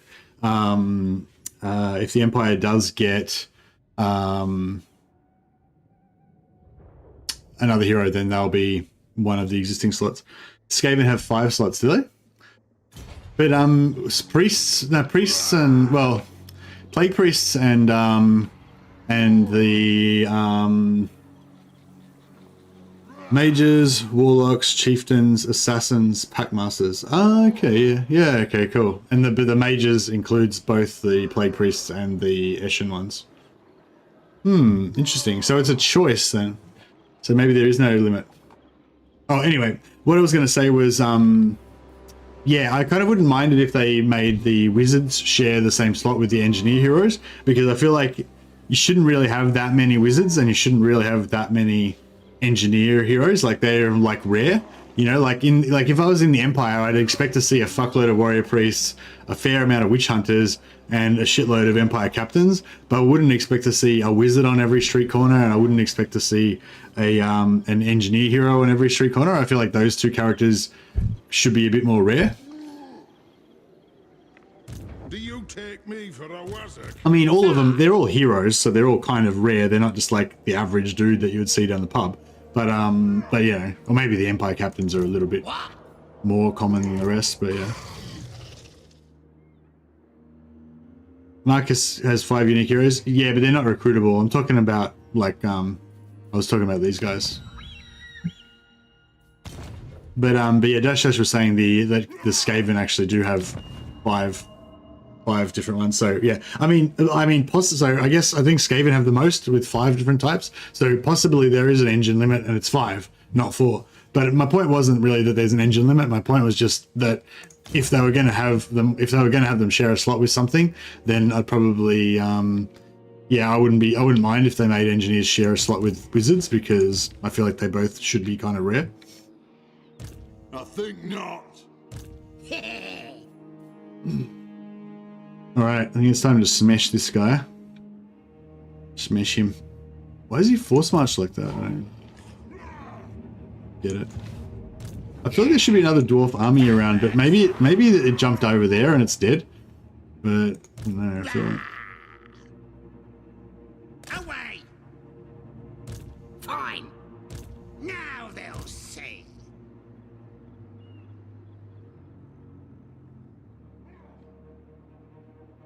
Oh, get here! Yeah! On it! Feckload and shitload standard Antipodean units of measurement. Yes, that's right. And a shit ton. Shit ton and fuckload. Alright, I think we'll give I'll do my best Wolfball. No, I don't think it'll be heroic, I think it'll be decisive. Actually, before we do that, we can soften them up again with another mighty smash from Big Jim the Ninja. 71%, let's go.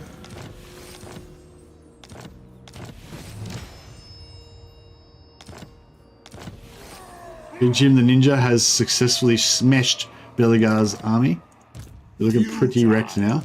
Nasty magic. The only thing about it is if you got a battle like this where we're definitely going to win, you're actually going to get less money and experience probably if you bash them with the hero first. But you know, still good for keeping our other armies healthy.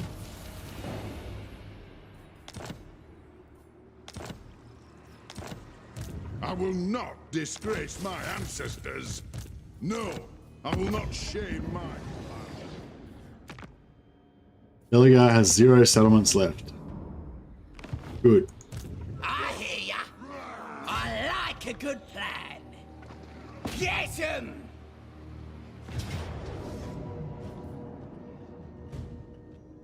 Should we fight this final battle?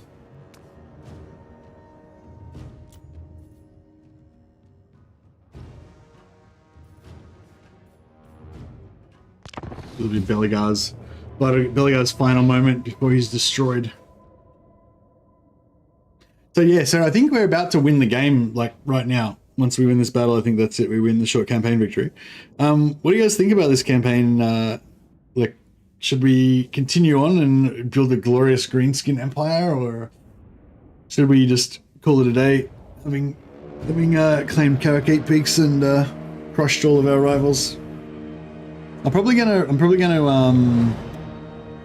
gonna finish up this stream after this and play some Chaos Gate, if anyone's interested in Chaos Gate. But yeah, whether or not we should, I'm not sure whether I should continue this one tomorrow or start maybe a new campaign. Because there's like, I am enjoying this campaign, so I'm open to the idea of potentially continuing with this one. But I am also super excited about 10 other campaigns that I also want to play, which is always the way with the Warhammer. Too many options. What were the other options as well? Actually, yeah, maybe I'll set up a poll. Set up the poll during the battle so that people have got time to do the poll. I don't know how to do polls on Twitch, sorry, Twitch people, but I'm just doing a quick poll on YouTube, on YouTube live stream. Tomorrow's stream, more SKARSNIK or Archaon, Chaos Warrior, something. Or what was the other ones? There was Archaon, yeah, Archaon Chaos Consolidation, Archaon Chaos Warrior Confederation. What was else? What else did I want to do? I still want to do something like High Elf, maybe Tyrion. I want to do some like classic High Elf, like Tyrion, Alith, or Alariel, one of the older ones. Or like what else do I want to play? I was vaguely thinking Thorgrim, but nah, probably not tomorrow. Can't play Empire again, I guess, because that was like the last campaign I played. But yeah, I was sort of thinking again, like, oh, Throt, Skaven Empire.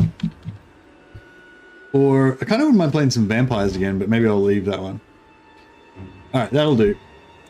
All right, so yeah, so would you rather see another episode of SKARSNIK or a new campaign, one of those? Or if you've got a different campaign, not one of those, something else you want to see or whatever, just comment in chat and let me know.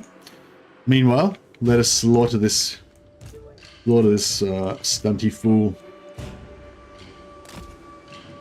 Warlord of 8 Peaks! Heading over! Nice one! Moving fast! Ready! Next thrust! Gonna kill him! Gobbo's rule! Stickers ready! That's the place! Gobbler is hungry! Attack! Shut down those flamers. No stopping! We don't want any flames. Goblin! Not a killer! Addict! Oh, they got one little guy to flame out, but didn't land. Right. The Prodder's ready! I'll show him! Stickers ready! Happy to help! Goblins! Gonna kill him! Warlord of 8 peaks! Doing it! Good plan! I'll do it! Like it! I got me brother! Wherever there's a fight. Nasty skulkers! All right, it's going to come down to us just trying to kill those 2 ghost heroes that are immune to all our physical weaponry. I don't think they're immune to death juice though, are they? I don't think physical resist doesn't apply to death juice, I don't think. I'll always say Citra. The right answer for me is always Citra. Citra is like my favorite Tomb Kings faction, but that's not saying much because I kind of hate Tomb Kings. It's not like I'll never play them, but the factions that I like less, I just play them less often, and the fact that, you know, I don't play them that often makes them makes it enjoyable and fresh whenever I do. Ready to scrap! Let's kick 'em in! Warlord of 8 peaks!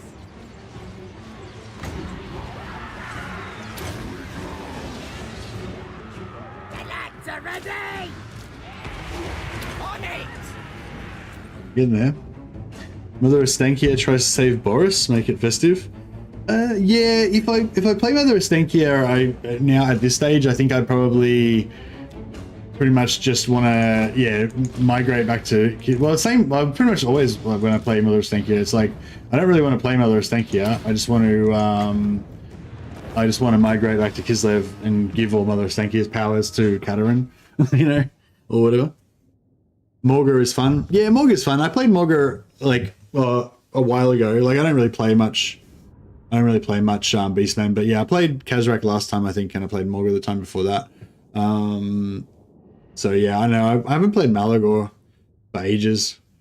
So yeah, maybe Malagor could be the next one, but I mean Kazrak's sort of my favorite just because I don't know, Kazrak's kind of like my Beastman SKARSNIK, you know. I feel like he's just the quintessential spirit of the Beastmen, you know, whereas the other ones are kind of more like the alternative flavors, you know, whereas Kazrak's like baseline solid Beastman, OG Beastman. Sure, victory complete. There you go, we've won. So yeah, I was thinking about playing a bit of Chaos Gate now, if anyone's interested in that. We just started a new Chaos Gate campaign. Which is, if you're not familiar with Chaos Gate, it's like a Warhammer 40k term. It's like kind of like XCOM 2, but set in Warhammer 40k universe. Yeah, it's a great game. I really enjoy it. Haven't played it for a while, so I thought we'd charge up a new Chaos Gate stream. So yeah, I think we're on the day like 57 or something, pretty early in the campaign.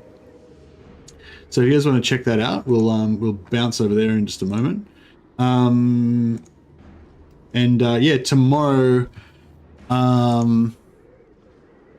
looks like not many people, it looks like most people kind of feel like, yeah, SKARSNIK's kind of done now. I feel like we could, like, I would like to sort of show off more of like expanding the Empire of SKARSNIK and having lots of like Black Hawk big bosses just beating the shit out of, you know, enemy armies and stuff like that. But I think we already kind of got to show that, and it would like not be that like, you know what I mean? Like we could do more of it, but it wouldn't be like that, anything that crazily new or anything, you know? So yeah, I don't know. But yeah, I'll just change the stream info and stuff. How do I change the, oh yeah.